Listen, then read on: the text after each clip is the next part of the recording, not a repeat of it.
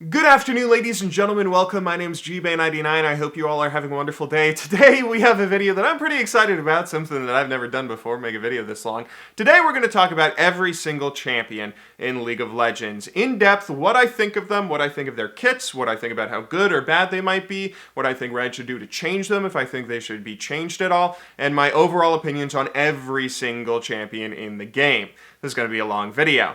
So, the impetus for this video mostly came from the fact that I've always enjoyed doing these sort of champion analysis and commentaries talking about champions and what I think of them, but for the most part, it's been kind of difficult to touch on every single champion. I had a champion review series not that long ago that some of you guys might remember, where I made about a dozen episodes or so, where every single video I would go in depth reviewing the kit and the design of every champion that I chose to review. So, for instance, I might spend a week and I might make a video talking about Anivia and talk about, the design of Anivia and how I think it works really well, where the sum of her kit is greater than each individual part put together, which I think is a really interesting sort of game design and all that. And I might make a 10-minute video discussing it, but the Anivia mains who watch that video are going to love it. The people that are interested in Anivia, or they might hate it if I don't, they'll be interested in it, right? But there's still 133 other groups of mains out there that, 134 champions in League. A lot of people want to hear me talk about their own champion,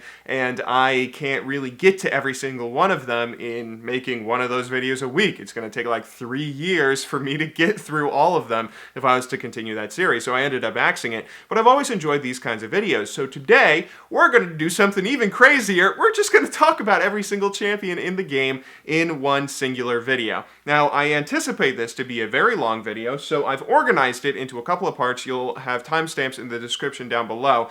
I've first organized it into categories of champions based on where they're played. So it starts off top lane, then we'll go jungle, then we'll go mid lane, then we'll go AD carry, then we'll go support. And for each champion, it will be through alphabetical order of that champion in that role. So starting off top lane, Aatrox, Camille, Cho'Gath, Darius, etc., etc. Now, there are a couple of champions that are played in multiple roles, or that can be played in multiple roles. Like Gangplank can be played top or mid. So for those champions, I just chose to stick them in one role, either the role that I see them played the most often, or the role that I believe they're sort of best at, or that I have the most fun playing them in. So there are a couple of champions that I apologize if you didn't get the commentary that you want. But with all that being said, let's go ahead and jump into this video. Starting off with the worst champion in all of League of Legends, Aatrox. Aatrox recently got a buff. Sort of a buff, sort of a change, where before his most recent change on whatever patch it was, he had a problem where his resource bar, which stores up Fury, I think it is, whatever it is that his resource is, his resource bar stores up his resource, and it gives him more auto attack speed the more and more that he has. We'll just call it Fury for the sake of this video, even though that might be wrong. The more Fury he has, the more auto attack speed he has, but he had a bit of a catch-22 where his resource bar would also be drained and give him health whenever it procced his passive. His passive is the GA effect, that when he dies, he gets revived. And his health was sort of based on how much resource he had. So he sort of got screwed because he would have no attack speed coming out of his GA, and he would not be able to fight or do anything out of his passive when his passive got procced. That sort of made his passive kind of useless because he would just die anyway, even if he staved off death for a little while. So Riot made a change where now his resource bar works a little bit differently. He still gains Fury when he uses his abilities the same way that he always has, but the GA effect is only procced when he gets to a full resource bar, and when it is procced, he doesn't lose the resource. He doesn't lose the Fury, so he still has the attack speed. I believe that's the big change that happened to him. I don't know if there's anything else that sort of goes into the changes that he had recently, but I think it's a overall nice change where now he kind of I've actually lost lane to a couple of Aatroxes. I lost lanes to him before the change, but it's kind of frustrating. Sometimes a top laner will go in on an Aatrox and they'll try and kill him before he gets his resource bar to go to max, because if you kill him before that, then his passive won't proc at all and you can get a free kill. But then Aatrox can, you know, quickly build up Fury with his ultimate and Q or something, and he'll get his passive. He'll be able to kill you. And Aatrox has always actually been a pretty good duelist, so this does help him win his dueling potential and his fighting potential top lane, and he's able to win some lanes. I won't say super easily, but it's definitely possible, and probably a lot easier after those changes. But Aatrox suffers from a problem right now where he's never the best champion at what he tries to do. Right now, he's trying to be a fighter that bases a lot of his damage around auto attacks, and he is not the best fighter in League of Legends that bases his damage around auto attacks, and that's why a lot of people call him the worst champion in League. For instance, compare him to Tryndamere. What is different between Aatrox and Tryndamere? They both have a little bit of a gap closer in Aatrox's Q, in Tryndamere's E. They both have a little bit of CC. Aatrox has a slow and a knock-up that's impossible to land, but I guess he does technically have a knock-up. Tryndamere has a slow that is guaranteed if his opponents are facing away from him, running away. And they both have a lot of damage in their auto attacks. Tryndamere has a lot of crit damage. Aatrox has a lot of just damage. And the only difference is Aatrox has some innate sustain. He has some lifesteal built into his kit, but Tryndamere almost always builds lifesteal anyway with a Blade of the Ruin King or something. So they're both champions that fulfill a very similar role, but Tryndamere's ultimate is so much better than Aatrox's passive, and he's still able to deal... A Tryndamere player, for the most part, is going to be able to deal more damage than an Aatrox player if you're going to pick someone that's like a squishy top laner that's just meant to deal a lot of damage with auto attacks. And think about who we're comparing here. We're comparing Aatrox to Tryndamere. Tryndamere is already a niche pick that some people might argue needs a rework. Aatrox, if you compare him to actual top laners like Irelia or Jax or Fiora, who are a lot better at the fighter role and who are a lot more useful to a team, they have a lot of hard CC, they have a lot more tankiness, they have a lot more sustain, they have a lot more everything in League of Legends to make them a much more viable pick. And that's why Aatrox is in a really bad spot at the moment, and why I think he's probably going to have to end up getting a rework. But anyway, moving on to the next champion. Next champion is Camille, one of my favorite champions in League of Legends, as you guys know. She's probably my second favorite after Irelia. Camille is, at the moment, I will admit I was wrong on my analysis of her. I don't admit being wrong on my analysis that I don't think her kit is too overloaded. I think her kit is kind of fine, and if you see Camille top lane, you'll see, you know, you can beat a Camille in laning phase, you can beat a Camille in League of Legends, she's not ban-worthy anymore.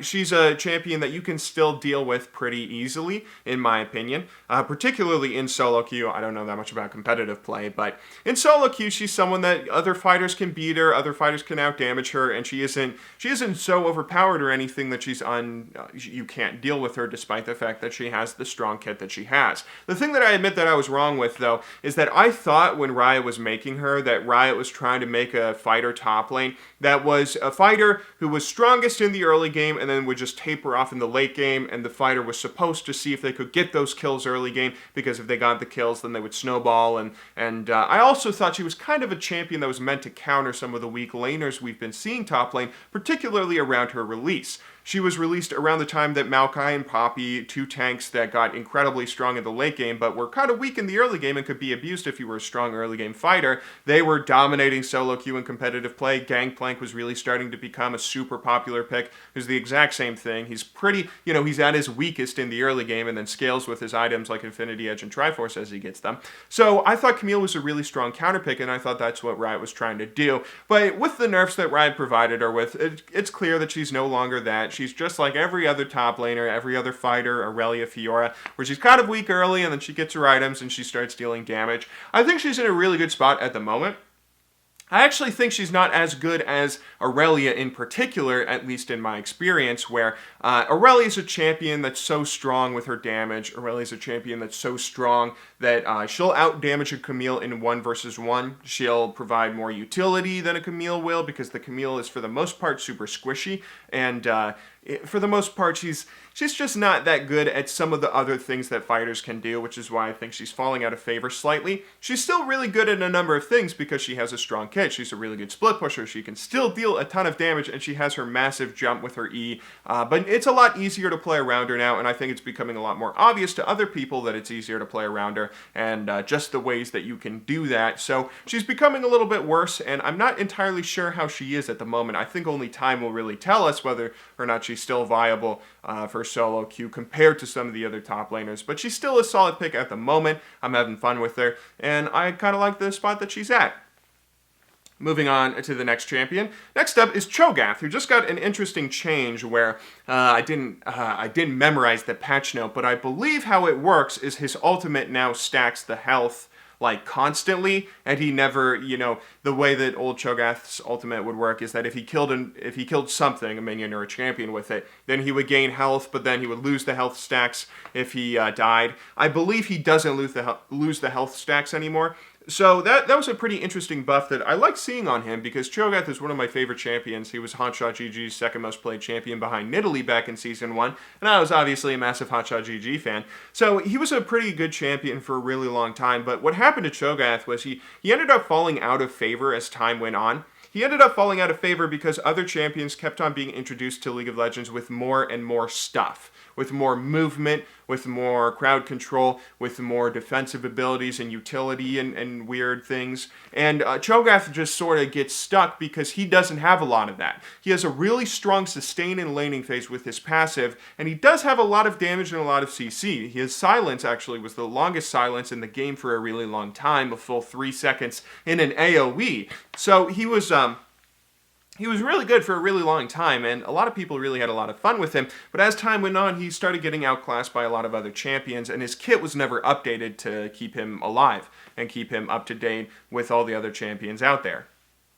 So, Cho'Gath is I think this is a step in the right direction, but I still think Cho'Gath is pretty far behind. When you look at the movement in particular that a lot of other champions have, they just outclass him. At the end of the day, they just outclass him, and unfortunately, I think that's where he's sort of stuck. He can be played mid lane as an AP mage, and he does have a lot of damage and everything, but between the difficulty in landing his skill shots sometimes, and the fact that silence, did Riot ever fix silence? I mean, silence is still something that feels like it doesn't work half the time. People can still use abilities out of it. He's just sort of stuck in a weird situation, and I think the fix that Riot is going to have to give him is they're probably going to have to give him some sort of movement. I think an interesting bit of movement they could give him would be, what if they gave him movement speed every time he killed a minion or a champion or something, like gave a movement speed on his E whenever he killed something, he would get a little bit of a movement speed boost like Phage gives.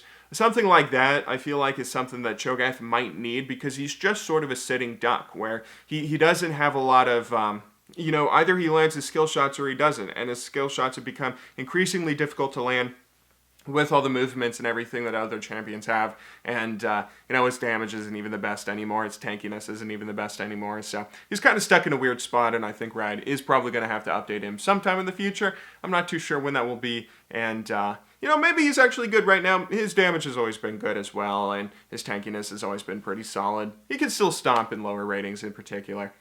I'd like to see an update for him, though. Just a little something. A little more than what they just gave him. Next up, Darius. Oh boy, Darius. So Darius is everyone's favorite champion. Darius top lane, I think, is the epitome of a juggernaut. Right?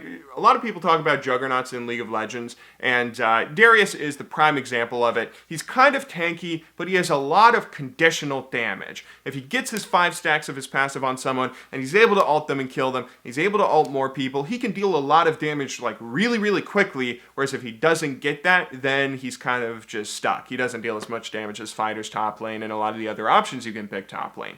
Now, I think Darius in particular is a champion that he also lacks movement, and I think that's a really important thing for Juggernauts that I didn't mention in my tank video when I talked about the different classes top lane. One of the defining features of Juggernauts is they don't have movement, and unlike Cho'Gath not having movement, Darius not having movement kind of works because he has this pull and everything, but he's still a champion that you can really play around, in particular if you have a good support that can CC him down and kite him and everything. And I think he's a really well-balanced champion at the moment, despite the fact that he's one of those champions that can sort of go off.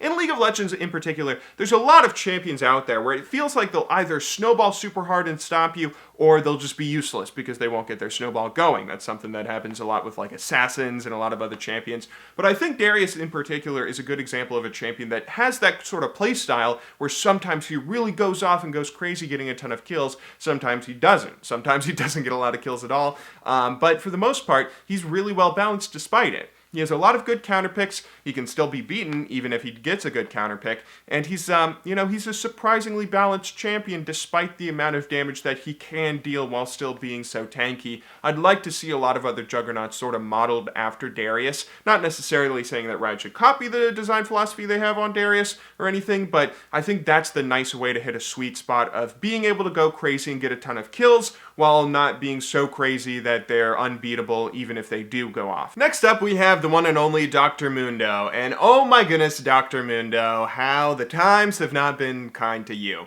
So Dr. Mundo is another champion who's sort of like Cho'Gath, where he's a product of the times. He was released back as one of the original 40 champions in League of Legends, I believe, and it definitely shows in his gameplay. He's not really been updated much. I think they recently gave an update to him where, like, that first auto attack after he uses his E is an auto reset and he deals a little damage or something. But oh my god, what can I say about him? He's just sort of gotten stuck behind. This is actually, Dr. Mundo is a good example of why we build armor and magic resistance rather than health on tanks. On tanks in League of Legends, it's always better to have a smaller amount of health and a lot of magic resistance and armor, not just because the armor and magic resistance reduces the damage dealt to you by a percentage. So like, you have 500 or 600 armor and you're reducing 80% of the physical damage coming at you. That is very frustrating for a physical damage dealer compared to if you just have 2,000 health instead of 1,000 health. You double your health, but that doesn't do nearly as much as reducing 80% of the damage coming at you for a specific type of damage. But also, another really important thing about building armor and magic resistance is you're able to help your teammates heal you and shield you more effectively, because when a teammate heals you or shields you, that heal is sort of amplified because you have a smaller health pool, and healing someone that has 1,000 health and a ton of resistances, if you heal them for 300 health, that 300 health is a lot harder to take away, rather than if you heal someone that has 2,000 health, that 300 health is a lower percentage of their health, and it's super easy to get rid of by a couple of abilities. Whereas the resistances and everything, they factor into those heals, and they factor into everything else that can help a tank, particularly shields and heals. And it sort of just goes to show how effective it is that Dr. Mundo, the tank in League of Legends that is built around just stacking health rather than resistances. I mean, think about how strong Poppy was not that long ago. One of the reasons that Poppy is so strong is because of all the resistances that her W gives her, all the magic resistance and armor and everything. I mean, that's how strong you can be when you have a champion built around tanking with resistances, whereas Mundo is a champion that sucks because he's a champion built around tanking with health. He's also a champion that doesn't have any hard CC, so even though he's played jungle sometimes, he can't really gank as effectively. He doesn't have a stun. He has a slow that can be a perma-slow if he lands every single skill shot, but it's still just a slow. It's soft CC, and at the end of the day, all of his abilities sort of focus around him tanking with health. I think the way that Riot needs to balance him, because he definitely needs some sort of balancing. I think the way that Riot needs to balance him is just by giving him a ridiculous amount of health to a point where it's like so strong it has to be effective or something. Or like, health regen, buffing his health regen or something. Because I don't really, I feel like his design is kind of flawed. And he's just sort of stuck because of it. Sorry, Dr. Mundo mains. Next top laner is one of my favorites, one of your guys' favorites, Fiora. Oh, Fiora. You guys just watched our Completing League Fiora episode where you saw me do absolutely terribly with Fiora, I'm sure, and that video was just, oh my god, that was awful. I think the thing that makes it difficult for me to play Fiora is that she just seems like a different version of Irelia. I say in that video some stuff that sounds a little ignorant. I say something like she doesn't have chase potential, which I'm not saying that she doesn't have chase potential. I'm saying that it's difficult for her to immediately gap close because her Q has like a little bit of a distance and it gets a shorter cooldown if you land it, but she's more about like chasing someone over a longer period of time, and I just don't understand her. I don't understand her. I'm all about trying to, see an enemy make a mistake and then immediately capitalize on it, whereas Fiora seems a lot more about, like, split pushing and getting the duels. She's the grand duelist, getting the duels 1v1 or in 2v2 smaller fights rather than going into a massive team fight and immediately getting blown up. She seems a little bit like she's been held down by the fact that she's, she's not one of the tankier top laners that you can tank, even one of the tankier fighters. But she does have a lot that she can bring to a team. Her W is incredible. It's great game design, even if I'm terrible at using it. Her ultimate does bring a lot to a team fight if she's able to get it all off. And she can be very fun to use, even for me, someone that's garbage at Fiora. Even I have a lot of fun whenever I'm once in a blue moon able to have a successful game with her. I think she's a really well-designed champion, and she's really fun to play when you do get your head around her. But she does have an odd play style that's difficult for you to pick up if you're particularly already known to use one play style or known to use certain champions top lane that just don't have the same sort of mindset when you go into picking up and playing them. But I mean, she's a great champion at the moment. She's great in LCS. She's great in solo queue. I don't know what else there really is to say about her. Next up is another top laner that oh my goodness. There's a couple of top laners that I just don't get, and Gangplank is another one of them. Gangplank is so frustrating. I'm sorry, Tobias Fate. He's so frustrating. I made a whole video talking about how he's frustrating because he feels like he plays super cowardly in...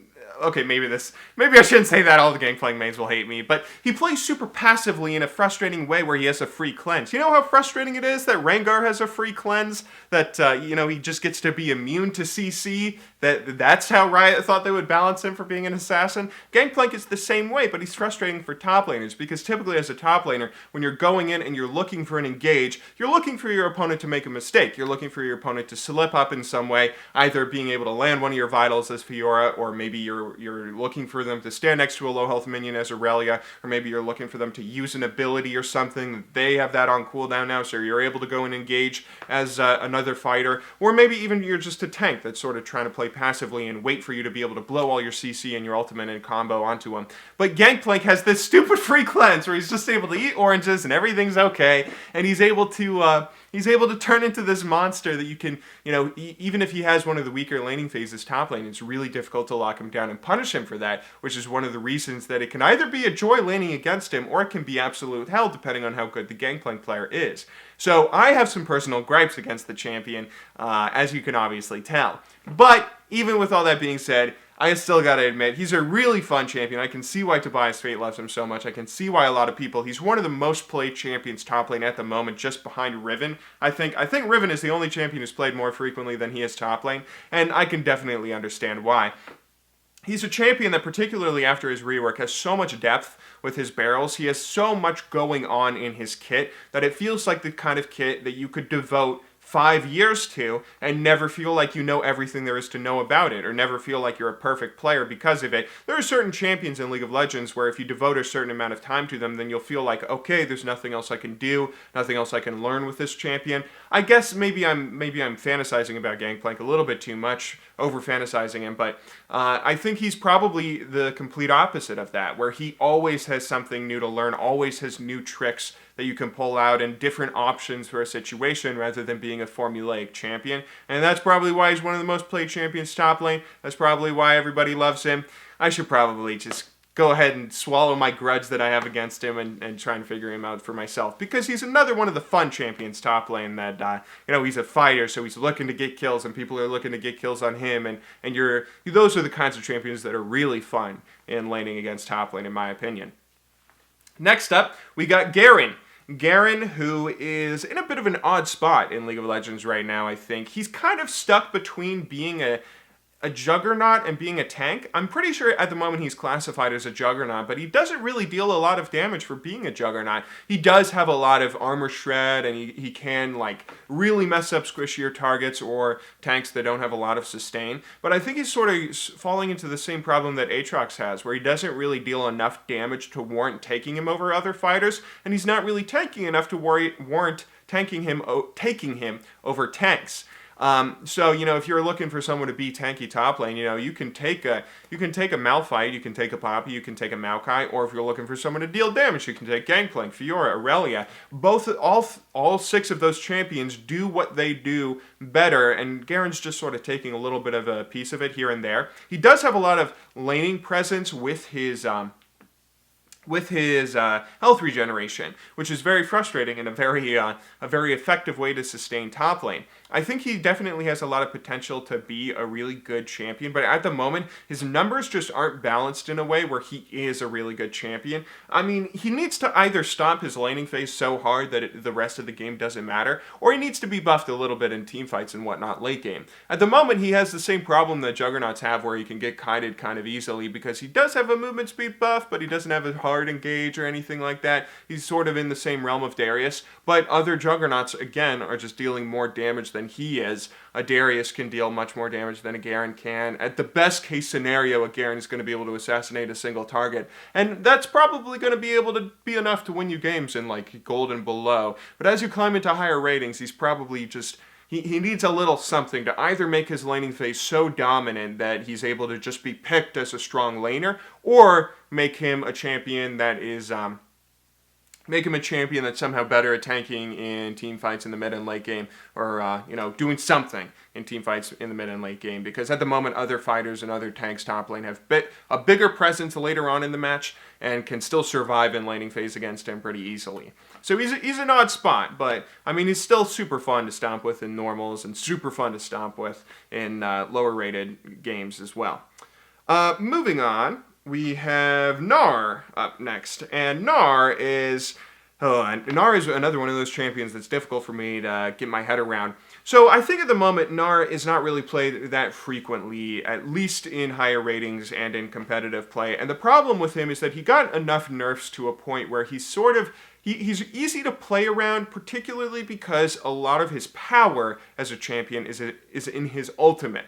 At the moment, a lot of Gnar's power is in his ultimate. So at the moment, he's a champion that really relies on getting good ultimates off, but everybody can see when his ultimate is coming up. Not only can you time his ultimate, the way that you say, okay, he just used ultimate, it will be up in another however many minutes, but you can see his rage bar going up, and you can say, okay, he's about to get into his Mega Gnar, everybody back off, don't let him engage on you. And then, he gets into Mega Gnar, and then he goes away, and then you're like, okay, now he doesn't have ultimate, their top laner is immediately useless, let's engage. He's the kind of champion that sort of relied on being really good in mini Gnar form to be good in competitive play. He was really strong and really popular in competitive play for a really long time, but he sort of relied on having a super strong kit both in mini Gnar and Mega Gnar form, and that just made him outclass every other top laner. So Riot eventually said, okay, we gotta give him some nerfs because he's super popular. We gotta nerf his mini Gnar and Mega Gnar forms here and there. And then he ended up getting enough nerfs that he can no longer be as useful and incredible in a team fight as mini Gnar. And as long as that's going to be the case, everyone, a coordinated team, all you have to do is press the V ping, press the back ping when you see him getting into Mega Gnar, and make sure that you don't get engaged on. If you can do that, then you'll be able to survive pretty easily, and I think that's the problem that he has right now and why he's not super picked that frequently. He is really fun to build full damage at the moment, actually. I don't know if any of you Gnar players have done this, but the other day I was playing him in a normal game and I just built full damage, and it was actually surprisingly fun because you get the mini Gnar to feel super strong again, while the Mega Gnar still has the ultimate. They're not as tanky, but if you build them like a fighter, particularly with like Black Cleaver and stuff, with more damage items, I don't know. I don't know if I would say it's strong enough that it's like, you should go and try this in ranked, but I think that might be the sort of direction that he's heading to sort of make up for those nerfs that made him deal less and less damage and be less and less useful as time has gone on. Next up, we have Illaoi, who is one of my more favorite champions in League of Legends, actually. Illaoi is a champion that has a much bigger focus on the laning phase than most other League of Legends champions do, and that is something that I really like and I sort of miss seeing in League of Legends. One of the things that sort of bums me out about top lane is the fact that top lane is no longer a lane that people focus so hard on just trying to win the laning phase and outplay people in these matchups. A lot of people just look for the TP gank bot lane and then go take dragon and all that. That's kind of bummed me out because I've enjoyed playing top lane as a lane that you sort of try and outplay people 1 versus 1. Illaoi is a champion that focuses almost exclusively on just laning 1 versus 1 and outplaying people, particularly because she has to set up her tentacles, and then she gets like all this setup, and then she lands her E on you and ults and everything, and then there's a Juggernaut that has this huge burst of damage and is able to punish people super hard if they make a mistake.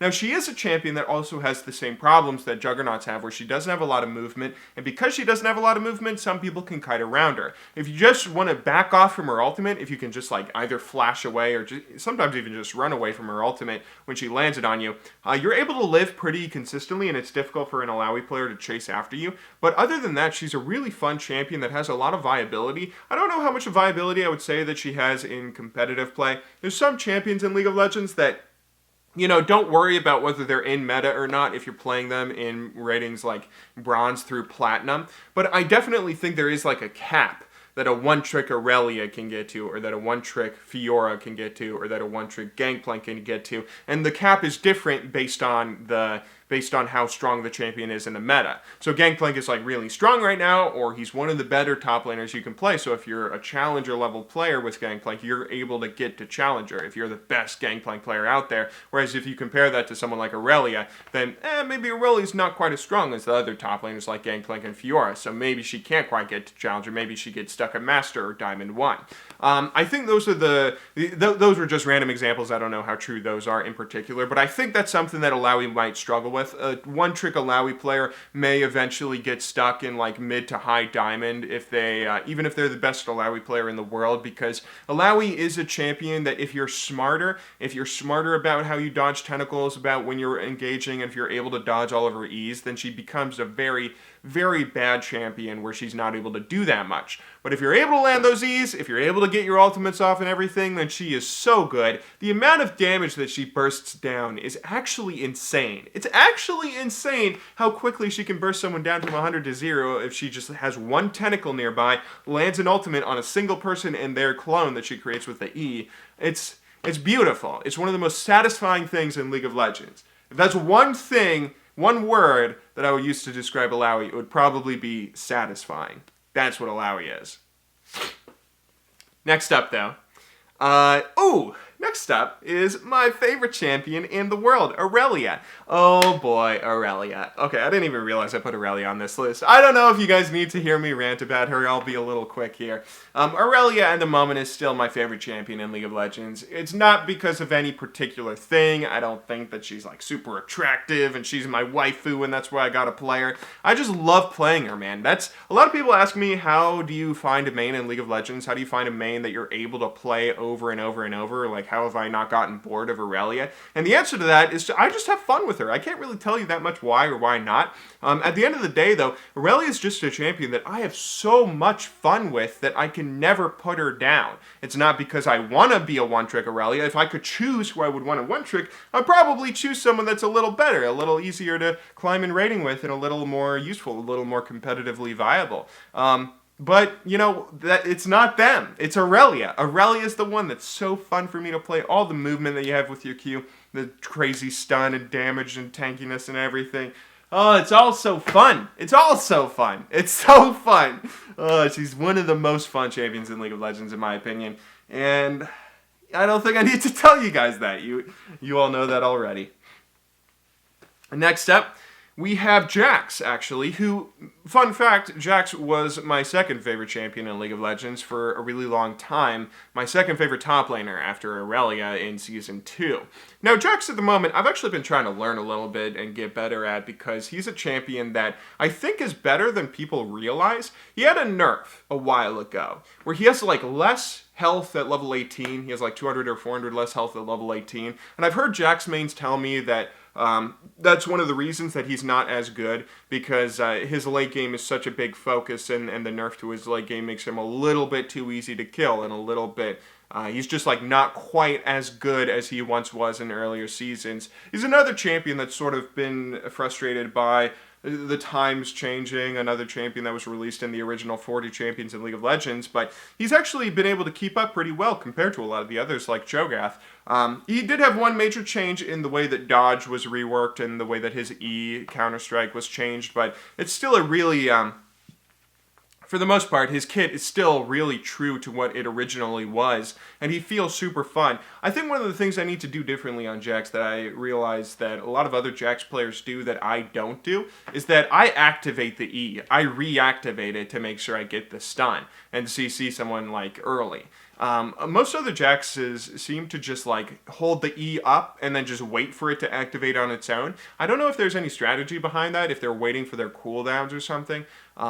But he's a champion that I'm trying to wrap my mind around because he's really, really fun. I love that split push play style. I still remember when I was playing on a team in Season 2, I remember playing against Noon top lane. I was playing Irelia, he was playing Jax, and Noon, he just split push. He just split push and split push and split push. And he would end up crushing our team single-handedly, even though he was playing with a bunch of boosted idiots. And all our other, I didn't even die to him 1v1 in landing phase. He was able to split push his way to victory, though, in such an impressive way that it really opened my eyes up about different ways to play League of Legends and different strategies you can use other than just going ham and trying to kill people over and over. Anyway, though, next champion we have is Jayce, and Jayce is, oh boy, Jayce. Okay, so Jayce is a champion that I don't know how good or bad he is at the moment. He was kind of overpowered very recently. Only recently did he get any nerfs, and I haven't seen him play top lane as much frequently. He's a champion that definitely has an overloaded kit, but that overloaded kit has, for the most part, actually been pretty balanced by Riot over the years. I think his E is very frustrating because his E knocks you away from the range for you to land a lot of your abilities for champions that have gap closers like Irelia, Fiora, Jax. His E knocks you out of that range. So that's kind of frustrating for other fighters top lane. And in the past, I've definitely had a prejudice against the champion. Not because I thought he was good, but just because I thought he kind of had a kit that was a little too strong and a little bit too difficult to punish. Just because he has so much in his kit, right? But he's one of the most fun top laners if you're looking for a fighter. If you're looking for a fighter that can I don't want to say that he's easy. He has a lot of skill shots and everything.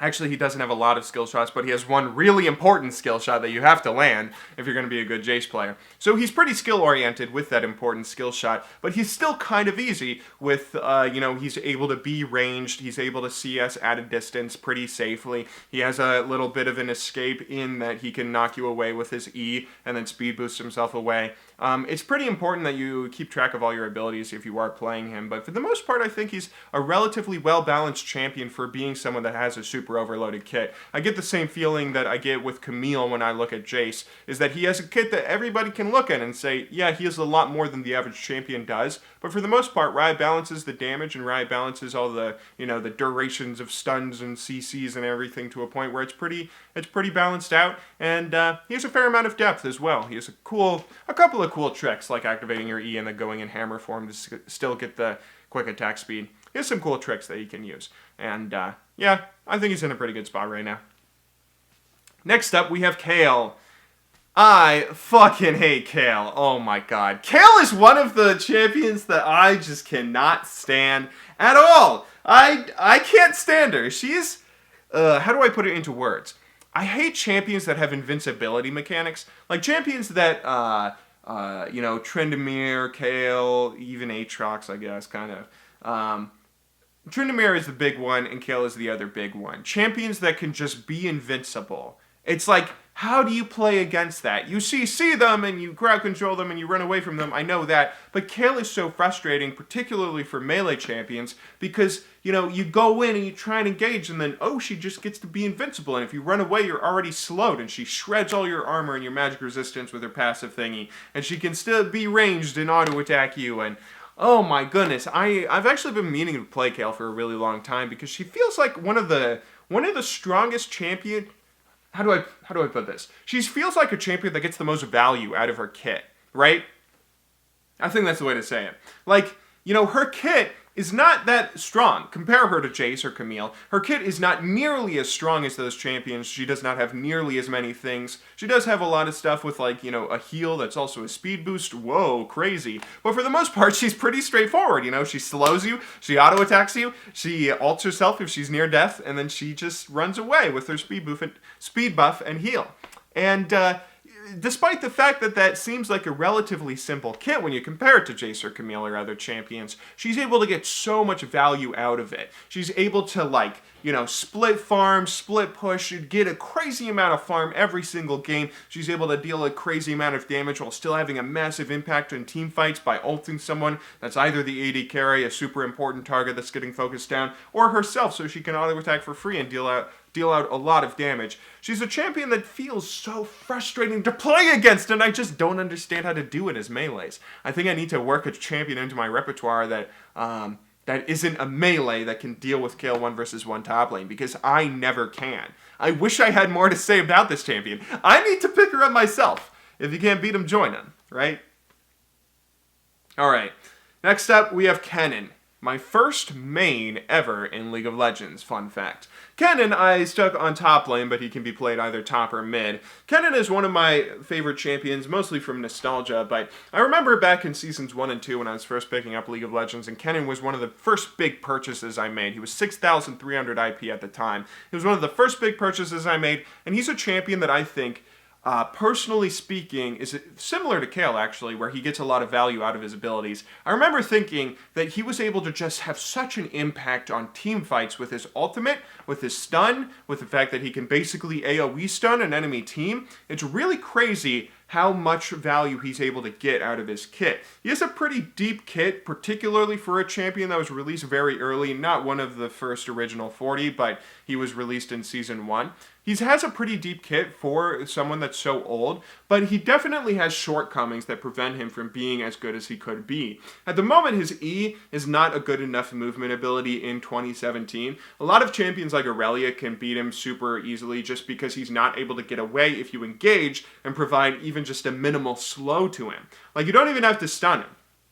You can just provide a slow, and he'll be able to E away, but he'll just E away at a normal speed that you'll still be able to chase, and he's so squishy that you can kill him relatively easily. A good Kennen player is probably able to kite very well, and a good Kennen player should probably focus most on kiting and not letting people engage onto him, at least until he gets his Zhonya's Hourglass and everything. But, I mean, Kennen is a champion that's always been kind of lackluster ever since Riot had the change where they nerfed Zhonya's Ring. They removed Zhonya's Ring and they turned it into Zhonya's Hourglass and Rabadon's Death Cap. That was a big nerf to Kennen, and I don't know if he's ever fully recovered from that. Riot has made some changes to him that definitely helped him out. Like, he had his ultimate used to cost energy. Riot removed that energy cost, made it like every other assassin where their ultimates don't cost energy. And I think he's a champion that he's definitely kept up better than some of the older champions from Season 1.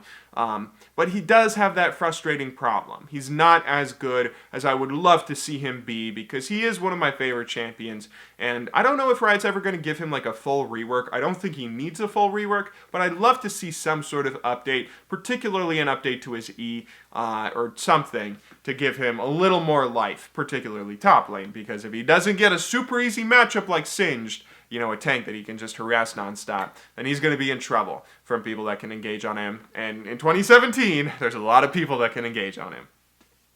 Next up, we have Kled, one of the more recent releases, and a champion that I sung his praises a lot when he first came out, but I haven't played him that much recently, actually, have I? The reason for that, I think, is because I haven't seen the potential of Kled to do more than just be annoying. Yeah, I don't know if, I recently had a guy that just BM'd me nonstop when he was playing Kled, and maybe that's why I think of the word annoying. But I think Kled is a champion that has some struggles in being as useful as he should be with his ultimate late game. I think he sort of has the problem that Ryze at the moment has. Ryze has a problem where his ultimate is like difficult to utilize in solo queue, because solo queue is so difficult to gather a team of boosted idiots together to all go through a Ryze ultimate at the right time. Kled sort of has the same problem, where his ultimate is this big team fight oriented, you know, let's all work together and chase down engage, but not all teammates are smart and not all teammates will do that. It's a pretty, maybe there are a lot of people that will do it. Maybe people do it more frequently than I realize, but I feel like Kled is someone that sort of struggles in the same way that I don't know what he's supposed to be as a top laner. I'm not sure if he's supposed to be a fighter. I'm not sure if he's supposed to be a bruiser or like a Juggernaut. But at the moment, he definitely seems to be a little bit lackluster in the damage if he doesn't snowball with an early kill than some of the other fighters like Irelia, GP, and Fiora. But at the same time, he's a lot tankier than all those other champions, and he has some really interesting interactions that I think his interactions are different than every other champion in League of Legends because of the 2 health bar mechanic is something that isn't on any other champion in League of Legends. So I think it's kind of difficult for me to wrap my head around him and how you're supposed to play him, and there's probably interactions that I would just need to devote a lot of time to picking him up, a lot of time to playing him. I'm sure there's a lot of Kled 1 tricks that could teach me about him and teach me how to use him more effectively, but at the moment he definitely feels like he has a learning learning curve in being as useful as other champions are, particularly because of those interactions, and because he's also super punishing, kind of. If you because of the 2 health bars, and then having to get Scarled back by auto-attacking enemies, and sort of putting yourself at risk while you're in mini Kled form, and all that. So, again, I think he's a really fun champion still, and I definitely like to devote more time to learning him, but he takes a lot more than I originally thought he would, because he's a lot different than other top laners than I originally thought he would be. Next up, we have Malphite. Almost halfway through the top laners. Malphite is, in my opinion, the most balanced tank in all of League of Legends, and he is what every single tank should strive to be. Malphite is a champion that can snowball really hard and become invincible and become this monster that you can't deal with late game in the way that a tank should be if you're able to get early kills and get early snowballs that, a tank isn't supposed to be getting kills, so if you can get kills, then that's really awesome, and you should be able to punish people for that, and Malphite is exactly that. But he definitely still has weaknesses in his laning phase, and he has weaknesses in the fact that he's so mana dependent, because a lot of his abilities focus a lot on using a ton of mana. You can't just spam his abilities the way that you can on AP Malphite mid lane if you don't have a Tear of the Goddess or like some mana giving thing, some mana thing. It feels like he has such high mana cost that you can't just spam his abilities. But if you're smart about it, if you're smart about only using your abilities when you should be, about managing your mana properly, about not like overextending in the early game before you get super strong in your items and your ultimate and everything,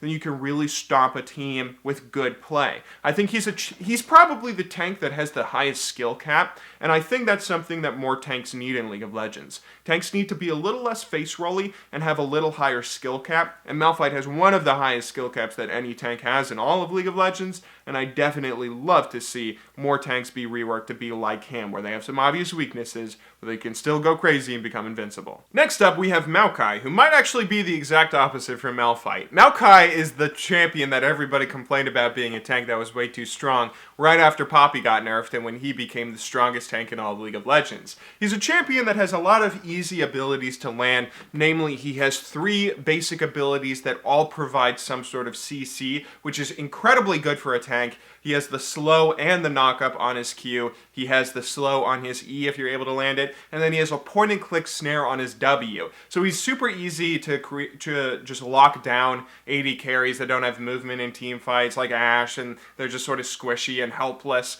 So he's one of the reasons that the AD carry in 2017 meme started. He's so difficult to take down because he just gets full tank, and then he's able to 1v1 people a lot of the time, despite the fact that he builds full tank, because he has a lot of damage, surprisingly so, particularly if he's getting a Sunfire cape. Now, Maokai is a champion that actually got nerfed, though, and he may be more balanced and skill-oriented than he's ever been before, in my opinion. Namely, the nerf that Riot did was they made it harder for people to CS, because the initial damage that your sapling provided when it landed is gone.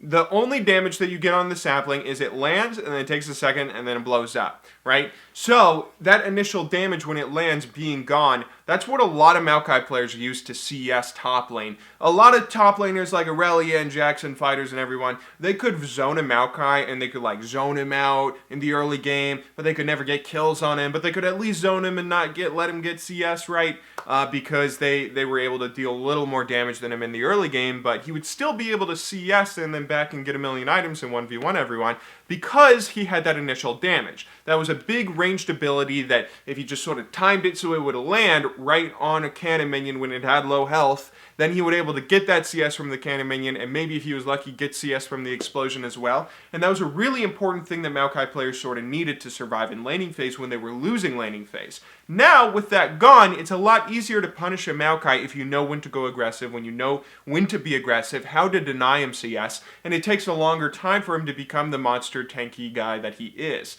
So I think he's been balanced out really well with that very small and simple change, which I'm really proud of Riot for finding such a small detail that they could remove and then just completely bring him in line. He's probably more balanced and skill-oriented than he's ever been before, and I'm really glad to hear it, because he does have a lot of strong abilities that he needed a nerf, in my opinion, and in a lot of other people's opinion. But he's pretty well balanced now. I'm glad to see where he is at the moment. Next up, we have Nasus. Okay, Nasus do you guys remember Sky Art? I know that not a lot of French people watch my videos because in France, like, French people like other French people. You know, a lot of you guys are from different countries, particularly non-English-speaking countries. A lot of you guys are from Germany. A lot of you guys are from Spain. A lot of you guys are from Portugal. A lot of you guys are from Sweden or Norway. But there's not a lot of people that watch my videos from France because France is sort of like kept in itself. I don't know. Is that the right way to say it? France is sort of like independent and on its own in the League of Legends community. They have their own streamers and everything. But anyway, the reason I bring it up is because Skyart was a top lane player who was a Nasus main for the team Cypher. They were a team that took third at Intel Extreme Masters New York one year. I forget what year that was. But he was doing that with the old Nasus before Riot made the visual update and the gameplay update and the gameplay update with like his E, where his E deals initial damage. He was this Nasus player that inspired me to pick up Nasus and play him for a while, which is why I have all the Nasus skins, because I was trying to one-trick Nasus the same way that he does. He was this guy who was able to do so well with him, and it really inspired me to try and pick up the champion. And at the moment, I really like him. I don't really play him as frequently as other Nasus players do, and most Nasus players just go for the Emax build at the moment, I assume, where they're just sort of constantly pushing and not focusing as much on stacking the Q. But I really like the idea of the concept of stacking Qs and being able to stack up damage, becoming a monster late game if people don't stop you early. I like the way that he's able to be balanced around that, and I like the way that Veigar is and the other champions that do that, Nasus and Veigar being the only two that come to mind. Are they the only two champions with that mechanic? Either way, I think he's a really fun champion, and he's in a pretty nice spot at the moment. He has always bothered me with his W, the way that he's able to slow auto attack speed. That's the most frustrating thing for a top laner, slowing your auto attack speed. But, you know, I believe you're able to get out of it now. You used to not be able to use crowd control reduction to get out of that, but don't Mercury Treads work on it now, I think? Or Aurelia's passive or something? I don't know. Anyway, though, I think Nasus is in a pretty good spot. He feels relatively balanced. Maybe he needs a buff, but for the most part, some people are finding a lot of success with him at the moment, and I think at the moment, he's probably in a pretty good spot. He's, yeah. I hope he is, at least, because if he gets buffed, I'm going to be very frustrated with that stupid weather against Irelia. Next up, we have Nautilus, who I stuck in the top lane section because most recently he's been played as a tank top lane, and I'm not entirely sure how much I like Nautilus at the moment. Sorry, I had to get a glass of water. This video's turning out to be pretty long, isn't it? I'm not sure how much I like Nautilus at the moment. I don't necessarily dislike the idea of him and being like a big monstrous tank, but he feels like he deals a lot of damage for a tank. At the moment, he's balanced and maybe even a little underpowered because he's able to like not out damage a lot of top laners. So if you're able to pick a fighter like Irelia into him, as long as you don't 1v1 him at the wrong time where he hits a power spike, you'll, for the most part, be able to win the lane and get some kills snowball. But other than that, I think he's kind of dangerously close to turning into the next Maokai or Poppy, where at the moment his damage that he gets from his E and his W, when you're maxing the E, the W still deals a fair amount. He's able to CC you so well, but he deals so much damage for someone that's just a tank. He's supposed to be just a tank, but he's actually dealing a lot of damage, and that scares me. That makes me feel like he might be the next overpowered tank if Riot gives him any sort of buff, or if Riot ends up like nerfing other top laners across the board. If they provide some nerf to like a staple fighter item like Triforce or even Blade of the Ruin King or something, and then tanks become the meta top lane again, he would probably be one of the stronger, if not the strongest tank right now with the nerfs that Maokai and Poppy got. So I'm a little bit concerned about where he is at the moment, but I think he's, for the most part, I think he's a fun champion. He's Bioshock. I love Bioshock. Bioshock is my favorite game of all time. So there you go. Next up, we have Pantheon, and Pantheon at the moment is what I said in my Camille video. He is actually the only fighter top lane, I believe, that starts off strong and then just gets weaker and weaker as the game goes on. In my last video, I had a game where I 1v1'd Pantheon as Swain, and I love I've actually really come to love Pantheon. A lot of people probably think that sounds like insanity because Pantheon's a very frustrating laner to lane against if he's doing well, if he's on some sort of killing spree or something. But Pantheon is also a champion that has a lot of weaknesses in his gameplay, and I like those matchups where you have two people that are going to be going aggressive against each other, who are both going to be looking for getting kills at certain points, that both know every champ, or like, you know, they both know each other has strengths and they know each other has weaknesses, and they're just trying to exploit that weakness, and it feels like a great battle of wits and mind games and gameplay and everything when you're laning against a Pantheon top lane. It's a lot more fun rather than just laning against some of the more passive laners that you won't be getting any kills against because they're always going to be running away. So I've always enjoyed Pantheon, even if he is a very frustrating laner to lane against in the early game, because he's probably the strongest laner to lane against in the early game in all of League of Legends.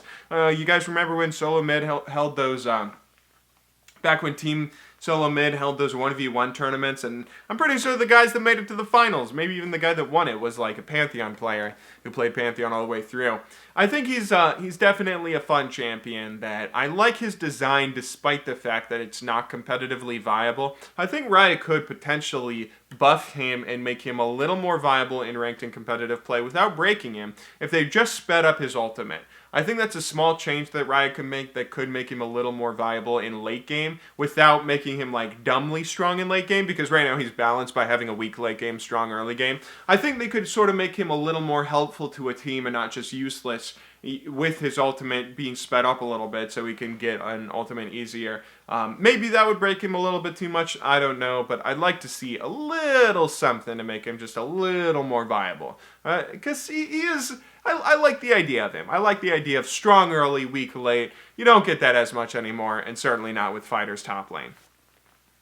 Next up, we have Poppy, who we were just talking about. So Poppy, as I said, has actually been pretty balanced recently, particularly with the nerfs that Riot gave. They gave a nerf on the duration of the shield that she gets with her passive. It went from 5 seconds to 3 seconds, and that, for the most part, has seemed to balance her out. Right now, she's no longer unkillable in laning phase early game, and being no longer unkillable in laning phase early game, you can beat a Poppy player as a fighter. That's all that I ask. Tanks need to be able to be killed by fighters in League of Legends to balance out the meta top lane. And now that Poppy is brought in line, I really like her a lot. I like her as a champion. I like the ultimate as a, I think her ultimate is something that, I never really used it, and I never used it that effectively because she was so overpowered even without using it back when she was overpowered. But I think it's still a great, an interesting way to affect a team fight, not by killing people, but by knocking them away from the team fight and delaying them from having an impact.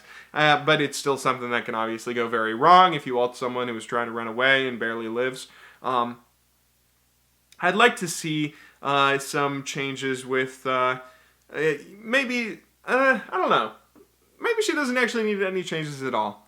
She probably is really balanced, and, the only thing I could think of is, like, the ultimate feels a little bit clunky to use sometimes, and it feels a little bit difficult to, like, hit a specific target that you're trying to get in the midst of a chaotic team fight. So if Riot made it a little bit easier, then maybe it would be easier for Poppy players to have an impact on a team fight in that way. But, maybe I'm just, maybe I'm trying to fix something that isn't broken. And I don't think Poppy's broken anymore. I think she's really well balanced, and I'm pretty happy with where she is. Next up, we have Quinn, who is actually maybe my favorite champion in League of Legends to play, even though I suck at her. Quinn is a champion, for me at least, that I've always never been able to wrap my head around her the same way that I can't seem to wrap my head around the playstyles of Gangplank or Fiora, but I've never been able to stop playing her because she's so damn fun.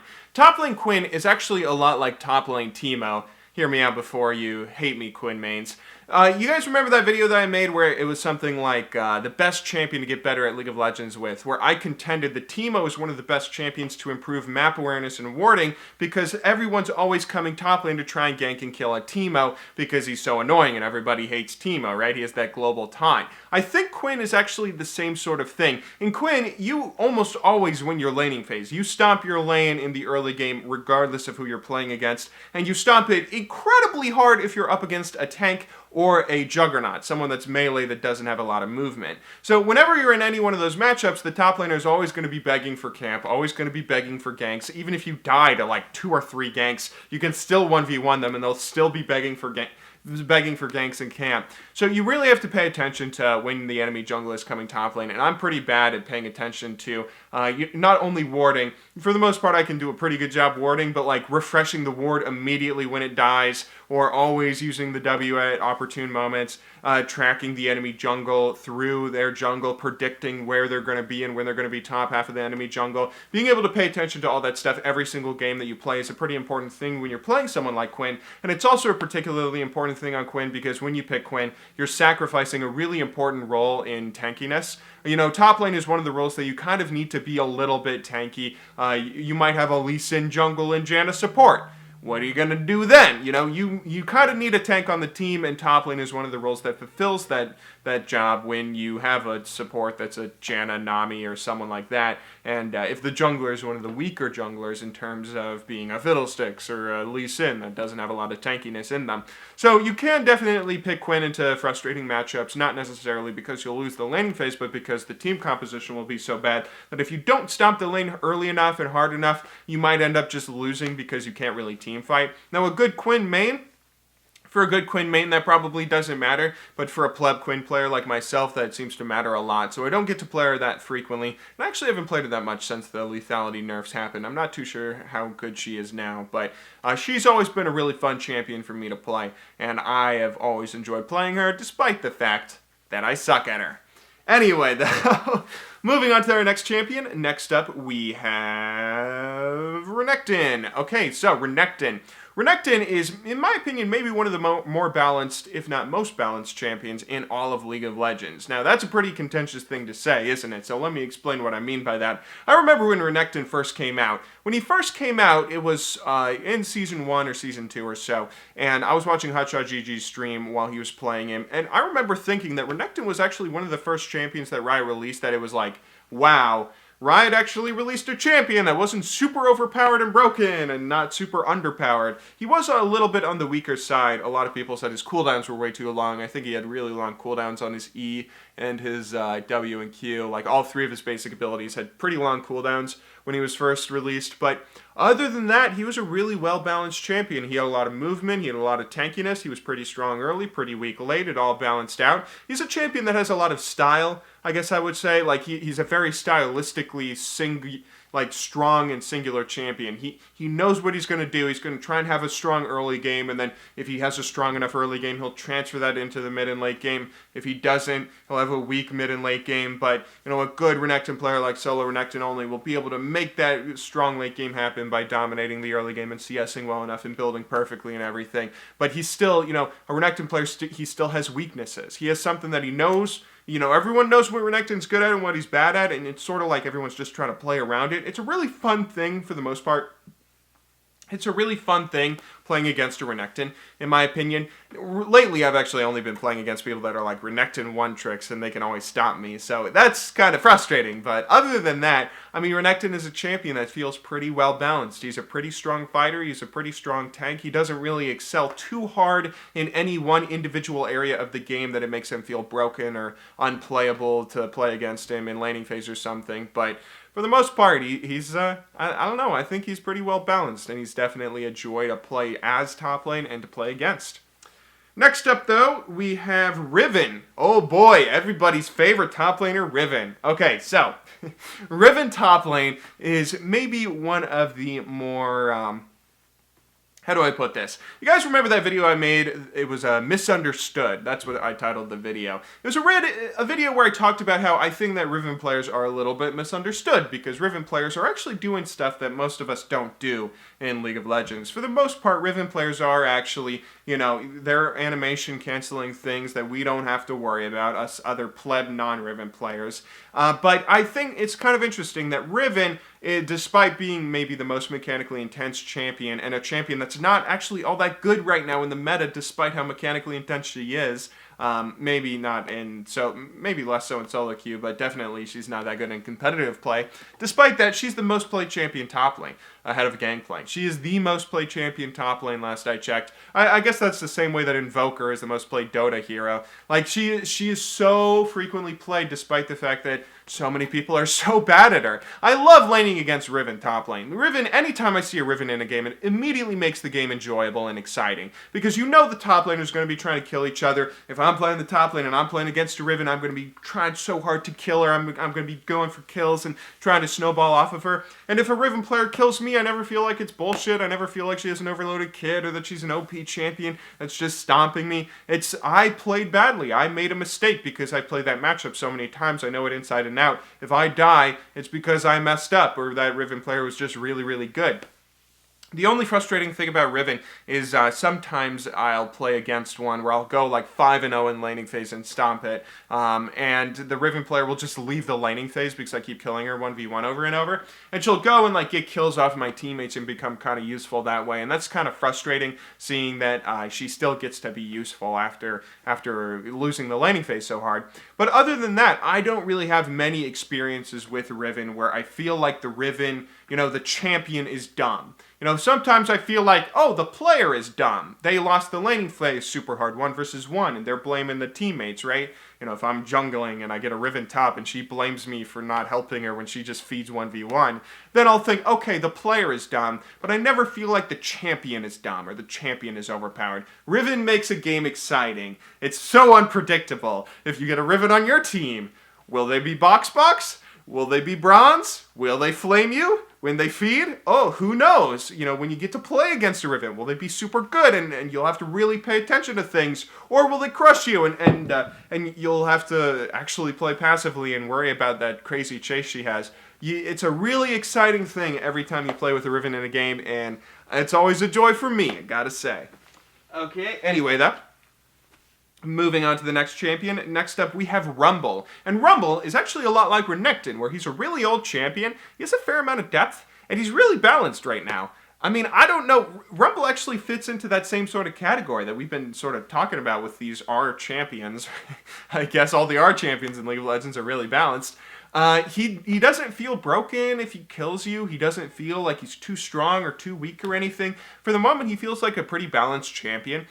He's definitely someone that could be frustrating if you don't know how to play against him, I guess. And he's a champion that does sort of suffer from the same thing that Gnar suffers from, where you get to see when he's about to overheat, so you can like engage at an opportune time and make him overheat, and maybe he'll be dumb and overheat before he throws out his ultimate, and he can't throw out his ultimate because he's silenced. Like, there's a couple of things like that could hurt the champion, and maybe his damage numbers are actually a little bit weak right now, because I don't see that many Rumbles top lane compared to the other fighters, but for the most part, he doesn't seem that, like, broken, overpowered, certainly, but he doesn't seem that underpowered. I still see Rumbles every once in a while, and he can still hold his own if he's played properly in the laning phase. Yeah, sorry, Rumble main. Voice crack. Sorry, Rumble mains. I don't know if I have too much else to say. You play a really balanced, well-designed champion. In fact, now that I think about it, I don't think Rumble has also ever gotten a gameplay update. His E no longer works the way that it used to. You can now just, like, fire them without, like, having to fire them both. You know what I mean. That's the only gameplay update he's ever gotten, though, hasn't it? He's been around since Season 2. He's been super OP because his ultimate is super strong in team fights in the past, but for the most part, Riot has given him reasonable nerfs, and he's a pretty strong but pretty fair champion. He's a fair champion. That's probably a good word to describe him. Next up, we have Shen, so Shen suffers from a problem that I don't know if anyone has labeled this problem anything, but I would call it the global ultimate problem. Shen suffers from the global ultimate problem, where when you're playing a champion that has an ultimate that's a global, you always get either... The kinds of laning phases that you get are either going to be really strong or really weak, and there's nothing in between. Pantheon is an example of a really strong laning phase. Shen is an example of a really weak laning phase. And the reason for that is because when you have a global ultimate that you aren't going to be using on the lane, then you're stuck because you only have 3 abilities to lane with. And those 3 abilities are either going to be strong enough together that they can win the laning phase on their own just with your 3 basic abilities a la Pantheon, or they're going to be weak and you're going to lose the lane because you can only use 3 abilities on the laning phase, which is like Shen. For the most part, Shen is a champion that actually has a pretty strong amount of damage in levels 1 and 2 with his Q. But other than that, you can beat him as fighters top lane, and I don't know how he does in a tank versus tank matchup, but I would imagine other tanks are able to outclass him and beat him. Maybe not against a really good Shen who has a on point shields and a good W, and if a really good Shen plays the lane right, maybe a good Shen would do just fine against other tanks. And now that I think about it, I guess tanks aren't trying to kill each other anyway, but other than that, I think Shen, he struggles a bit in the laning phase, and that's the reason because of it. It's just a problem that some global ultimate champions have.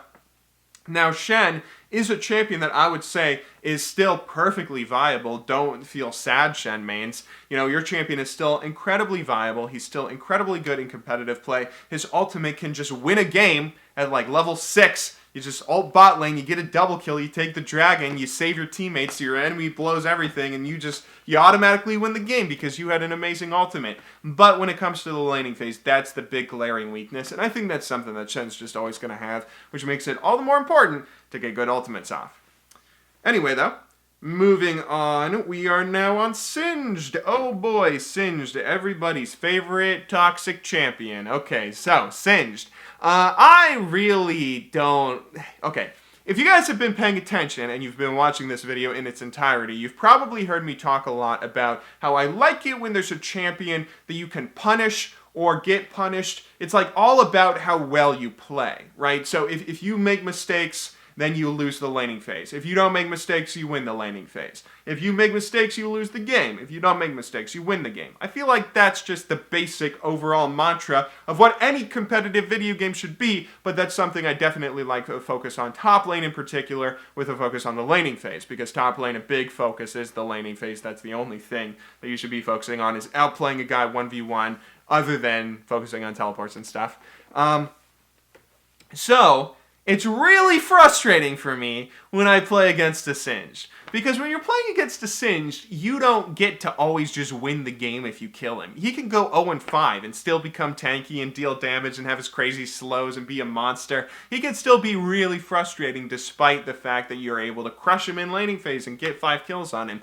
He's a champion that doesn't seem like every other champion, and I actually like playing him because of that. He's a champion who's a tank, but he's not played like any other tank in all League of Legends. When you think about the tanks in League, you think about Poppy and Maokai and Sion and all that. But when you think about Singed, he's a tank, but he's not played like a tank. He proxy farms and suicides into towers. No other champion does that in League of Legends. And as frustrating as he might be, he's definitely one of the more original game designs. And being one of the original 40 champions that doesn't have many updates to his gameplay throughout the past 6 years, he's definitely a champion that's really impressive that he's been able to be around for this long and have this unique gameplay that's been viable, that Looper picks in LCS or something, or at Worlds, that he's actually able to be played competitively with this weird gameplay, and he's still able to be good, both in a casual and competitive sense. He's a really unusual, but really fun champion that I respect a lot, even though he makes me pull my hair out. Stop spamming laugh. Oh my god, just stop spamming laugh.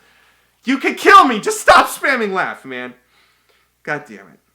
Okay, next up, Sion. I put Sion in the top lane role because I think for the most part, Sion is probably played as a support quite a bit. I would maybe contend that he's played top lane just as much, if not more, than he's played in the support role. And I think for the most part, Sion is actually a pretty good champion, where he's well balanced and pretty solid. I do think he has a bit of a problem of dealing too much damage at the moment, because I'm not too sure if Riot classifies him as a juggernaut. I'm pretty sure they classify him as a tank.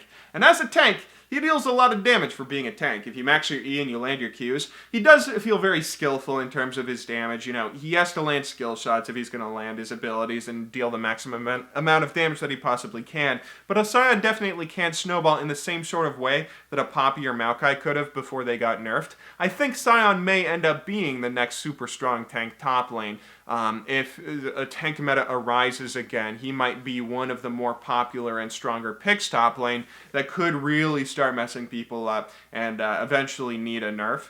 But other than that, maybe he's actually classified as a juggernaut. I'm not too sure if his ultimate counts as movement. I guess he doesn't have movement if his ultimate doesn't count, and that would probably make him a juggernaut. So I think he's a pretty well-balanced champion, and at the moment, He's well balanced, and he's pretty fun to play as and play against, you know, dodging skill shots. Someone that can kill you, someone that you can still kill. You can kill him on most fighters. I don't know about tanks, but he's a pretty fun matchup. He's a pretty fun matchup, fun guy to play, fun guy to lane against, and yeah, he might be a little bit too strong in the future.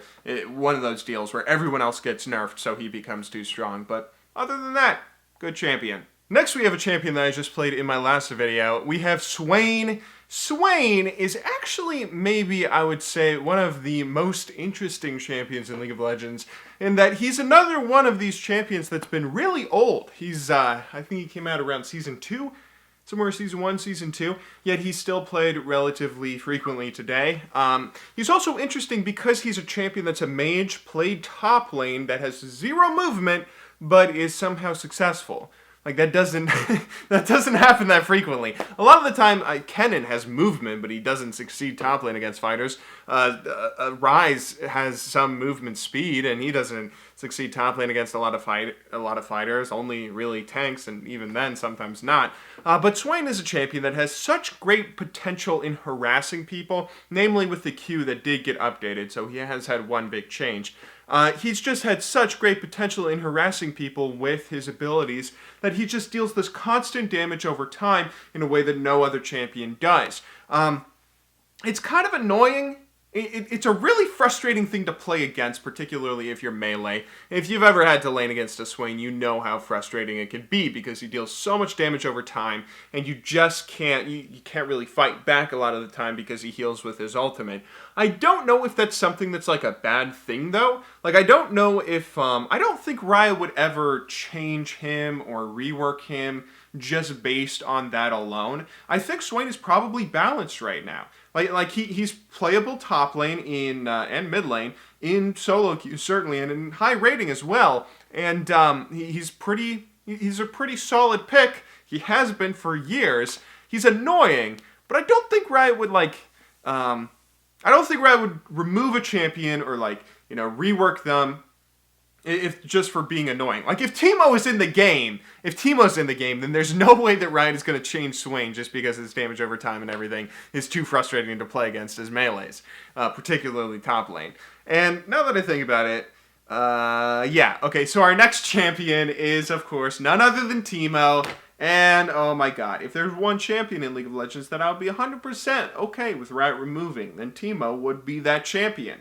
Teemo is frustrating. I've made a couple of videos actually talking about what's so frustrating about Teemo. The thing that's frustrating about Teemo is that you can't really do anything against him, right? Like, when he auto-attacks you and then runs away because he's ranged and he has movement speed buffs, you can't do anything about the damage over time on your champion. With Swain, at least you can run out of his Q, right? You can run out of the range of his ultimate. But with Teemo, once that auto-attack lands, or once it's in the air even, you can't do anything to prevent the damage that's about to hit you. You can't fight back. A lot of the time, Teemos play top lane, and when Teemos play top lane, a lot of the champions top lane aren't mages. They don't really have any way to deal with him. They're a lot of fighters. They're Jaxes, Irelias, champions that deal a lot of their damage through their auto attacks, and so Teemo being able to blind people and prevent their auto attacks from dealing any damage makes him so frustrating. And that doesn't even touch on his mushrooms that are just scattered all across the map, and not only deal even more damage over time and a massive AoE when you run over one,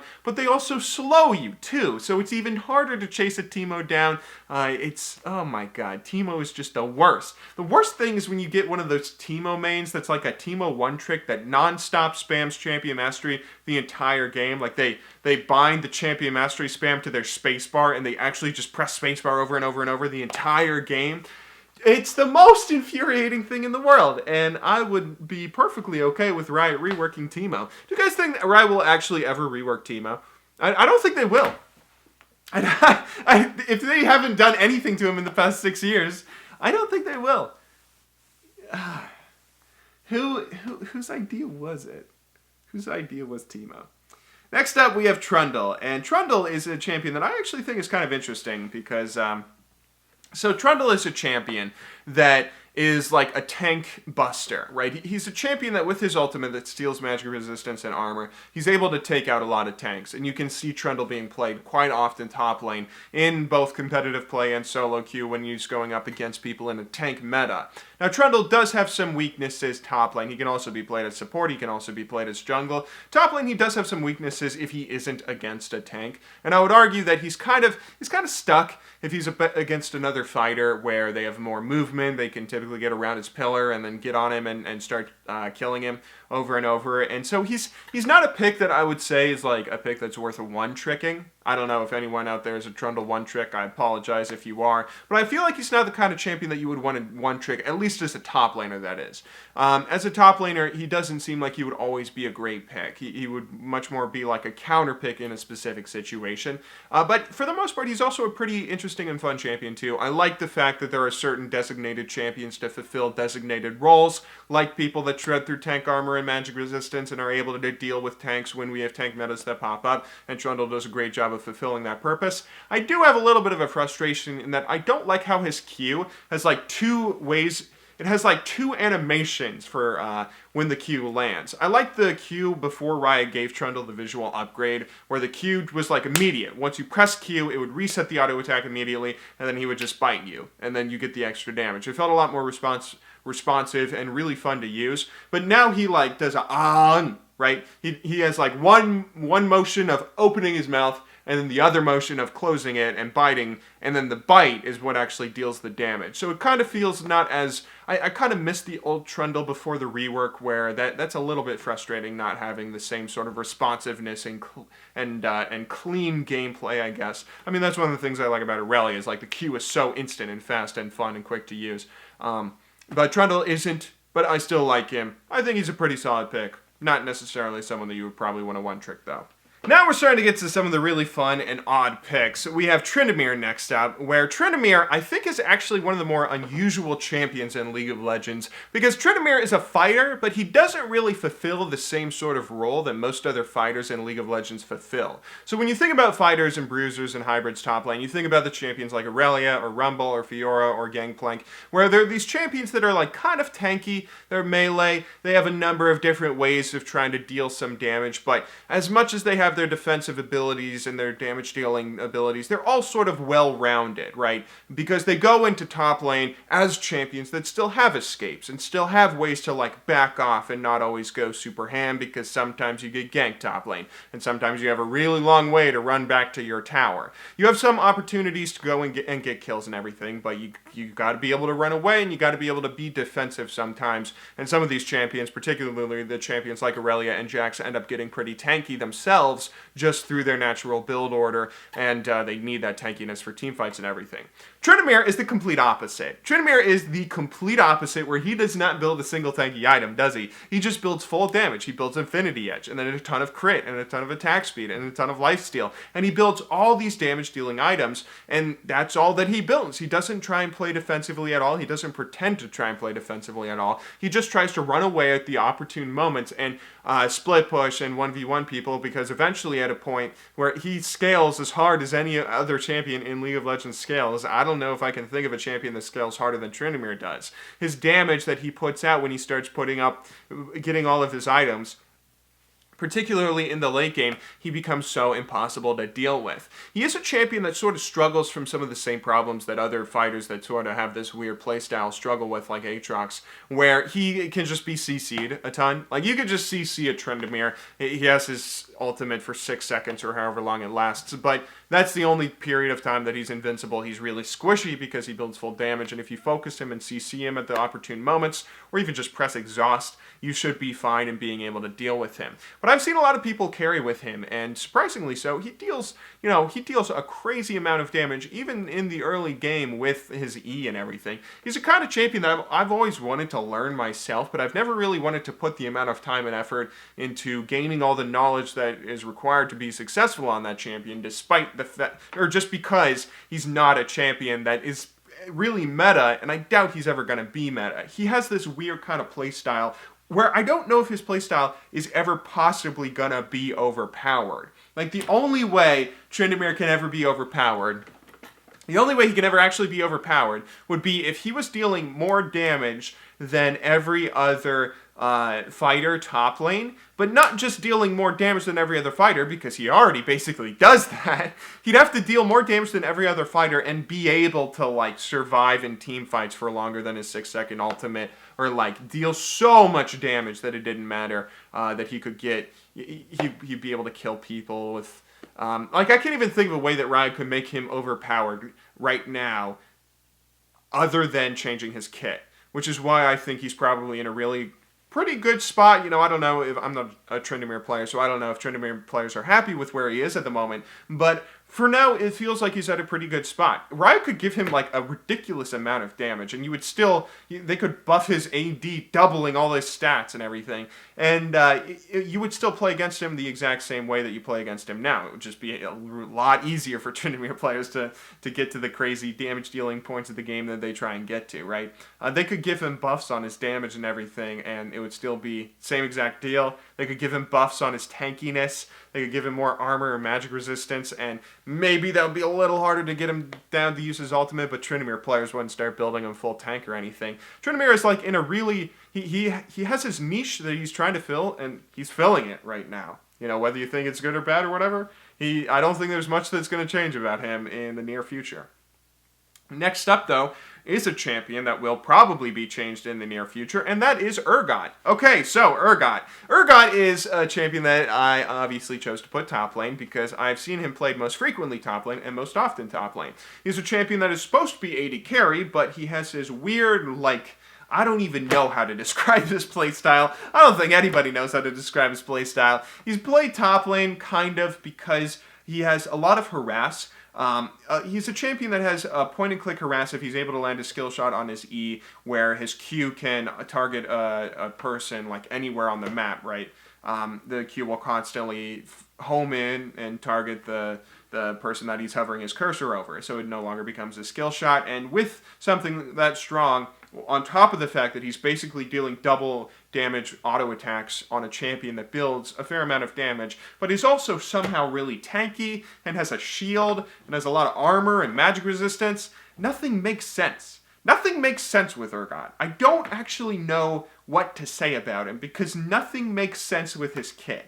I don't know how I'm supposed to play him. When I play him, I just sort of try and win the laning phase and then try and get good swaps with the ultimate off in the late game. He's like an AD carry that's also supposed to be a tank. He's like a Ryze if Ryze was an AD carry, right? It's weird and it's not balanced. But hopefully Riot will not have to do fucking 5 or 6 reworks to get Urgot balanced the way they're going to have to do that with Ryze, which that's, we'll wait to talk about that till later in the video. Okay. Next up, Vladimir. Vladimir is a champion that I actually still have not gotten around to really understanding his rework. I don't understand how he's able to heal as much as he does and have it be balanced, but it's balanced. I mean, I've never played against a Vladimir where I felt like his abilities are, like, stupid. I felt like it's frustrating when you see him Zhonya's at 0 health and then he just gets 1,000 health and he's at 2/3 health all of a sudden coming out of the Zhonyas. But that's just because I don't understand him, right? I never really took the time to try and play him.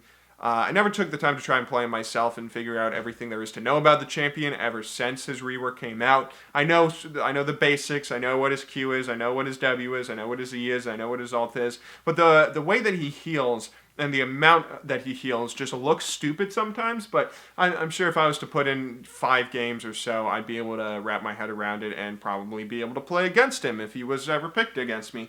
But he actually hasn't played that much lately. I don't know if I've seen him mid lane that much frequently. I certainly haven't seen him that much top lane. He's definitely an interesting champion right now, though, where he probably is kind of balanced. I feel like a lot of the champions that I'm calling balanced in this video might actually be underpowered, but that's not necessarily because I think the champions are balanced, but they're not broken, right? When I say a champion is balanced, particularly in this video, even if they might be a little weak, I'm not necessarily saying that they're in a good spot, but they're fulfilling a role that they're trying to fulfill without being broken. which is something that, you know, when you think about people that complain that Camille is too OP, or you think about the people that complain that Poppy or Maokai are too OP, those champions become overpowered because they break the roles that they're trying to be. You know, they're breaking tanks when Maokai and Poppy are overpowered. They're breaking fighters if you thought Camille was overpowered. Those are the kinds of champions that actually, you know, they break the game in that kind of way. Or when they're bad, when they're Galio pre-rework, or when they're Urgot, they're breaking the game in the opposite direction, where they don't have any role to fulfill, and they don't have anything that they can do. I think Vladimir is probably a champion that's kind of balanced in that way, where he has a pretty specific role of being a mage, of being a tanky mage that isn't stupid like Ryze. He's a tanky mage that's able to heal and everything, and yeah, I wish God damn it, I wish I played him more after the rework happened, so I could have more to say at this point of the video. But I think he's a pretty balanced guy. Anyway, though, moving on to the next champion. Next champion, we actually have Warwick. And you're probably saying to yourself, what the hell, G-Bay? Warwick? That's not a top laner. That's a jungler. But you're wrong. Warwick's a top laner. My next video, or a super soon video, is probably going to be a completing League episode where we are playing some Warwick, where I'm going to absolutely have some fun. Warwick top lane is really interesting and really fun. I just started doing it after I saw how Shen was doing it. And it's really crazy. Warwick top lane, or even like, no, I won't say that. Warwick top lane, I was going to say maybe Warwick mid lane too. You guys remember how Warwick used to be played top lane or mid lane pre-rework back in like Season 2, Season 3? Guardsman Bob, a player, he was one of the first guys to do it, I think. Warwick had so much damage and healing on his Q that you could just stick him in a laning phase and he would be able to heal whenever someone, you know, you could try and harass him, but he would heal through that harass with his Q while simultaneously dealing more damage to you and being relatively tanky, you know, with his ultimate and his passive and everything, pre-rework this is, with his ultimate and a passive and everything. He would heal so much that you couldn't really fight him 1v1 and take him 100-0. You could never get him down to below like 70% of his health if he had some mana by going Doran's Ring and everything and just maxed his Q and constantly Q'd you.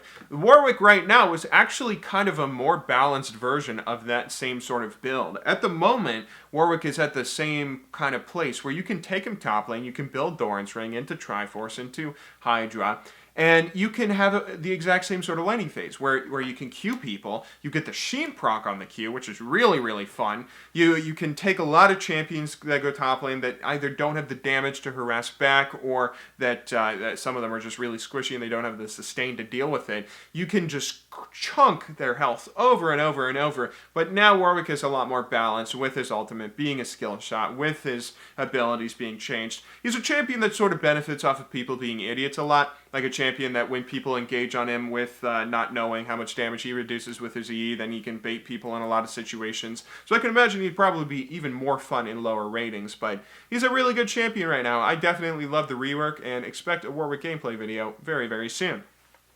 Next up, we have the second to last top laner on this list, and that is Wukong. Now, Wukong is a champion that I always hated. Not hated, but I never started playing him myself because I always thought that Wukong sort of relied on your opponent being an idiot. You know? So, like, Wukong's W, I assume you all know what his W is, the clone move that he goes invisible and there's just a clone there. I always thought that that's a useless move if the opponent predicts it. If the opponent predicts it and knows that you went invisible and they just sort of guess the natural, oh, he's running away, he's probably going to run to his tower, they guess where you go, it suddenly becomes a completely useless move and you can't do anything. You know, eventually I imagine there's a skill rating where eventually you climb enough in rating that people will, 20xx, people will be good enough to predict a Wukong clone. And I think that makes him terrible, because if all you are is the damage and the ultimate, then that's not enough compared to other fighters top lane. But Wukong is actually, the more and more I played him, the more I play him and the more I see him, the more I realize I don't think there's ever going to be a point where people can 100% predict a Wukong clone. I don't think there's ever going to be a point where people can 100% predict a Wukong clone, particularly if, I don't know if it's perfect right now, but if doing a W has the exact same animation as doing a S, stopping, pressing the S key to stop your champion.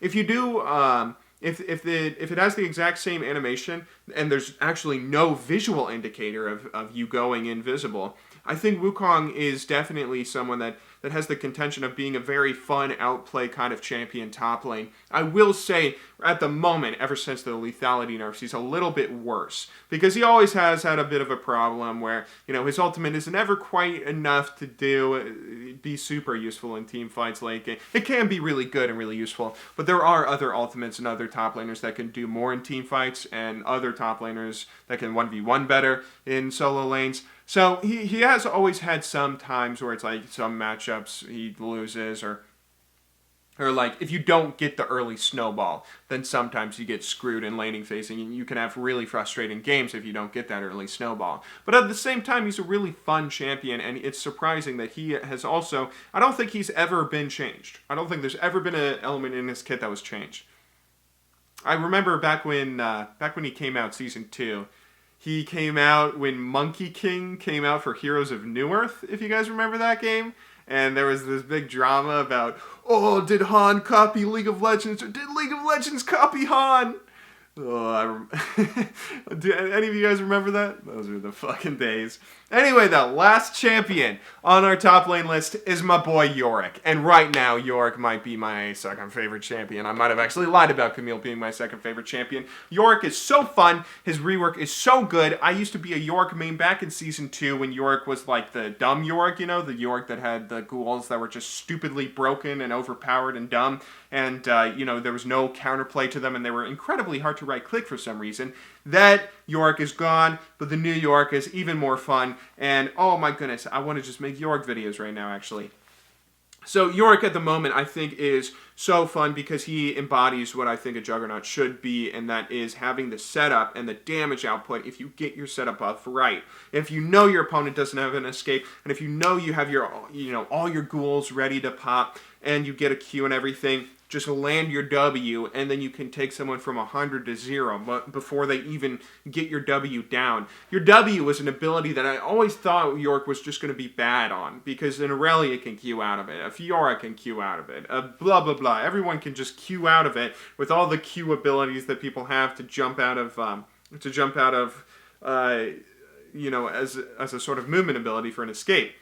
But that's not actually, you can really if you time things right, if you pay attention to when your opponents have flash. I mean, sometimes you can just W someone and immediately get their flash in team fights. Much less the damage that you put out with your ultimate and your ghouls if you get that massive setup. That's the kind of impact that a Yorick player can have without even doing a single auto attack of damage. You just W someone and they have to flash out of it. That's the impact that he can have. It's so fun. And oh my god, I should play more Yorick for videos. Right now I'm serving him as a counterpick to tanks and people that don't have movement. And sometimes he works out really well. Sometimes I get camped though. But anyway, yeah. So that's going to do it for the top laners on this list. That was 39 top laners, and that is actually the largest. I didn't realize there are 39 top laners in League of Legends, by my definition at least. The most of any role. So that's the biggest amount of this list. I'm going to go take a quick break, get some water, get some food, and it's starting to get pretty late. I might have to record this video over multiple days. But anyway, I'll be right back with every single jungler in League of Legends. As we move on to the other roles, I will start this off with a disclaimer that I am not as well versed in these other roles as I am in top lane, so my comments might not be as in-depth, and some of them may be flat out wrong from someone that doesn't experience these champions as much in laning phase, at least in the laning phase in the early game. But just a little bit of a disclaimer there. Don't gotta yell at me. Let's go ahead and move on to jungle, where we're starting off with, of course, Amumu. Amumu is a champion that I've actually had a lot of history with. You guys probably know Amumu is like one of the original champions of League of Legends, original 40. He's been around forever, and for the most part, I believe he's been largely unchanged. I remember watching Kobe. Kobe was a massive Amumu jungler when he was jungling for CLG. I actually remember when I was playing on a team back in Season 2, and I was playing up against Nintendude X's team, and Master of Lul's team, and we picked Amumu a couple of games, and they would counter him by picking Clairvoyance and Lee Sin jungle, or was Lee Sin back out back then? Some counter jungling guy, and they would use Clairvoyance to find where the Amumu was, and then non-stop double Clairvoyance actually. and just always counter jungle him. I think that's my experience with Amumu. I think he's a really good jungler when everything goes right for him. Does a great job of clearing the jungle. As is my understanding, he has no problem with like clearing AoE he has a massive amount of AoE. There's a number of massive AoE jungle camps now, particularly with the Raptors having extra Raptors and the Krugs splitting into a million Krugs. So, for the most part, as is my understanding, his jungle clear time hasn't been that bad, but he's a jungler that can definitely be shut down very easily, particularly if you just steal his blue buff. And so he's a bit of a high risk, high reward kind of jungle in that way. I'm not entirely sure if jungle is the sort of thing that should, I don't know if that's a problem that needs to be balanced or Riot needs to fix, or if that's just how you play against him. Maybe some jungles that's just how they jungle. They have to worry about their mana if there's someone like Fiddlesticks and Mumu, whoever, and that's just the way things are. So, again, don't know if that's something that needs to be changed or whatever, but that's my overall impression of him. I think he's a really awesome champion, and I feel bad every time something happens in the lore, and we're reminded of how sad he is for having no friends. Anyway, though, next up is Elise, a much more popular jungle. Elise is a champion that I actually played a fair amount when she was top lane, back when she was popular top lane in season 3 or 4 or 5. There's so many seasons, it's hard to keep track of them. But Elise in the jungle, I don't know that much about the jungle clear times and all that, but as is my understanding, she's a fantastic jungle right now. And I think overall her kit is a really fun kit to use. I think Elise is probably a champion that is, she was originally, I believe, Spider Queen, one of the canceled champions in League of Legends, and then eventually she got reworked into Elise. And I think her kit is one of the most fun things to use in the world. I mean, whether you're using Repel in and of itself is an ability that just has so much interaction without feeling like bullshit, right? Fizz's E just feels like bullshit because it's up every 5 seconds and he can always become untargetable and then also deal damage to you and run away. But at least you have so many options, particularly when you are jungling and you want to tower dive someone. You tower dive, you start off going in, initiating the kill and taking the tower aggro, then killing him, repelling upwards, losing the tower aggro, and then if you have minions nearby, you don't have to worry about taking any more tower shots. There's a lot of interesting, little mechanics with a champion like Elise, and she has quite a lot in her kit to make her a good champion in general, and certainly a good jungler. As is my understanding, great jungle clear time. She has great ganks, great movement, can fulfill a number of different roles as someone who deals a fair amount of damage. Nothing insane, unless you go non-stop full AP, but she can deal a fair amount of damage while still being a pretty, slippery champion for someone that can build a lot of AP. So I think she's one of the most fun champions in League, and I kind of wish that she would also become more popular top lane again. I don't know if she's any good anymore. I certainly wish she was. Next up is Evelynn, and holy moly, this is maybe my least favorite champion in League of Legends, including Teemo. I hate Evelynn, namely because you can only buy one pink ward. They're called control wards now. Whatever. You can only buy one pink ward, and Evelynn has a number of different paths to gank you, and you can't ward against her. I feel like it's so frustrating because you spend so many years playing League of Legends and sucking because you don't ward. And so you gotta learn to ward. And people, they always yell at you, you gotta ward, gotta place your wards, gotta go use your wards. And you finally get it done. You finally, okay, I'm good at warding now. And then just here's a jungler that doesn't matter. It doesn't matter if you ward. You got to ward with pink wards. And you not only have to ward with pink wards, but you kind of have to get lucky. The path that she takes being one where she doesn't run through the pink ward. And if she does run through the pink ward, then she kills it. You got to go immediately buy another one. Against an Evelynn, you just sort of have to hope that she doesn't gank you. I think it's really frustrating playing against invisible junglers for this reason. And I've always sort of hated Evelynn because of it. But for the most part, she is an interesting champion in that she's a lot more balanced now than I think she has been before. She doesn't deal a ludicrous amount of damage to a point where she's overly insane, but she is a champion that still has, she can deal a fair amount of damage, but she's not overpowered, I guess is what I'm saying. I think she's in kind of a A-okay champion in that regard, but she definitely can be annoying. One of the nice things is, though, she does have some options with, tank and AP. She can fill a few different roles, but, oh my god, Just let me buy more than one pink ward, right? Please. Please, God. Okay, next up is Fiddlesticks. And Fiddlesticks is a jungler who actually was garbage for a really long time because Riot had to give him some buffs with all the new jungle creeps, all the new additional creeps like the extra 2 raptors and the Krug splitting into 1 million Krugs this past preseason. With all those changes, Fiddlesticks became really, really bad, so Riot had to give some buffs to his E, I believe, to make it possible for him to jungle. Fiddlesticks is a champion that I actually really don't enjoy that much when he's on my team in the jungle. He's a champion that definitely frustrates you, particularly because he takes up a role that is sort of supposed to lean more towards being a tank, and then he is incredibly squishy. He's just a mage, where he runs in and goes lu caw caw caw caw caw. Now, the thing about Fiddlesticks, though, is that he does have some counterplay because he is super mana dependent, and because he also, you can focus him down pretty easily, and you can also pay attention. He's just a champion that if you ward properly, he will teach you to ward properly, not just in laning phase, worrying about him jumping over a wall with his ultimate, but you also have to worry about it in team fights in the mid and late game, and it will teach you to have objective control and vision control of, where he is. So I feel like his ultimate is just a great learning tool for you to pay attention to the minimap, pay attention to where the jungler is, and ward everything that you possibly can. He's frustrating when he's on your team because sometimes he does end up holding a team back, not taking up tank in a role that kind of needs to be a tank a lot of the time. But other than that, there's certainly a lot of Fiddlesticks players out there that can carry with him pretty well in the jungle. It's been a while since I've seen him fiddle in the middle, though.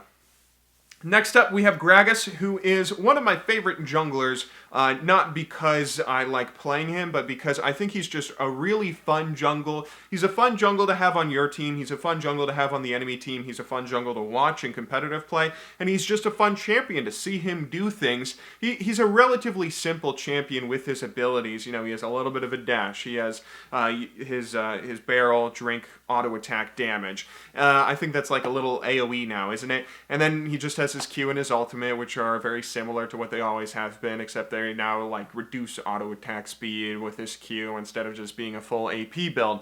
But the thing about Gragas that makes him so fun is, despite the fact that he has a relatively simple kit, he still has a fair amount of complexity to him. He's still a champion that has a lot going on, where he has, he's a champion that can flash, or E-flash, so you E and then you flash, where you land on the flash is where the knock-up happens. So that's a little bit of a mechanical thing. Same way with Shen's taunt flash, where it's a little bit of a fun mechanical thing that once you learn it, once you get good at it, you can really abuse it and use it well to gank incredibly effectively, so people can't just flash away from your E, your big CC. His ultimate is also a great ability, both in dispersing team fights and in disengaging for a team, and also for disrupting enemy channeled abilities. Overall, he just seems like a really fun, interesting champion. I never really understood why people hated him when he was full AP, and I kind of enjoy watching that one guy who still plays him like full AP. There's a few people that still try and play AP Gragas. I never understood why people had a massive problem with him at full AP, because even if he did delete you, it was a skill shot. You don't walk in range of the skill shot when you're a squishy champion. So that was just something I never really understood that much. But as he is now, he's a really fun jungle to watch. He's a really fun jungle to have in a game, to either play against or play with on your team. Some people might still think that he's frustrating, and he still can be frustrating. A good Gragas can destroy your team, but I think he's a fun champion and in a pretty good spot right now. Next up, we have Graves, and at the moment of making this video, Graves is fucking overpowered, we'll be honest here. Graves is kind of overpowered right now, I think most people would say, and he is one of the most popular picker ban champions in ranked at the moment, at least in Diamond 4, where we are playing at the time of me recording this video. I don't know... Graves is another champion where I don't know if it's good game design or if it's dumb. Is it good game design that he has auto attacks that work differently than everyone else, or is it dumb? Because that is sort of one of the things that's making him overpowered at the moment. He has a lot of fun interactions that bring joy to the game, I think, in League of Legends. Like the way that his auto attacks can't go through something. So if a Graves tries to tower dive you, you can just sort of hug your tower and play Ring Around the Rosie, making sure that he never gets an auto attack off to actually hit you. He's a champion that does feel really frustrating at the moment because he deals a little bit too much damage, and I don't know if Riot is to nerf him to a point where he's not overpowered or not a top-tier jungler. I don't know if he's still going to be good enough to be useful or relevant at all in League of Legends, because that's pretty much all he brings to the table as a jungler, right, is just damage. He has this really interesting mechanic with his E that I didn't even find out until recently when I tried playing him for a few games, where, like, his E, if you use the E, then you keep the True Grit passive, right? So if you use the E frequently, then the True Grit passive that used to be his passive stacks over time, and you become really tanky and difficult to kill. And I imagine that pro players are able to do incredible things with that. But for the most of us, I think that he's just mostly damage, and I don't know if I don't know if it's that healthy in League of Legends when you just make like full AD carry champions and stick them in the jungle. I'm not trying to say, I've said this a number of times already, and we're only a couple champions into the list. I've said a number of times already that I kind of like it when the jungler is a tank. It's kind of important that a team has a tank, and the jungle is one of the primary roles for you to get a tank on your team. But for the most part, Graves is not that. And I don't want to say that you have to have a tank, but you can see some problems happen when you are sticking AD carries in the jungle. There are some, like, assassins in the jungle that work, like Rengar, Kha'Zix and stuff, but Graves, I don't know. I'm not entirely sure where Graves' future is headed, mostly because he's so strong right now. He's going to end up getting nerfs eventually. And I don't know when those nerfs happen. Is he still going to be a viable pick? Is he going to be A-okay? Or is he going to be useless and maybe need to, I don't know. I really just don't know the future for Graves. Hopefully he becomes just like another Rengar Kha'Zix damage-dealing jungle that sort of serves as an assassin, even if he isn't really built to be one. Anyway, though, moving on, next up we have Hecarim, who is a really strong jungle, another really strong jungle at the moment. A lot of junglers seem to be the champions that are incredibly overpowered. Now that I think about it, going back to the top laners that we talked about in this video so far, not a lot of them have been like super pick or ban champions recently. Camille and Jayce are like the only ones I can think of. But in the jungle, we've already had a number of them. I think in particular Hecarim is a really strong jungle that's frustrating for laners to deal with, particularly because he has a great jungle clear time with all the Q spam that he has, the AoE damage. But he's also something that you have to ward really deep for because of the movement speed he has. If you just ward in a normal warding spot, if you're pushed up far enough, then you're going to die, even if you immediately start running back to your tower the instant that you see him show up on the mini-map. So he's a frustrating jungle to play against, and he's also one of those jungles that can really make the game feel broken, where he goes snowballing so hard, dealing all this damage and becoming impossible to kill. He's also one of the jungles that really abuses Courage of the Colossus really, really well, and makes it even more difficult to kill him. I'm not entirely sure what it is about Hecarim that makes him so strong. I think it's just his entire kit all works together really well and does a lot of great things in the jungle. I'm not entirely sure if he's overpowered right now to a point where like Riot should look to nerf him, but he's definitely one of the stronger jungle picks. And as much as he's frustrating to play against because of how strong he can be and how impossible it can feel like having to deal with him. I think one of the things that you might hear me say a number of times when we're talking about the jungle here is that I might complain that junglers are difficult to deal with, like a Hecarim that gets fed is difficult to deal with, or a Graves that gets fed is difficult to deal with.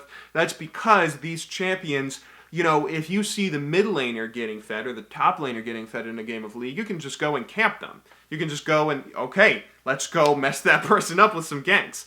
But when you see that happen on the jungle, you can't do that. You can't go and try and stop them from getting fed. You just sort of hope that your teammates stop feeding them, and they become very difficult to deal with without any real form of counterplay other than maybe counter jungling or something. I'm not entirely sure. It's difficult to deal with jungles at points in League of Legends, which is one of the reasons that jungle is one of the best roles to carry with, and Hecarim does a very good job of carrying with that role. Next up we have Ivern. I call him Ivern because that just makes sense to me for some reason, but you guys keep on yelling at me and saying that his name is Ivern. Ivern is one of the most unusual champions in all of League of Legends. He would be the Singed of the jungle if we're relating to a champion we've already talked about in this video. He's a champion that has interactions that no other champion has, and at the moment, his interactions, I believe, are a little bit too strong. Because of the way that his passive works with his smite and everything, where he just has to use his passive and on a jungle creep, right? And then he can smite it and immediately kill it. It makes it so easy for an Ivern player to just go and invade level 1. Even if the person, like, runs away or, like, you know, even if the enemy jungle gets some people to drive the Ivern away, then he can just come back. He can use his Q thing, or I don't know what ability it is. The one that snares and then lets people move to it. He can use that to hop a wall and get to the target, use his passive, smite it away, and then just get away with it. He can invade and take buffs so easily at level 1, which really messes up a lot of jungles. Other than that, though, he's a really fun and interesting and well-balanced jungle that, again, is a jungle that I definitely enjoy watching either on my team or even sometimes on the enemy team. Less so on the enemy team because of the level 1 frustration, but other than that, I think it's interesting to see a more supportive jungler. You know, in League of Legends, there's definitely been a massive move towards people picking jungle and wanting to carry with it through damage, through picking Rengar, Kha'Zix, Graves, Hecarim, tanking people and dealing all this damage, even Vi when she's good. It's interesting seeing a jungle that isn't meant to deal any damage at all, that's meant to be entirely supportive, but supportive in a really good way. Like, you guys know my video that I talked about supports and the state of supports in League of Legends at the moment. I feel like every support, if they felt as good as Ivern feels when you carry a game with Ivern, then I bet you I bet you more people would play support. He's an incredibly impactful champion for someone that deals so little damage. And he's very frustrating at level 1 with his steals and everything, but other than that, he's a pretty well-balanced guy, and I'm definitely interested in duo queuing with any Ivern mains out there. You just gotta let me keep on saying Ivern. Next up, we have Jarvan. Jarvan, who actually might be being played top lane more so than the jungle at the moment, but Jarvan is one of the staple jungles. He's always sort of been between jungle and top, and actually for a certain spell mid. But he's a guy who's incredibly well balanced, and that's why you've seen very little, if any, changes to his kit since his initial release. I love the flag and drag mechanic. The flag and drag mechanic is so beautiful. It's so beautiful. Such a good idea by Ryan that came out in Season 2 or Season 3. Just the idea of the idea of abilities being used together, being greater than the sum of their parts.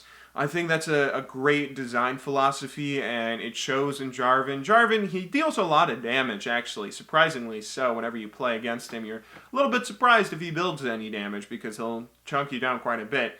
But I think, for the most part, he's a champion who's very well designed, and that's why he's been pretty untouched, but still played by many. He's not been played as much in recent memory. I will concede. He hasn't really been able to stack up to the other super strong jungles out there, but for the most part, he's not like the kind of pick that would get you flamed for picking him. And I think he's a pretty solid jungle because of that, and I think he's a pretty solid champion overall as well. Sorry if I don't have too much to say about Jarvan. I'm trying to give equal time to all these champions. I don't want to make any main that skip to a part of this video feel left out. Next up, we have Kha'Zix, who is one of those damage-dealing jungles that I've been talking about a lot already in this video. Kha'Zix is a champion that I would say is, I don't know if he's overpowered at the moment. He might be a little bit weaker after some nerfs that he and Lethality got recently. But I think Kha'Zix, for the most part, is a pretty solid assassin. He's frustrating how much damage he deals on you when you're isolated. It feels kind of frustrating, particularly if you're under tower. You know, if you go like bot lane to clear a massive minion wave under tower, and a Kha'Zix dives you, and he manages to kill you in like 2 Qs and a couple autos and stuff, and then hop away, and you feel like, I wasn't able to do anything against that, even though you didn't really think that you were putting yourself out in, you were putting yourself in harm's way. I think that's one of the frustrating things about the assassins in jungle, and some of the assassins just in general in League of Legends, when it feels like you aren't actually doing anything that aggressive or that bad that you shouldn't really be punished for, and then an assassin just shows up and manages to kill you because you had the audacity to try and clear a minion wave on your own. That's the sort of frustrating thing that that Kha'Zix brings to the table, particularly because of his isolation mechanic. But I love watching Kha'Zixes who are incredibly good, doing double hops and stuff. I love watching Kha'Zixes on my team carry me, because he's a good champion to carry with in terms of damage, one of the best in solo queue. His ultimate is a lot more useful now that it's I don't know the two different types of invisibilities. There's camouflage and then another type of invisibility in League now, isn't it? And his ultimate is now the one where you can't be seen no matter what. I think that makes him, he's a really strong champion because of that. A lot of these invisible champions get a little bit screwed over by Lee Sin, because Lee Sin has his vision on his AoE E, which Lee Sin's one of the most popular jungles. He's able to mess a lot of people up. I'm not too sure if that works on the invisibility, camouflage, whatever, that you can't see with pink wards. But if it does, he might, that's a frustrating thing that's probably going to be difficult, if not impossible, for Riot to balance without reworking Lee Sin. But again, overall, to summarize, Kha'Zix, great champion, awesome kid that's super fun to use when you're playing him. A little bit too frustrating to play against, but he's a pretty squishy target that his squishiness and how easy it is to blow him up when he jumps in kind of balances him out for the most part. Moving on, though, next champion we have is Kindred, and I've actually been meaning to play quite a bit of Kindred lately because I had a Kindred against me the other day that absolutely stomped my team. I didn't realize Kindred could be so good because she got some buffs on the most recent patch, didn't she? Now, Kindred is a champion that I would say is, she's a tough champion to say whether or not that she's super well designed, in my opinion, because there isn't really anything in her gameplay that, screams, wow, this is really innovative and new and exciting and well balanced. A lot of her feels frustrating, particularly because she snowballs well. I'm not too sure how much of her damage comes from her passive, where she marks targets and goes and kills jungle creeps and stuff, to get extra bonus damage that's just bonus damage that you have no matter what, as is my understanding. That I'm not too sure how much damage she gets from that, but when a Kindred gets ahead, it feels really easy for her to stack a passive. I'm not a Kindred player. Kindred players, please feel free to comment down below and correct me on my misinformation. But as is my understanding, it's really easy for her to snowball that passive once she's 301. Once she started killing a couple people in lane, once she started killing a couple jungle creeps and stacking it on her own, then she can go and invade and pick up when it's the golem's top lane. She can kill the golems really quickly to get that passive buff. She can kill people that she marks in laning phase really quickly to snowball out of control, and that's the experience that I had with her recently, where she has so much great chase potential and she deals so much damage, but she's still kind of crazy tanky with her ultimate. But her ultimate, actually, if we're talking about good game design, her ultimate is incredibly interesting and unusual game design, something that saves her and her allies if they stay in it and they're low health, they become invincible, but the same goes for enemies. It's something that I'm definitely interested in hopefully trying out. I don't have a main jungle at the moment for when I get autofilled onto the role, and I kind of want to learn Kindred in some normal games to see if I can bring her as my main jungle. So hopefully I'll do that, and I'll have some more Kindred videos and comments out for you soon. Next champion we have is the one and only beloved Lee Sin. Lee Sin. Oh boy, did you guys know Lee Sin was one of the original champions in League of Legends, but then he got canceled because his kit was too boring, and then Riot eventually brought him back years later. That was in one of my Did You Know videos that some of you hopefully saw. I love those videos. I should make another Did You Know video. Anyway, Lee Sin. Okay, Lee Sin. Lee Sin has a really strong kit that a lot of people say is overloaded. He has so much movement, and it's so repetitive at this point that it doesn't feel that skillful. Like, when you see an insect play happen, it's still pretty impressive if it works out, but it's something that you've seen a million times. It's not as innovative as it was 3 years ago or whatever. So seeing a Lee Sin that goes all super crazy and ham can be a little bit frustrating, but he's a champion that feels balanced because he has so many skill shots and because he's someone that he's still pretty squishy as a jungle. If he isn't built full tank, he's still someone that you can definitely play around and deal with if he, if he gets a couple of kills and builds some damage or something. He's the kind of champion that isn't actually broken despite the fact that he has so much in his kit, the same way Camille Jayce that we talked about earlier have a similar sort of thing going on. Now, I will say that he is starting to feel a little bit frustrating how frequently he's played. I mean, if I had a nickel for every single time my my Irelia got kicked with the ultimate and then he gets to free Q to finish off a kill, then I would have enough money to retire. I mean, it's really, really frustrating how many times you see Lee Sin and the same combo and the same insect plays to a point where it's more abnormal to see a Lee Sin mess up an insect play and look like an idiot rather than for him to actually pull it off. And I feel like he's been played so much in games, he's just such a solid jungle that, I don't know, I kind of want to see him played a little bit less just because he is so good at everything he does. But I take him over Rengar, Kha'Zix, Evelynn any day of the week, so I'm kind of okay with him. He's definitely a fun champion to have on your team, pretty fun champion to have on the enemy team, but he's just been so good that I'm starting to get a little sick of him.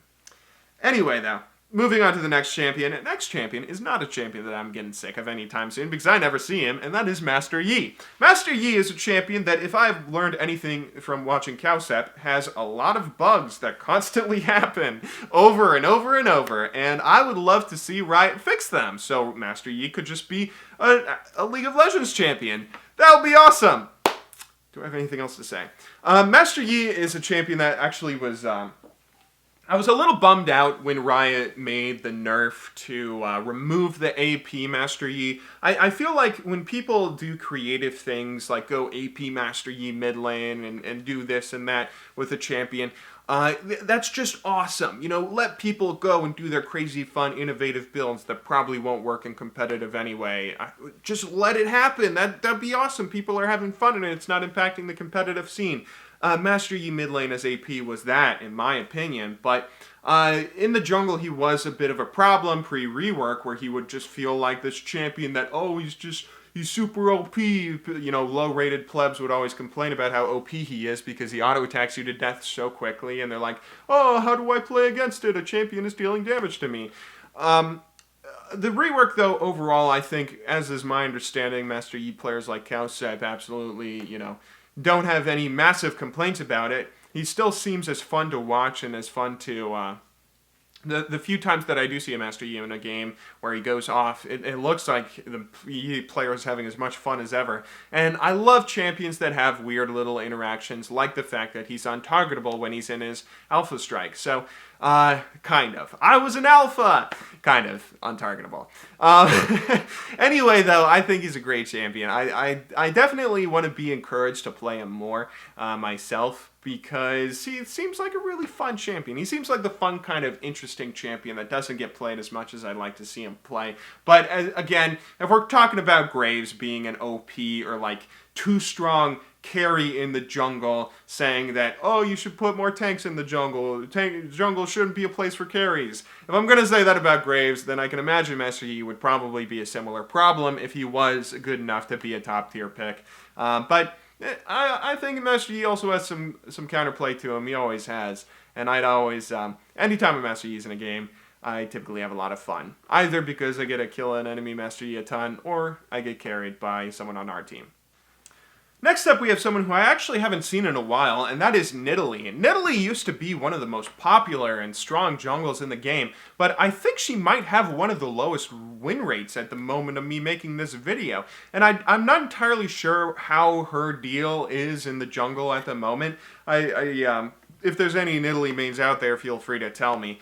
I don't know if Nidalee is like broken in her game design, where she has such a strong kit that Riot has to nerf her to a point where she's unplayable in solo queue just to make her balanced. That doesn't seem to make sense, but that seems to be what's happened to her. She was just so strong for so long that now she's almost never played. She's another champion that you could argue she's not the tankiest character. She's dealing a lot of damage. She has a lot of chase potential. She has a lot going on in her kit that can really make her snowball a game if she has the stats, has the base stats, the base damage, the base armor, magic resistance, and health and everything to really survive in the jungle and jungle effectively, for one thing, but also to kill someone, to chase them down. She's not a champion that has hard CC. She does not have whatever, a stun or some sort of flip like Singed. I don't know why I'm thinking of Singed jungle right now. But when you look at other jungles like Gragas, when you look at other jungles like Hecarim or Ivern or Jarvan or even Lee Sin or Kindred, right? They have some sort of slows or hard slows, hard engages, and that seems to be something that most jungles need. They can't just rely on red buff to be auto-attacking and slowing people with their autos. Nidalee is a champion that doesn't have that in the jungle, so she's probably got, again, I don't know that much about her, and I haven't seen her in a while, but if I had to imagine the problem with her, I would probably guess that Nidalee's issue is that she has so little else other than damage, that she's either going to be dealing so much damage that it makes her overpowered, that she can get kills on every gank and snowball a game, or she's not going to be dealing enough damage to make up for the fact that she doesn't have hard CC to help out on ganks. I'm not entirely averse to the idea of junglers not having CC. I was kind of just singing Master Yi's praises there. He's someone that doesn't have any CC. But, I mean, Nidalee doesn't even have a lot of auto attacks thrown out. She's more about like throwing out her Q and her E and jumping with her pounce and everything.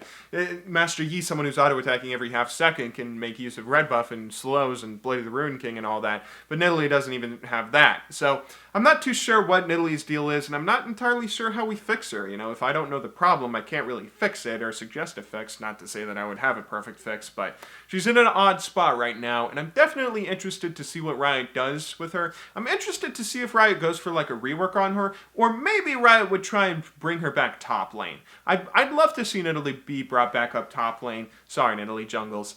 I don't think like the whole spear, non-stop throwing out AP spears mid lane and being super good at landing a billion damage from 2 screens away. I don't think the AP Nidalee mid with her spears was balanced or like okay.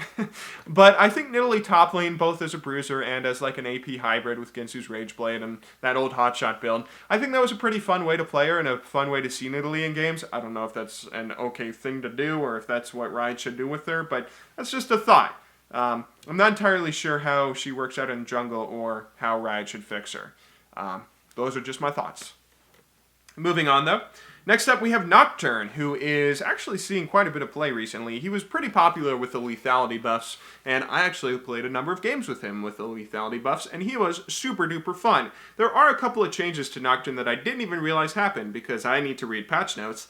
You get extra movement speed now on your E after your E fears someone, right? So that was a pretty exciting and fun thing to see, and you have so much chase potential. Nocturne is a really fun jungle. Again, he's one of the fun jungles that I enjoy seeing on an enemy team or on my team. It's a little bit difficult as a top laner not being able to TP gank through a Nocturne ultimate, but for the most part he's a squishy enough jungle that if he gets fed, he'll build damage for the most part, Edge of Night at least, some items like that. And you can focus him down and outplay him if you can get CC on him, not on his shield. But for the most part, I think he's a pretty fun champion to play against, and whenever he's on your team, he provides some fun synergy. Most global champions do this, in my opinion. Most global champions provide fun synergy, where League of Legends is supposed to be a team-oriented game, right? It's supposed to be a team-oriented game where you work together with all your friends, and you go and teamwork, rah, that kind of deal, right? That's what Nocturne feels like when he's on your team, because you're like, okay, he's 6, okay, come top lane, but lane gank, because they just warded River, and then, you get a successful gank off, and it feels super satisfying. I feel like Nocturne is a really good champion at making League of Legends fun in that regard when he's on your team, but he's not so broken or like tanky that he's impossible to deal with if he's on the enemy team, so I like where he is right now. Next champion we have up is Nunu. Now, Nunu is a champion that I would argue is in a really weird spot right now. Nunu, the whole purpose of Nunu, as the Odd One once said, is to make the enemy jungle more useless than you are. As a Nunu player, you're supposed to go and counter jungle and steal buffs and steal stuff here and there, and I don't think it's actually as effective to steal smaller camps now, because don't camps despawn if they don't have their big creep there? Like if you take the big raptor, all the little ones will despawn and the camp will start its respawn everything if you just take the big raptor. I don't know if that makes counter jungling a lot more difficult to do effectively. I would imagine it does. One of the great things about playing Nunu in Season 2 or whatever it was, being able to just go and like leave one tiny raptor or wraith at the camp and leaving one Krug so like the jungler would not only not get the gold but he would get super tilted that he only had his one thing and like you're giving him a big middle finger as he's going through his own jungle. I think that's one of the interesting things about Nunu, but Nunu actually still is really good at the moment, surprisingly so. His ganks are a lot better than you would think they would be. His slow on his ice ball is just so ridiculous. Like, it can set up for ganks incredibly well. And he's so tanky it's hard to focus him. You don't really want to focus on Nunu because he's just a tank. He just builds full tank and that's just what he does. You can focus him and kill him and oh, you killed the tank. The only thing you did was provide a perma slow and auto attack speed slow to your AD carry. That's something that I think he fulfills a very interesting role in that regard. And I don't understand how he is still so good with such a lackluster kit. Like, I thought Nunu was dead and gone and he was just going to be gone until he got a rework. But I still see him in solo queue every once in a while. And every single time I see him in solo queue, he turns into an absolute monster. Just an absolute jerk. Where he's always running around spamming his ha ha ha on the bot Nunu thing. He's a handful. Anyway, moving on. Next up, we have Olaf. I'm not entirely sure if I should put Olaf in the jungle or the top lane role. Top lane Olaf, I do not believe in. I believe that I stomp all over a top lane Olaf every single time I run into one. But Olaf in the jungle is a champion that I never really got into when I was trying to play jungle, and I particularly felt really bad at. Like, I feel like I can't get around the clunkiness of using an Olaf axe. Because when you're playing Olaf, don't you stop when you're running to throw out an axe. If you press your Q and you throw out an axe, I'm pretty sure you stop moving during that animation of the throw, at least at first. If that's the case, it's really kind of weird when you're chasing someone down as Olaf. Because you're supposed to be this berserker where you have no crowd control with your ultimate, and you take your ghost and you're chasing down the AD carry, making a beeline for them, and then you try and throw out your axe to slow them, and then if you land it, great, you slow them, and it doesn't matter that you took half a second to throw your axe with your animation. But if you miss it, then you just sort of handicap yourself, because not only did you not hit your slow on your opponent and they're still running away from you, but you stopped to do it, making the distance between you and your opponent a little bit longer than needed be. I think that's one of the reasons that I've sort of struggled in understanding how you're supposed to play him, because it's really frustrating, kind of the clunkiness of that feeling of stopping to throw out your axe every time, and then doing that like every 2 seconds if you land it and then pick it up again to get the shorter cooldown. Now, I think Olaf is definitely an odd champion as well in terms of his game design, because he has a mechanic that you can't really do anything against. The ability to go invincible, and you still take damage and everything, right? But the ability to go invincible and nobody can deal with you. Nobody can CC you. The support that's supposed to CC you and prevent you from diving in onto the carry, they can't do that. The only thing they can do is like maybe shield the carry if they're a champion that has a shield or a heal or something. They can heal the carry. So I'm not entirely sure how that's all balanced out. I can imagine Riot has spent a very long time trying to balance out Olaf's ultimate and make it so he's strong and like viable, okay to pick, but not overpowered, and so strong that he breaks the game. He's definitely had periods of time in the past where he's been super strong and where he's been a must-pick or ban either in the jungle or sometimes top lane if we're going back far enough. But I think Olaf at the moment is probably a champion that's kind of okay. He's not that bad of a pick, particularly in the jungle, or maybe he's not that bad of a pick top lane. I'm not too sure which he does better in at the moment. But I do think Riot's going to have to give a slight visual update to him. Not necessarily like a big old gameplay update rework thing, but just like a slight visual update the same way they did to like Nasus top lane or something. I'd like to see that happen with Olaf, particularly because he's also one of the older champions that his age is starting to show in his kit. And his model. His model is... Actually, has his model ever been updated? I don't think it has. I think he still has the same old Broloff model from fucking Season 1 or 2. Anyway, though. Moving on. Next up, we got Rammus. Rammus. I will not make an okay joke. Rammus, I think, is one of the most fun jungles that has such a weirdly cool mechanic in his ball, in going into his little ball form and chasing after people. I mean, I remember playing him jungle in super early seasons and having a bunch of fun with him because he has the same sort of deal as Hecarim, but he has a little bit more balance because his his speed, if you're going fast enough in the jungle to a point where you're like, by the time you run into a ward's range that people can see you, if you're going fast enough that by the time the enemy sees you, you'll meet them, you'll meet them if they're just like running away, right? What am I trying to say? Get the words out, Nathaniel.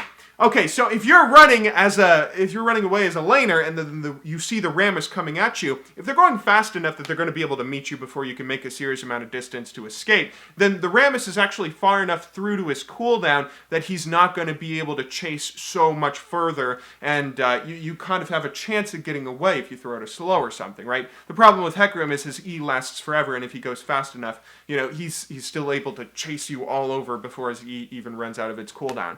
So that's a bit of a problem that I have with Hecarim that I don't have with Rammus, because the cooldown is sort of balanced out in that regard. He definitely has some odd mechanics, Rammus does, in terms of like his ultimate and how it works on towers, and does it even do that much to enemy champions, and yada yada yada. But I think he's a really fun champion in terms of his design, and I'd love to see a slight rework just to like touch up on some of his abilities. I don't believe taunting is a very effective way of making people attack you, because it only lasts for a couple of seconds. That's not to say that Rammus should get rid of his taunt, but I think that a slight update to him, just because some of his abilities are starting to show their age, that's in a similar way to Olaf.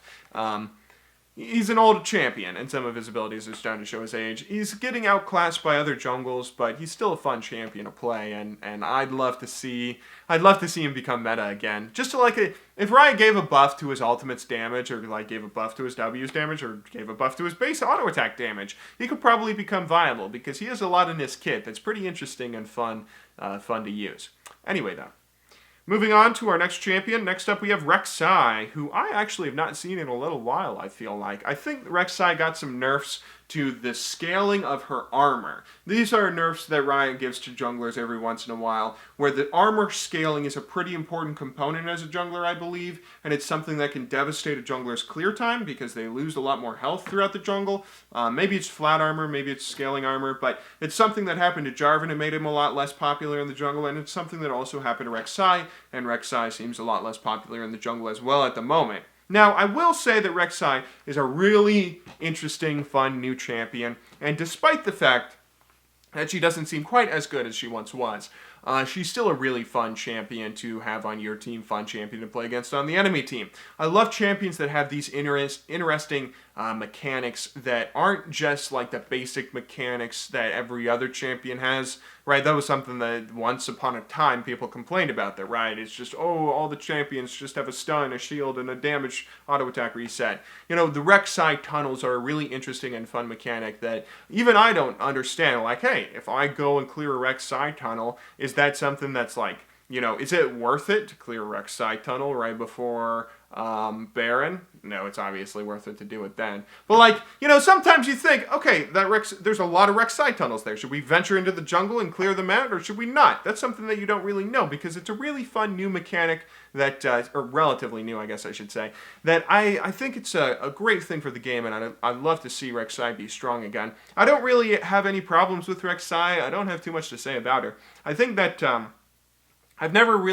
she's probably had points in time that I'm not remembering at the moment where she was overpowered and a must-pick-her ban type of jungler, but there was never any, bad memories that I have of her. I mean, maybe she was a little too tanky sometimes, but, for the most part, fair amount of damage, feels fair, nothing too broken, nothing too weak, fair amount of tankiness, fair amount of CC, fair amount of engage, fair amount of movement. Pretty fair champion. I like her. I'd like to see her be popular again. Anyway, though, moving on again. I've said anyway a million times in this video, haven't I? Next up, we have Rengar, and oh boy, how I hate you, Rengar. Rengar is, how do I put this nicely? Rengar can suck a dick. Rengar, I think, is just, I don't understand what Riot was thinking with the rework, on the Assassin rework. What did they change about him other than giving him free immunity to CC and crowd control reduction with his W? What? The Q is now a skill shot, right? The Q is now a skill shot. So you can miss it if you're really bronze. But it's not that difficult to miss. What did Riot actually change about him in that rework? I'm trying to think right now. I think they also changed how his like passive or his resource bar of Fury works, or whatever that gray bar is that turns yellow.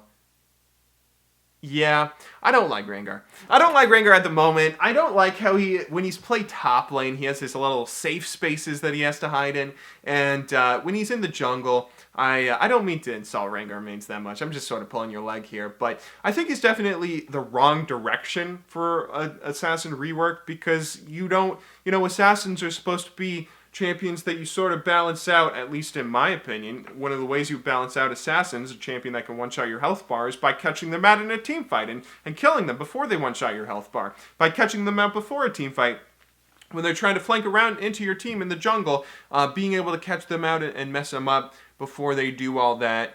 I think that's how Assassins are supposed to be balanced. And so just giving an assassin immunity to crowd control and the ability to break out of crowd control and the ability to break out of crowd control and then have immunity for like a second after you've broken out of crowd control, it doesn't make sense to me.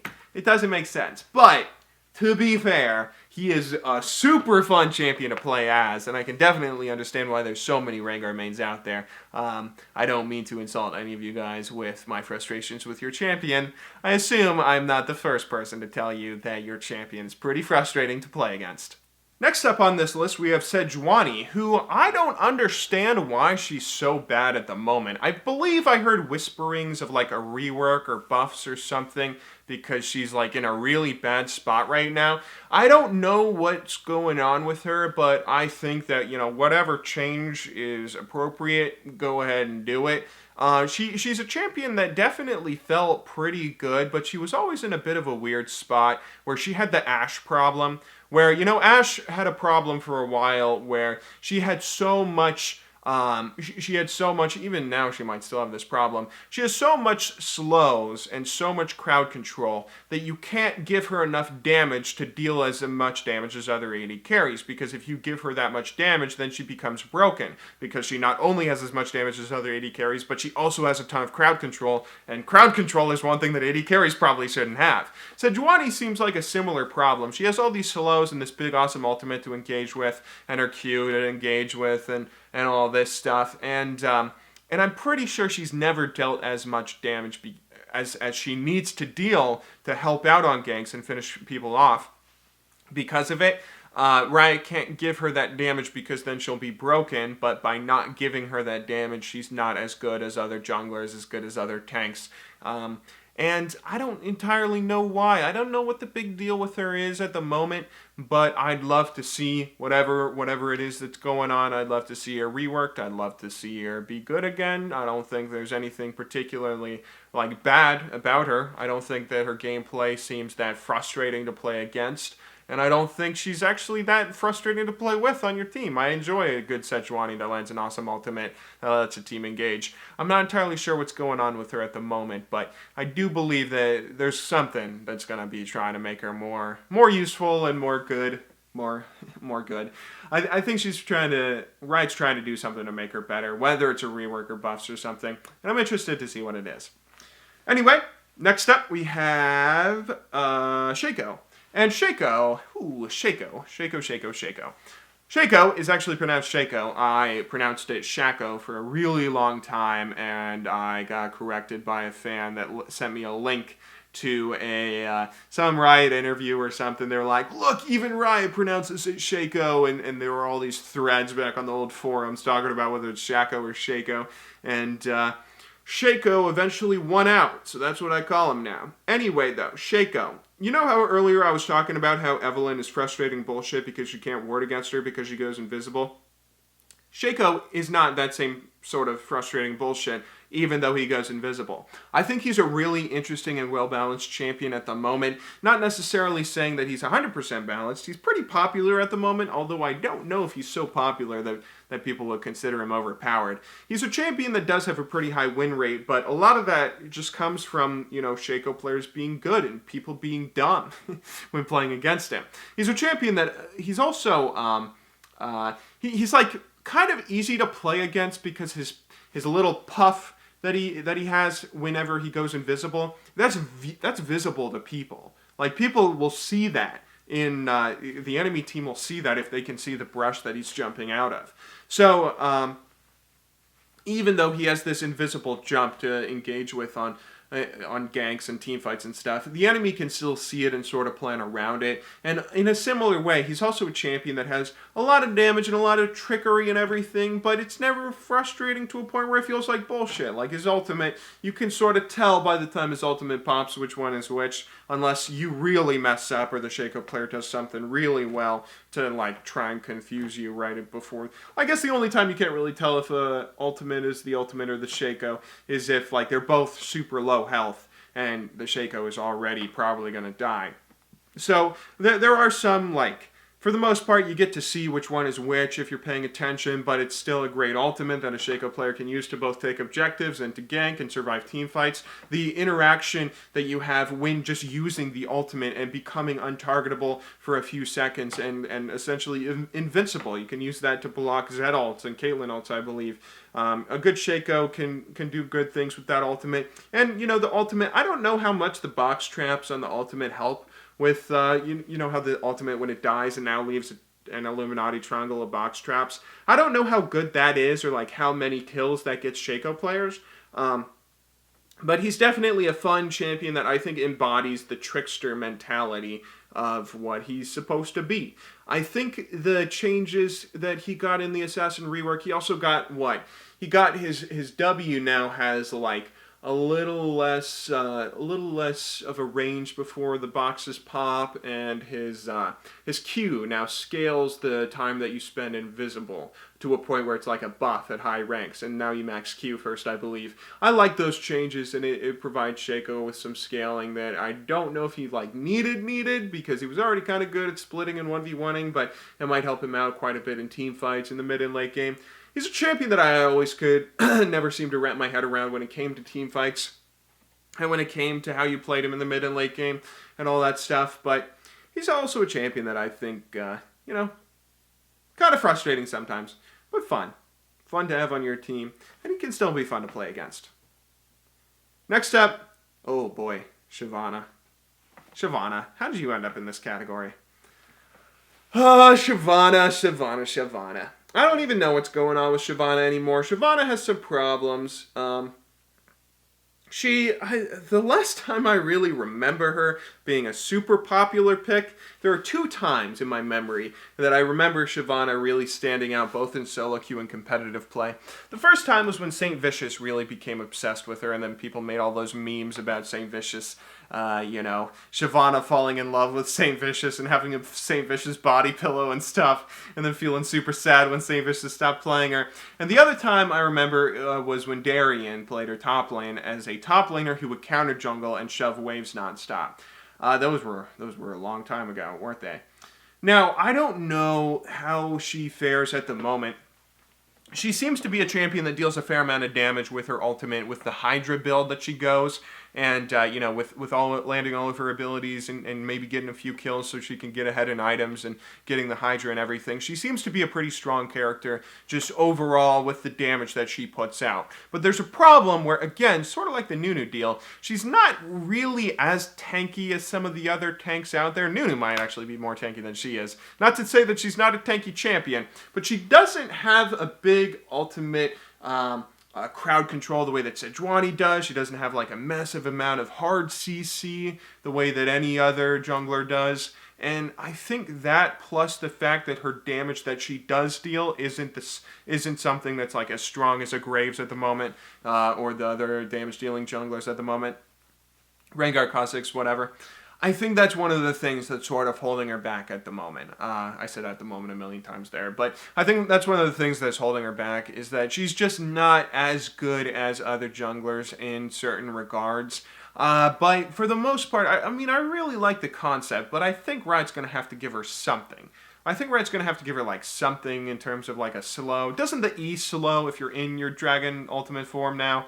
Doesn't the new E that you throw out slow or something? I think Riot needs to give her like a little something more in terms of letting her gank a little better and keep up with people, because right now she is just getting outclassed by other junglers. But I definitely still enjoy the champion, and I miss her. I actually miss playing her top lane. I feel like it wasn't that long ago that I was playing her top lane, because she does have fun abilities to use, fun abilities to farm with, fun ultimate to miss as well. Next up, we have Skarner. And Skarner, oh boy. You know, Skarner, I actually think Skarner's really good right now. I don't know why nobody plays him. I think he's really good. He's been so difficult for Riot to balance. They've had to, like... I love the old perma-slow Skarner you would take top lane, man, but I still like the Skarner that there is now. I think that Riot did a kind of weird thing in making his dumb mini-game with his pillars and everything, but it's there. We gotta accept it, and apart from that weird blemish on his kit, I think he's a cool kit. I love the idea of the suppression, that you pull him back into your team when you catch out an AD carry. He feels like he deals a fair amount of damage while being fairly tanky, but not so much damage that he's super overpowered to the most damaging jungler in the game, and he's not so tanky that he's 100% impossible to kill the way that someone like Hecarim is. So I think he's a champion that's in a pretty good spot right now, honestly. He has a fair amount of damage, fair amount of tankiness, fair amount of CC, fair amount of utility, good team fighting, good early game, good mid game, good late game. I'm not entirely sure where he's getting outclassed right now that makes all the other junglers so much better than him. I guess that just, if you want the damage jungler, you've got the Rengar, Kha'Zix, yada, yada, yada. If you want the tanky jungler, you got the Hecarim, who also probably deals more damage. And maybe that's one of the things that's sort of causing the jungle tier list to work out the way that it is. But I think he's still a fair jungler, and I really like him. I've always liked him quite a bit. Next up, we got Udyr, the Gates. Okay, so Udyr has always suffered from a problem of not being able to... Udyr has always suffered from a problem of not being able to deal with people that kite him. The old Ashe with the slows, or even like a Trundle with a pillar. It's difficult for an Udyr to chase after people who have the constant slows and the constant CC. That makes it a little bit difficult for him to teamfight and be as useful as some of these other junglers we've been talking about in teamfights in the mid and late game.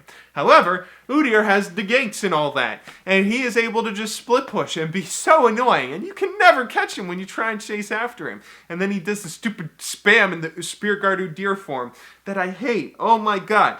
But, yeah, Udyr, recently I've had some bad experiences with Udyr, where I've just had some teammates that just don't know how to play him. And maybe he's kind of difficult to play in the current jungle, or in the current meta of junglers, or the current meta of other champions in League of Legends. Maybe he's not one of the best champions at the moment, but I definitely think that Riot's shown a commitment to him, it seems, in not reworking him or not giving him any sort of changes. I don't know if Riot plans on giving him any sort of rework, but I would imagine they're kind of happy with the sort of unusual and unique role that he fills. I think it's a fun role that's kind of fun to have on your team, and it's fun to open the gates and all that. So, I think it's, he's in a precarious spot where he's not one of the better junglers at the moment, and he can definitely be abused if you know how to play against him, but he can still be so fun if everything goes right for him. And, in lower ratings, of course, all of this is amplified. I'm sure he is incredibly fun to play in gold or below. I wish I was that low rated right now. We're going to go ahead and try and finish these off. We just got a few more left. Vi up next. Vi, okay, I think Vi is one of the best champions in terms of design, in terms of playability, in terms of the joy that you get when you play her and when you play against her. That's something I've said about a number of champions, but Vi has definitely got to be up there. Pretty skillful. The only thing that's frustrating is the point-and-click ultimate. You spend all this time trying to dodge the Q, and then she still just point-and-click ults you, and then you die. That's frustrating, but other than that, it's super fun when you dodge a Vi's Q. It's super fun when you have a Vi on your team that has a flash Q pro play, or some... if you have a Vi on the enemy team, she's still squishy enough that you can outplay her and kill her in a 1v1, but she's still tanky enough that she can fulfill a tanking role in team fights in the mid and late game. She's an overall pretty great champion. Fair amount of damage, fair amount of tankiness. Reminds me of Skarner quite a bit in that same sort of way, where she... great champion, in my opinion. Great champion, great design, great everything. Pretty solid at everything, and probably isn't picked that much recently, She probably hasn't picked that much recently, mostly because of Courage of the Colossus. When that got nerfed, she got worse. She was really OP when Courage of the Colossus was OP. But when that got nerfed, she got worse. Okay, she struggles a little bit. And then now I think, the Heck Rims and the other junglers we've been talking about have just been outclassing her recently. But despite the fact that she's been getting outclassed, I don't think that she really needs to worry about, like, getting a buff or anything. She's still perfectly viable, and she'll probably be a top-tier jungler when all those other junglers end up getting the nerfs that they'll probably eventually get. Or maybe Riot will rework the jungle, and everything will change again. But, pretty good champion. Pretty solid. Sorry, I don't have much else to say about her. Next up, we got the third final champion, Volibear. Okay, Volibear. I don't know what to say about Volibear. Volibear, I think, is in a pretty precarious situation. I liked playing him top lane as this fun sort of gimpy strategy where you would just take him top lane with Ignite, and then at level 2, you would go all in. You would run at someone, flip them, you would do your auto attacks, you would do your bitey thing, and then you would ignite them and then kill them, and they can't 1v1 you because you have your passive that's so strong. But even when I did that, when I was using that strategy, and even when it worked out to a T, I would get the first blood, and then get another kill, and then get another kill, and go 7-0. I would always fall off in the mid and late game, because the E slow fear that you got, it doesn't do that much. The flip is pretty good, but it doesn't do quite as much. The flip is good, but like, in a late game team fight when everyone's 6 items, it's difficult to make use of that flip. It's difficult to flip someone where the flip doesn't even throw them that far. A Singe flip throws them farther. It's difficult to catch someone and burst them down with that, and then you don't really got much else other than tankiness, and then a little bit of the Dr. Mundo syndrome where you have a lot of health, and you sort of scale quite a bit with health, and you're encouraged to build all this health. And, health is just not as good for tanking as resistances are. And sometimes it's like, why do people... sometimes you don't... I don't know. Sometimes you don't want to focus on Volibear, too. They don't even end up doing as much damage as you need to worry about, where you can just kill off their entire team, and then the Volibear doesn't end up killing anyone off. And it just is a little lackluster if he doesn't get his kills and everything. But again, this is all anecdotal evidence that I'm rambling on about. No offense to Volibear mains. No offense to any of you guys who are fans of certain champions. I don't mean to make you sad if I say something negative about your champion. I think Volibear probably just needs either a little bit of a buff on his damage, or maybe a little bit of a rework, or like small reworked abilities. I'd like to see a harder CC with his E, or I'd like to see maybe a little more distance on the Q flip. There's a number of things that Riot could try doing with him, but I think eventually he's going to end up getting a rework. I don't know if that rework will be a full-fledged rework, or if it will be just like a few updated abilities. I'm leaning more towards the second, a few updated abilities, and I'd like to see what abilities they update and how they decide to change him. But he's a little bit clunky, and even when he does get his good early starts, he can fall off late. I don't know how much Riot is particularly happy with seeing that for someone in the jungle who should, for the most part, be scaling pretty well the later and later the match goes on. Next up, we have Xin Zhao, who famously one of the most broken champions in League of Legends when he first came out. Riot has done a number of things to try and balance him and make him good without making him overpowered again. They did that thing where they try and make his ultimate, he can knock people away except for a certain target that he's auto-attacking, and that's like a cool thing that's going on, but it's not something that's really doing enough. And I think at the end of the day, Xin Zhao is a champion that just isn't, He's not doing something well enough. That's just a death sentence for champions in League of Legends, as we've been talking about before. We've said it a million times. Sometimes there are other champions that outclass you in what you're trying to do for your role. And if that's the case, then you're just not going to be as played. You're not going to be played as often. You're not going to have as high of a win ratio. And I think Xin Zhao, he's really good at ganking, and he can really snowball, particularly in lower ratings, gold or below. He can probably do a great job in snowballing games and carrying super hard. But there's other junglers that deal more damage than he does, and there's other junglers that can tank more than he does. And there's other junglers that can have more useful ultimates and more CC and more utility than he does. So he kind of reminds me of a lot of the skirmishers top lane, like Fiora or Camille, or someone that doesn't necessarily want to go and engage a team fight as the engager, but can do really well in smaller 2v2 situations. I've had a few good Xin Zhaos on my team. I've had plenty of bad Xin Zhaos on my team. I'd love to see what a really good player can do with him. But at the moment, I haven't, not to say that there are none, but I'm not aware of any like super popular challenger tiers and Zao one trick that like knows how to do everything possible with him. And I don't think there's a lot of people that want to dedicate themselves to that when there's just a lot of other better options out there for jungle. And then finally, our last jungler here is the one and only Zac, the champion that I played most recently in the jungle, and oh my god, I love him. Zac is so fun. He is such a satisfying champion to use a combo on. To use a E, jump in, get the knockup, W, Q someone, and then ult, and then it just goes all over the place. It's great. It's awesome. Oh, it's so satisfying to use his everything that he has. It's so satisfying. He's a super fun champion to use. He's a super fun champion to engage with. He has incredibly good jungle camp potential where he can just like, you know, top lane in particular. There's a number of ways that you can like charge up an E and get a really good gank before you're even into like a ward's range. Like if you're on blue side, you can go from the blue buff up to the little area where the Earthgrave was and then just jump into the lane if it's pushed up to tower and then immediately kill a guy in laning phase. There's no way he can get away from that. The distance on your E is so big. He was OP for a while, but Riot eventually nerfed him enough to a point where he's balanced right now, and I could not be more happy to see that he's balanced without Riot taking away his super strong, all the the strong things about him that make him such a good champion. Sorry, my nose is itchy. He's so fun to use his E, and he is a little bit of like a noob champion in the jungle because his ganks can be so easy. Maybe that's one of the reasons I like him so much. I don't know. You can decide in the comments down below.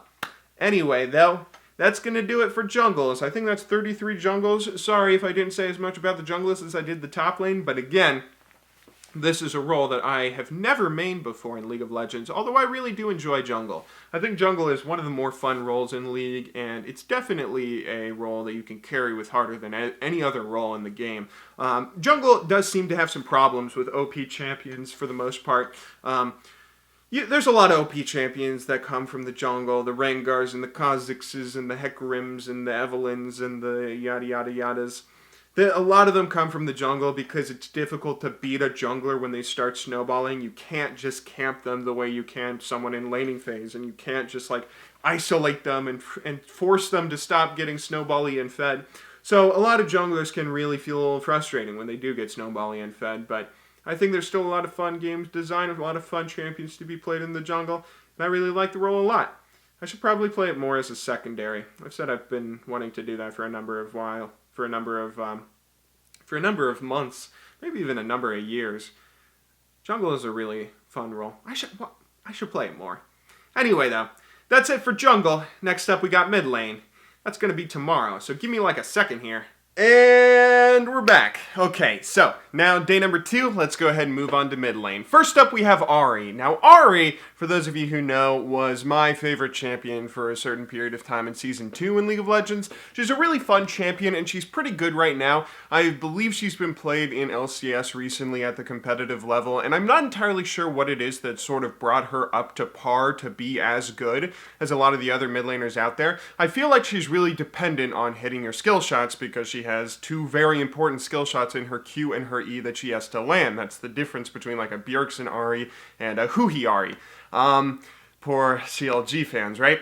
But anyway, I think Ahri is probably, I don't know, I feel like she should be getting outclassed because there's other mid laners like Syndra where you don't actually have to hit skill shots. So I don't quite understand why she seems to suddenly be a top tier mid laner. I'm not entirely sure if she's top tier or like one of the top 3 of the mages you can take mid lane at the moment, but it seems that way. And, you know, she must just be getting good because of all the other nerfs that other assassins and lethality users have, you know, been taking mid lane, or the, you know, nerfs that other mages have been taking mid. But she's a really fun champion and really well designed. I've always enjoyed her, and I just got to get better at landing skill shots so I can play her again. I actually remember back in Season 2, I was playing a game that kind of discouraged me from playing her and eventually maybe got me to play top lane.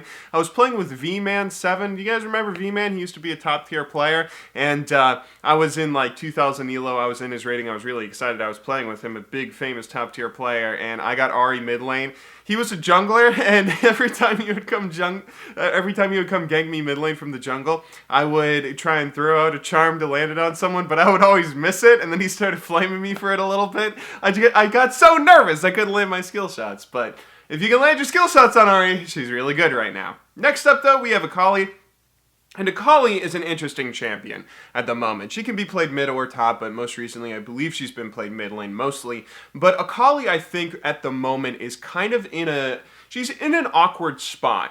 You guys know that feeling that with some champions in League of Legends, you will either do incredibly well with them or incredibly poorly, and there's very rarely some middle ground. Akali is one of those champions. You will either stomp and carry and snowball and go 17-1, or you'll sort of rely on your teammates to either carry you in the sense that you'll be a feeder, or you'll just be kind of useless because you won't be able to do as much as other assassins or as other mages, as other mid laners if you don't get your snowball going. And that's largely due to her ultimate. Akali's ultimate has a massive range, and it has 3 charges, right? So you can chase after people for a really long time, even if they have escapes and flashes up and stuff. You can really chase after people for a while if you have 3 charges of your ultimate up, and because of that, because of the massive range, a lot of people can't really do anything against an Akali that's fed, or against an Akali that's starting to snowball. If Akali begins to snowball, then you can't really just go in laning phase anymore. You can't go in laning phase and try and CS and get experience and all that,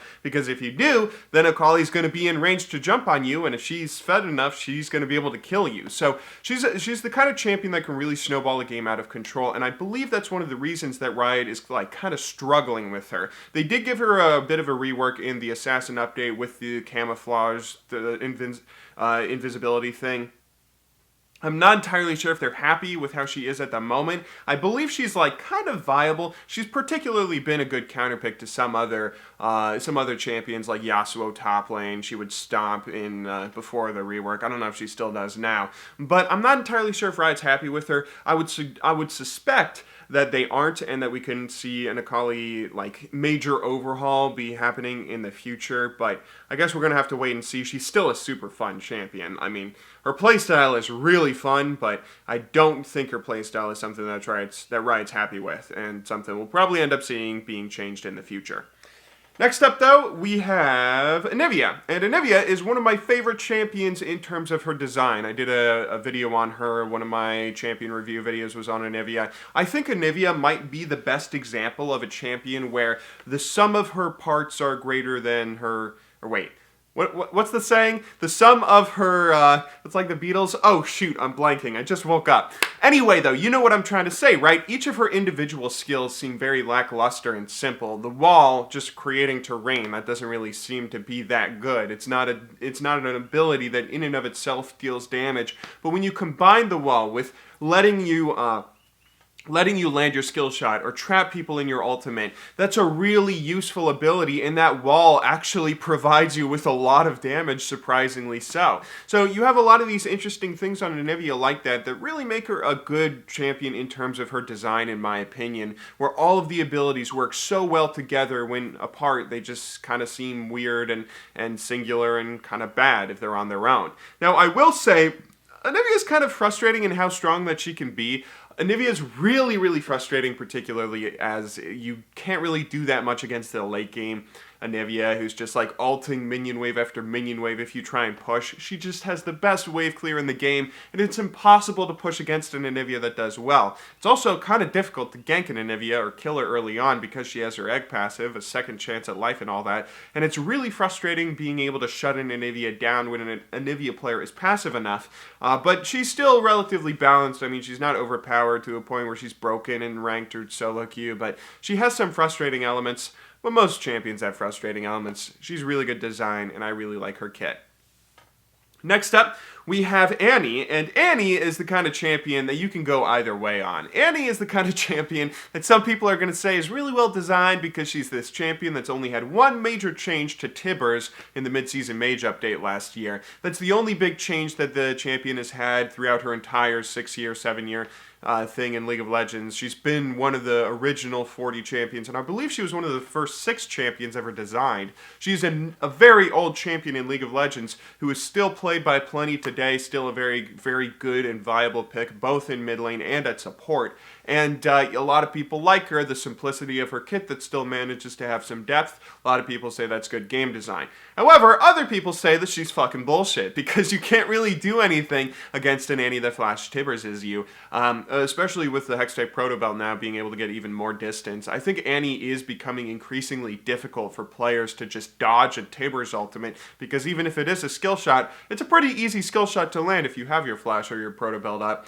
And because of that, I don't know. I don't know if that's too annoying and too, like, formulaic, I might say. Maybe Annie's a little bit too simplistic and formulaic. Some people might argue that, and some people might argue that you can't really do anything against a fed Annie because of it. All she has to do is drop her Tibbers down, and then she can immediately one-shot you, and you don't even know how to play against it. But for the most part, I think she's relatively balanced. She's a squishy mage that's immobile, and that you can definitely go and kill, focus down if she mispositions, and you have to play Annie perfectly to really make her feel frustrating to the point where she's overpowered, and I don't believe she is overpowered. I think she's a pretty balanced champion, and pretty interesting to see a champion that's so old being around League of Legends, both just in the sense that she hasn't had many reworks, but also in the sense that she's been relatively a solid pick, both mid lane and at support, for 7 years now. Really long time.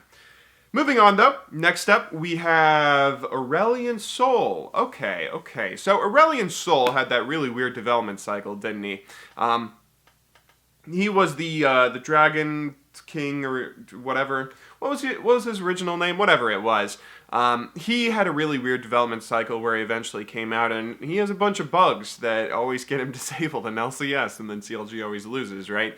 So I don't know how Aurelion Sol does at the moment, because I don't believe I've played more than one game of him since he came out, but I definitely like him as, you know, we've been talking about some of these champions being champions that have unique methods of play. I forget who else we talked about in the jungle, but, like Singe top lane. There are some champions out there that have unique abilities and unique methods of play, and for those champions, it's kind of difficult to say whether they're frustratingly broken or whether they're balanced and just something different. It's sort of up to how good the player is. Sometimes a champion is so good when played perfectly that it can make them feel broken, but they aren't actually necessarily broken. They still have counterplay and everything, and I feel like that's where Aurelion Sol is at the moment. I'm not too sure how steep the learning curve is, but he seems like a relatively balanced champion who, he's one of those champions that you don't really feel like he's a broken champion. If you get killed by him, you feel like you got outplayed by the Aurelion Sol player that you're playing against, for the most part, if you weren't a Bronze Rager. Right, so I think for the most part he's in a pretty good spot. He's seeing competitive play in LCS. He's seeing plenty of play in solo queue, but he's not someone that people really complain about. He can definitely be played against. You can definitely counter him, outplay him, and he's a really fun, interesting champion that has a weird dynamic, the Wisp Dota dynamic of, you sort of want to jump in on him to get away from his orbs, because if you just run away from him, then a lot of the time he's just going to keep on chasing after you and keep on dealing damage. I like that little bit of a mind game that's sort of been implemented into the game, and for the most part, I think he's a pretty solid champion. Riot has actually, he's been one of the champions that Riot has released more recently that has unique gameplay mechanics that have been implemented in a really interesting and good way in League of Legends. So, those are my thoughts on Aurelion Sol. Next up, we have Azir, and Azir is sort of in a similar place, but kind of worse. Azir, I think, definitely has a problem with him. Not a problem that needs a rework necessarily, but Azir has a big problem where if he's good enough that people can play him in solo queue, then he's going to be so good that he's broken in competitive play. He has so much depth to his kit, and he's so difficult to play, that if he's good enough that he can be played relatively easily in solo queue, then he's going to be broken in competitive play, which is why he's had so many nerfs, and why he's had these consistently poor win rates of like 40% in solo queue, while still simultaneously being overpowered in competitive play. He's a champion who I like the idea of having complex champions with these massive kits, that if you're a pro player that knows the champion inside and out and all that, then they're able to do phenomenal things. I love that about certain champions in League of Legends, and I love seeing those layers of complexity to some of them, but at the same time, I gotta say, he's probably not I don't think it's that healthy to have that many or that few, I should say. I don't think it's healthy to have that few amount of champions in League of Legends that right now we have like 2 of them. We have Ryze and Azir. Those are the only 2 champions, at least mid lane, who are super complex to a point where they can be overpowered in competitive play while being garbage in solo queue, having, win rates in the 30% or 40%, and being just so trash on your team. Ryze is a little bit of a different problem that we'll talk about later, but I'm not too sure if Riot should maybe think about trying to rework Azir a little bit, or maybe we should just be happy with where he is at the moment. I'm definitely not averse to having champions that are really, really complex, but also kind of bad if you're not super proficient at them. I think he's a fun idea and a fine idea, but I don't know. He feels like he outkits a lot of champions with the massive amount of range he has on his soldiers and the slows that they provide. Oh my god, it's so frustrating getting kited by an Azir. But anyway, yeah, those are my thoughts on Azir. Next up, we have... who do we have? We have Cassiopeia. Cassiopeia is a champion that I didn't realize you can't buy boots on her. I don't know when they made that change, but... yeah, you can't buy boots on Cassiopeia, as I learned not that long ago. Now, Cassiopeia, I think, is a machine gun mage done the right way. You hear a lot of people complaining about Ryze. I don't know why I'm thinking so much about Ryze at the moment, but you hear a lot of people complaining about Ryze being a machine gun mage that's broken, and some people point to the machine gun mage style that he has, where he's just constantly firing out spells, where mages typically aren't supposed to be doing that. Mages are supposed to have like one big combo of spells, and then they have to wait for cooldowns. For the most part, Cassiopeia is not that. She does have her big ultimate and everything, but most of her damage is consistent. Put out like an AD carry puts out damage with auto attacks, and it works out pretty well. She's pretty balanced.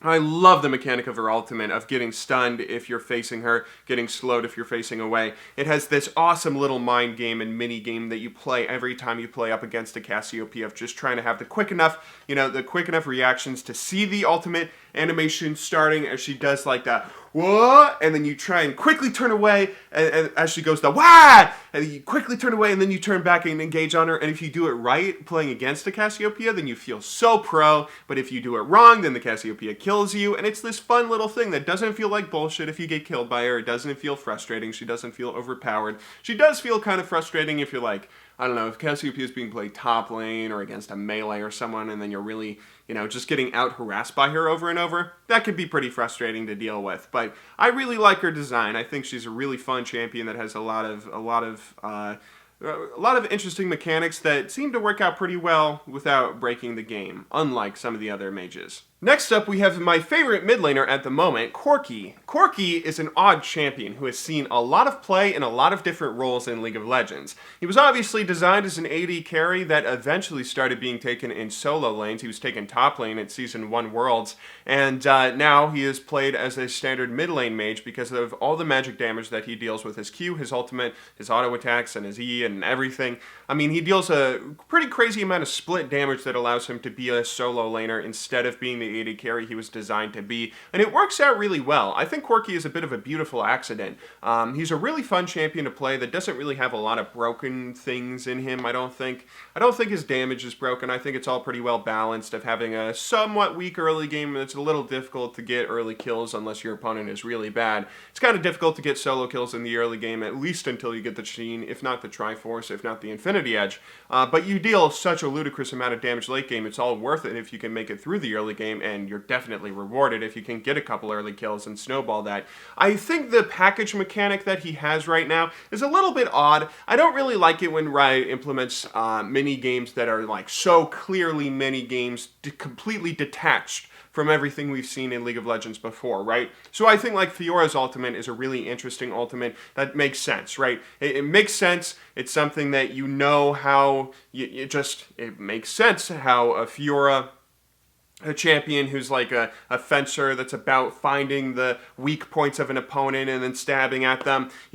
finding a weak point on every single side and then getting a big aura of a reward if you're able to do it. That makes sense. But Corki or like Skarner and his little pillar mechanic, like that doesn't really feel like anything that we've seen in League of Legends before, except for Dominion. And Corki's package doesn't really seem to like, okay, you get an extra ability at the 8-minute mark and it lasts for like 40 seconds. And okay, it's a kind of cool ability, but like why does Corki get this and why at this point in the game? It doesn't seem like it flows naturally in League of Legends in my opinion, but you know, for the most part, I think it kind of gives Corki a little more to do, particularly in the early game. He can roam a lot easier, and despite the fact that he's a champion that's pretty item dependent to deal a lot of his damage, he has a lot more power when the package comes up, but it just feels kind of gimmicky. I think that might be the word I'm trying to look for, is he feels pretty gimmicky in how his package works and all that, so it definitely has some downsides to it and all that, but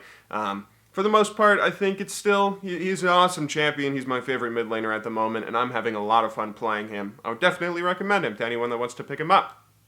Next up, though, we have Diana, who's another favorite mid laner of mine. Diana is one of the coolest, most enjoyable mids to play in terms of the assassination potential that you can provide, and she was an assassin that wasn't changed in the assassin rework.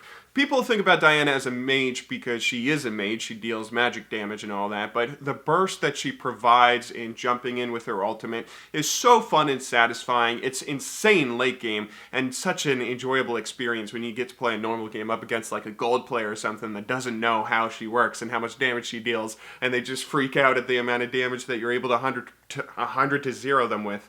Now, I will say she has that's something that caused the entire Assassin rework, right? The ability to delete someone in the blink of an eye. But I think it's balanced around pretty well, with the balance being around her having to land her Q, having to land a skill shot to have her full damage potential. That's a pretty important element of her kit. But on top of that, she's also a champion that has a lot of depth with that Q. With the ultimate getting reset every time you land the Q, it makes a lot of sense.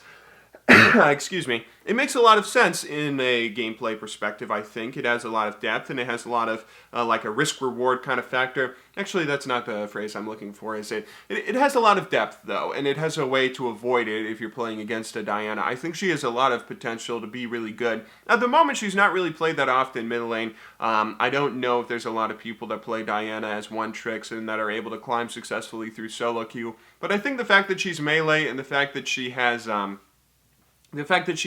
a relatively weak early game, kind of, might be something that's like preventing her from being as popular as she could be. I do think there's some interesting things where I could try with her kit that I don't know if this would break Diana and make her too overpowered, but at the moment, like if you hit multiple targets with your Q, because your Q is like an AoE thing technically, if you hit multiple targets with your Q and then you ult to activate one of the things, whatever it is, one of the buffs or debuffs, whatever you want to call it, when you hit something with your Q, that allows you to ult to it without having to get a cooldown on your ultimate. The ultimate immediately refreshes, so you can do a double ultimate onto a target. But if you hit multiple things with the Q, once you ult to one of them, it takes away the mark on every Q thing that you hit. I think it would be interesting if Riot were to like keep the other things up, because then you could Q into someone, or you could Q into like an enemy champion and also hit some minions, and then ult in, do a combo, and then ult back out to the minion. And that's sort of that's something that's like, it would be really fun to do, I imagine. That's the sort of thing that you do on Irelia, and maybe I'm just projecting my Irelia gameplay onto Diana, but I feel like that would be a really fun thing to do, and I don't know if that would break the game. Diana is not a champion that's like on the verge of being overpowered, I don't believe, so it would be kind of fun to see, but that's not in the game, and I guess we shouldn't fantasize about it too much because it probably won't happen. Diana's a champion that's kind of dangerously close to being in a similar pool of a Kayle, where it's like, you know, you're really close to being overpowered and so stompy that Riot has to give you some substantial nerfs to a point where you're unplayable until they get around to reworking you. So I'm pretty happy and satisfied with where Diana is at the moment. Very fun champion, would definitely recommend. Next up, we have Echo, who is another sort of assassin-y mage that, Echo has had a lot of problems. Speaking of problems, the next champion we have is going to have a lot of problems. But anyway, Echo is a champion that has, you know, he was sort of designed to be another similar kind of Diana champion of a mage that assassinates in his melee and goes in and jumps out and has all this movement and fun stuff. But he's turned into a bit of a problem because his kit works so well and had such high base damage that people were running him as a tank top lane building Sunfire Spear Visage, which was just so dumb when Tank Echo was a thing. I hated that so much. That build was terrible, having to lane against it. At the moment, he's maybe... people might actually still play him as a tank top lane more so than anything else at the moment. Maybe. It's been a little while since I've seen one. But when you play him as a mage mid, he feels really fun in the same way that Diana feels fun, where you get to deal a fair amount of damage, you get to deal some pretty bursty, scary damage that you can snowball with all this movement that's enjoyable to use. I do think that he could... you know, his kit is kind of overloaded and overtooled in the sense that he was able to be a tank that, you know, just his kit alone dealt enough damage and was enough of a factor in team fights that he could just build full tank and it wouldn't even matter when he's supposed to be an AP mage mid lane. So I feel like there's a little bit of a, maybe there's a problem with his kit, that if his numbers are ever good enough that he can successfully work as a champion, then he's so broken that he can be played as almost anything and still work out. I don't like that about his kit, but maybe I'm just scarred from the Tank Echo top lane that I've seen so much. He seems really fun to play as, and even when you play against him, he's still, like, killable. You can still lock down an Echo and burst him down before he's able to ult if an Echo player makes a big enough mistake, and, yeah, he's a pretty fun champion with a lot of dynamic stuff going on with him. This next champion, though, I cannot say I enjoy as much. The next champion is none other than Fizz. And oh my god, I hate Fizz. Oh my god, who doesn't hate Fizz? Who at Riot thought that, oh, you know what would be smart if we gave an assassin that's untargetable, that can go and be untargetable, essentially invincible every 5 seconds, and that it's also a dash. It's also an escape ability, the ability that makes him untargetable, but he can also use it to jump in. Oh my god, I hate Playful Trickster so much. It's one of the most frustrating abilities to play against. It's super fun to play as. I mean, if you're a Fizz main that skipped to this part of the video to hear what I had to say about Fizz, let me say I understand why you main this champion. He is so fun to play as, but oh my god, I just don't like how frustrating he is to play against, and he feels annoying in the same way that Teemo feels annoying, worse so than maybe any other champion I've talked about in this video other than Teemo. The feeling of not being able to do anything against a champion is one of the most frustrating feelings that can make a champion feel broken and needing of a rework. The feeling that they're doing something that you physically can't play against, even if you're a better player, and Fizz elicits that feeling because he's actually untargetable and gets to be invincible to dodge abilities and stuff. So I think Fizz is a little bit of a problem champion in that regard, and I don't know what the rework that Riot did for, like, you know, during the mid-season mage update or the assassin update, whatever one it was, he had that change where now his ultimate grows in size the longer it goes, and it's really easy to hit targets that are far away now because of it, or I assume it's easier than it was before. I don't understand what that change was. That just seems like a buff. Was that like a nerf to Fizz at all? Like, it feels just like a buff to him. I don't know. Maybe the damage or something is like super small when the shark is right next to you, and so it's a little... It's rewarding you if you're hitting a target that's far away, and it's not as rewarding if you're just hitting a target that's at point-blank range. Maybe that's the change that Riot was trying to go with that, but he still deals as much damage as ever. He can still one-shot 80 carries and be as frustrating as ever, and... even if you are a Fizz main, you probably don't mind me saying this. I imagine Fizz mains are probably the kind of people that get off on seeing how frustrated their champion makes other people. That's what I imagine when I think of Fizz mains. Next up, though, we have Galio, and Galio is probably the champion that I'm going to have the least to say about in this video. I'm not too sure if he's going to be played mid lane or top lane after the rework happens. I'm making this video before the rework, so, you know, maybe this video will come out the day that his rework happens, and I apologize that I'm not going to have anything to say about his rework if that's the case. Now, his rework I've looked at the abilities, and they definitely look really fun. They look like they're going to be pretty useful. It looks like he's going to be a lot more viable than he is at the moment. Galio has always had a problem of his ultimate being super useless, in the sense that if the enemy team has like an Udyr or something, think about Udyr in Bear Stance. Galio taunts him into him, the Udyr autos him once, and then cancels the ultimate just through being taunted. That's the channeling ultimates is bad enough kind of thing sometimes in League of Legends. So Galio's channeled ultimate might have been one of the worst in terms of how easy it can be to cancel it sometimes. And other than his ultimate, he wasn't much other than a lot of poke damage in the old build. He had all these weird interactions that never really worked to the point where they were good, unless they were like so good they were overpowered in earlier seasons. So he's been a champion that's had a rough ride, but I think the new rework looks great. I think the new rework is probably going to fix a lot of the problems that he has, but I'm not going to be able to play it, because the way that the new rework champion walks, the way that the new rework Galio walks, he walks so goofy. He like struts. I watched a gameplay video, and I couldn't do it. It made me like feel uncomfortable. I don't think I'm going to be able to play that champion, because he walks weird. Next up, we have Heimerdinger.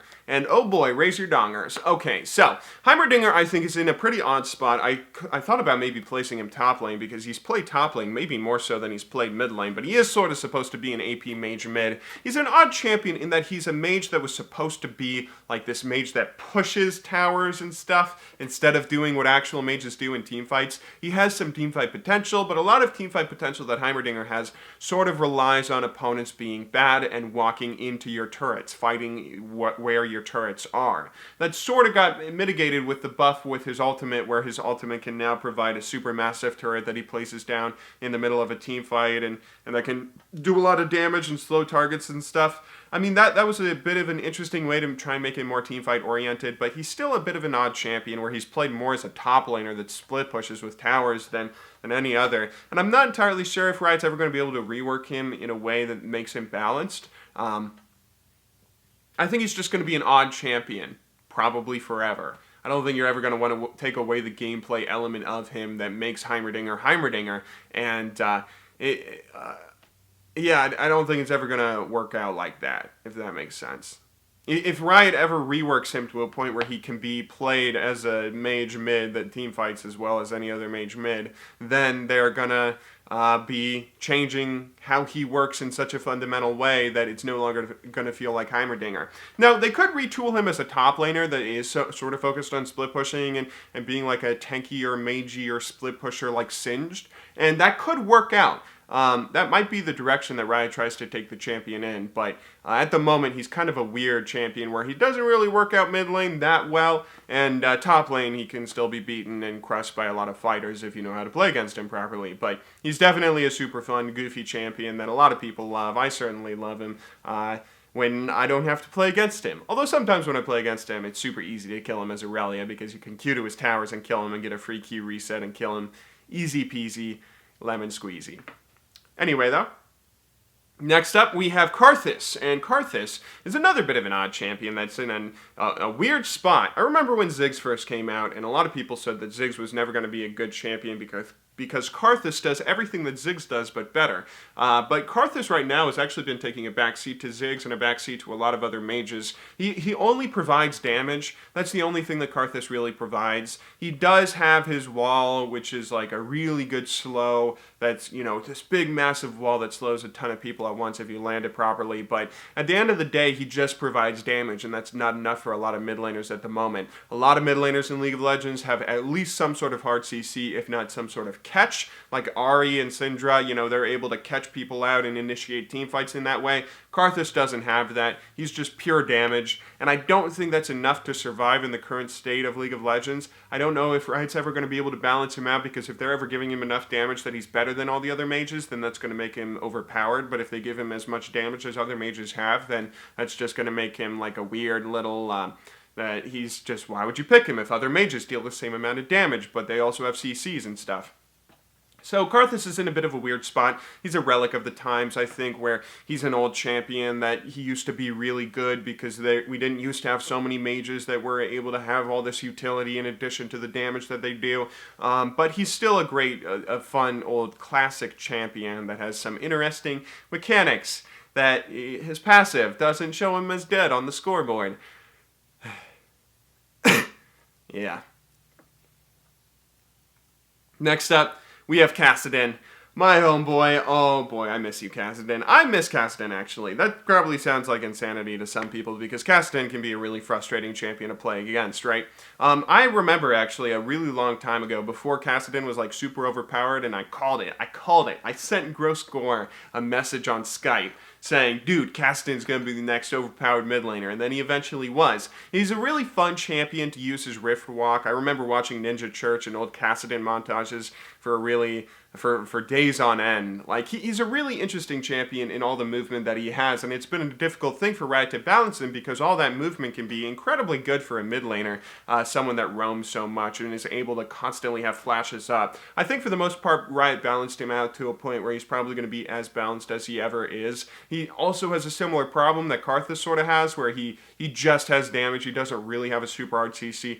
Does his Q still silence? I think his Q still silences, right? But other than that, he has a slow, and that's it. I think he has another problem, a problem similar to the other mid laners like Kha'Zix that I've been talking about, where he just doesn't have enough to keep up with some of the other champions mid lane that are so overtooled that their kits are so strong that they can do all this damage and all this CC. So champions that focus a little more just on the damage aren't able to be competitively viable. But his movement that he has in team fights and everything is so strong that he's still a really solid champion. He's still a really solid pick for solo queue and for players particularly in lower ratings, and he's always going to be a favorite of mine. Another old champion that I enjoyed playing years and years ago that I'd love to see him come back and be super popular again because he is really fun to play as.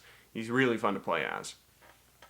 Next up, we have... Who do we have? Next up, we have Katarina. Oh boy, Katarina. Okay, so I'm not entirely sure how Katarina works at the moment. Like, I'm bad at I don't understand how her combos work and jump into her daggers and getting the resets on the cooldowns of her jump, and it's weird. I don't know how the Katarina rework entirely works, and I'm pretty sure she's kind of OP at the moment. I've seen Katarina's feed incredibly hard, and I've seen Katarina's go off incredibly hard. I think Riot has sort of balanced her out in the way that they were hoping to, where she deals her damage after a little bit of setup that you can see coming, so she's not an assassin that immediately just jumps in and then kills your whole team and like, oh shit, how could we see that coming?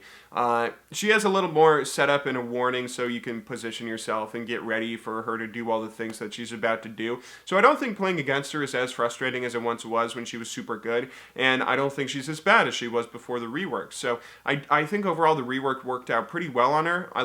She was one of the few assassin reworks that I really like how it turned out, although maybe she is too strong at the moment. I'm not sure. I still see her banned in some of my low diamond games, so maybe she is too strong at the moment, maybe not. Only time will tell, probably, but I like the rework. I like everything that Riot did with her, and overall, I've always liked the champion. She's a fun champion to have in a game. A lot goes on, and she's still like squishy enough that you can punish if a Katarina player messes up. She's not unpunishable the way that some tankier junglers like Hecarim are. Pretty good champion, like the rework Riot. Next up we have LeBlanc, and LeBlanc is a champion that I'm not entirely sure. She's sort of like Katarina in a lot of ways, where I'm not entirely sure if she's going to work out in her rework. I don't know if LeBlanc players are happy with the rework that she got, but I always thought it was kind of odd when Riot came out with the Assassin rework and they said that Assassins are a problem in League of Legends because they deal all their damage in literally the blink of an eye, and I thought, okay, what is the alternative? That's what an assassin is supposed to do. They're supposed to assassinate a target. The other option is for them to not deal their damage in literally the blink of an eye, and that means that they're going to be just the other burst mages that you see mid lane and the other bursty characters that you see mid lane. So I never really quite understood when Riot started making some of the changes that they made with LeBlanc, because that's typically all that LeBlanc has been. She has a little bit of CC with her E, but other than that, especially ever since they removed the silence on her Q, she's just been damaged like some of the other champions we've been talking about, and I don't know if she's ever going to really work out if she can't deal her damage as an assassin. She's she just has a setup, you know, she has to get a little bit of a setup with all of her stuff, and you can still deal a lot of damage on LeBlanc, but I'm not sure if LeBlanc players are happy with the way that it worked out, and I'm not sure if she's going to ever be the same champion where her kit works out as well in the way that Riot wants it to work. Riot clearly has a vision of what they don't want assassins to be, but that's what LeBlanc has been in the past. One thing I do like about her kit a lot is the deceiving element. I think the passive is a really fun idea of being able to make your clone and have your clone be like all over the map and indistinguishable from where you are, both throwing out E's when you use your abilities and really not knowing which one is which. I like that sort of deception element to her a lot, but at the same time, I don't know. Maybe LeBlanc players can correct me on this, but I know some of them don't like the rework. CivHD has expressed his disdain and not thinking LeBlanc is as fun as she once was, but maybe she's still good. Maybe the deception element combined with the fact that you just have to deal your damage over a little period of time makes her work out and still being able to deal a lot of damage and assassinate people, but I guess only time will tell. Like a lot of the assassin reworks, we'll never know for sure until we get to see a little more perspective. But anyway, moving on.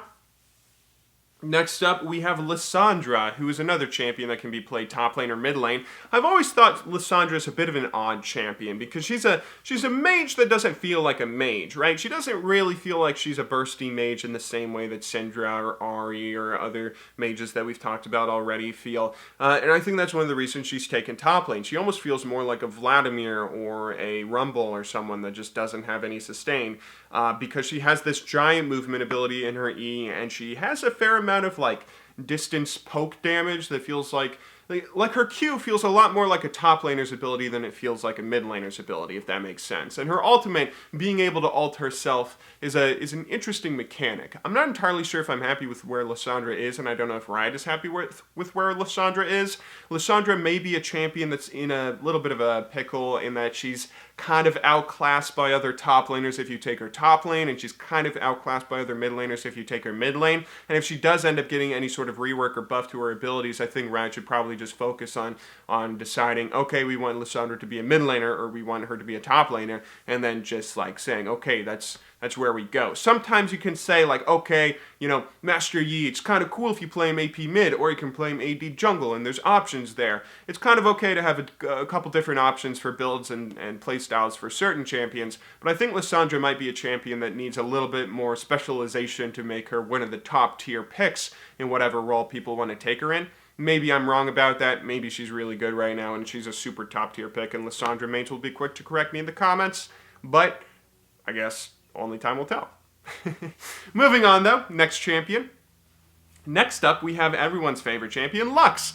I always hated Lux for a really long time. Not because I dislike the champion or anything, but because Lux was always so bad compared to other mages. Because her shield never really felt like it did enough, and her damage never really felt like it did enough, and she was so squishy and vulnerable, easy to dive, easy to kill. But right now, maybe it's just the fucking new amazing Lux skin that got a bunch of people playing her. She feels more viable now than she's ever been before in her damage, and people seem to really be understanding how to play her effectively. She used to be a champion that was like a weird pocket pick. If you guys remember Cho'Gath, who was a Han player that switched to League, and he had like weird pocket picks like Maokai mid, and Lux mid was one of his champions he played a lot.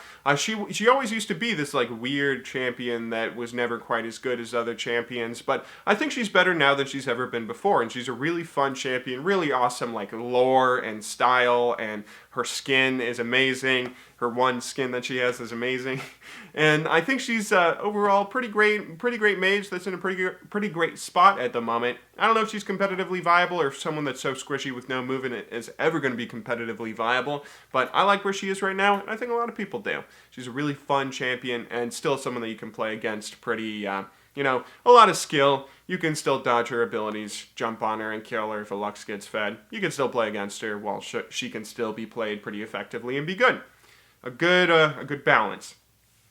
Next up, we have Malzahar, and I do not like Malzahar at the moment. Oh boy! Okay, so whether you play Malzahar mid lane or whether you play Malzahar bot lane, I hate the new passive. I don't understand why Riot had to give him an invincibility passive that doesn't go away. Like, I can understand if Riot wants to give GA passives to Aatrox, or if they want to give Tryndamere an ultimate, or Kayle an ultimate of invincibility, if they use that ability, and then, okay, they use that ability, it goes on cooldown. I don't understand Malzahar just getting to be invincible until you damage him. That feels so frustrating.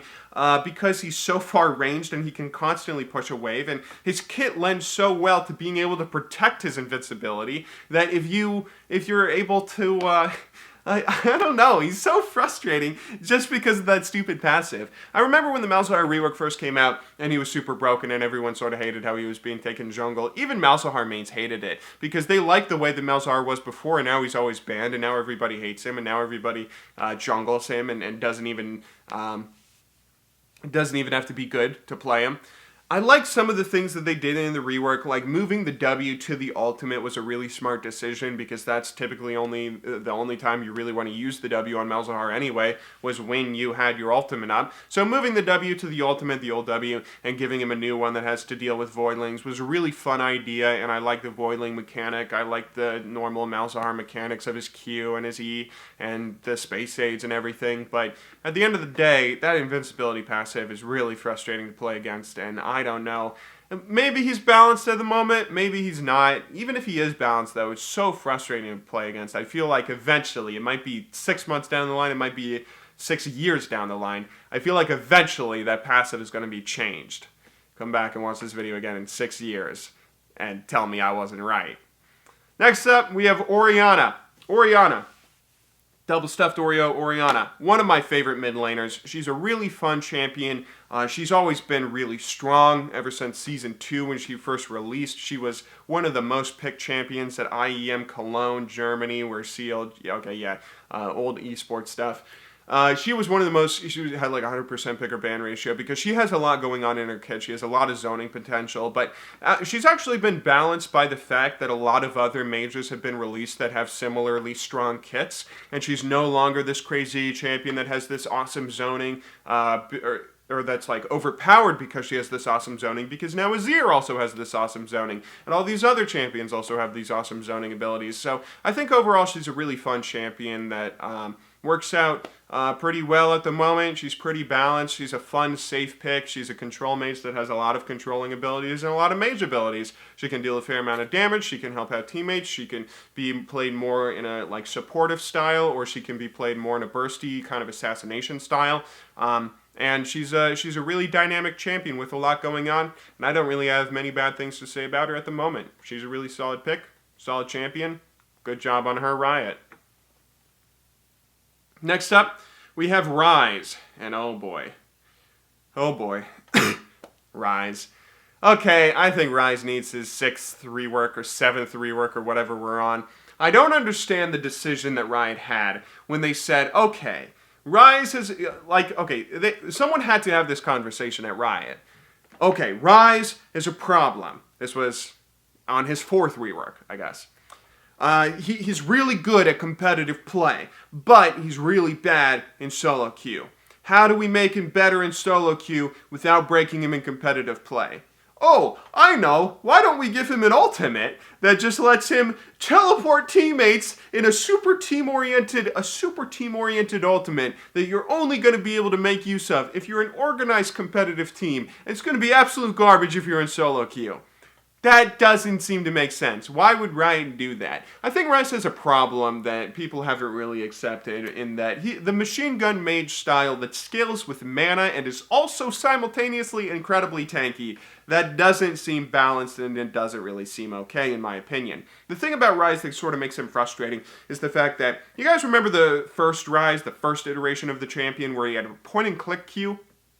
All of his abilities, his Q, his W, his E, were point and click abilities, and one of the things that Riot tried to do to fix that was making the Q a skill shot.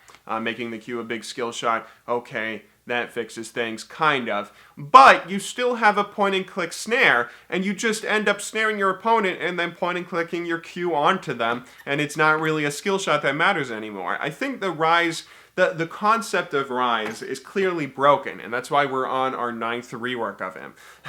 That's why we need to... I think Ryan needs to like really think about retooling the champion in one way or another. They've sort of taken away some of the elements of him that makes him frustrating in the tankiness department, so that if he's like played top lane and if you're playing a fighter, you can kill him and get fed off of him pretty effectively. But I think that's just because his kit is like so bad if you aren't good. His kit is so bad if you aren't good. That's Rise in a nutshell. He's so bad if you aren't good, and he's so overpowered if you are good. And that's just how he's been for so long. Maybe we should just like redo the Rise to like the original Rise, the old Rise, the first one. I wonder how balanced that rework or that original work stacks up to the 5 or 6 reworks he's had so far. I wonder. He's had more reworks than York now, hasn't he? Or more reworks than York has skins. That's the fun stat. Anyway, though. Next up, we got Syndra. I think there was a thread on Reddit the other day that said the way that you balance Syndra is by make Syndra her Q, make her Q disappear quicker if she misses it as a skill shot. I think that's a great way to balance the champion, because right now Syndra has this problem where she has a point and click ultimate that can 100 to 0 you as long as she has a bunch of Qs out. She doesn't ever have to land the Qs on you. She just has to get them out, and then she ults you, and then you're dead.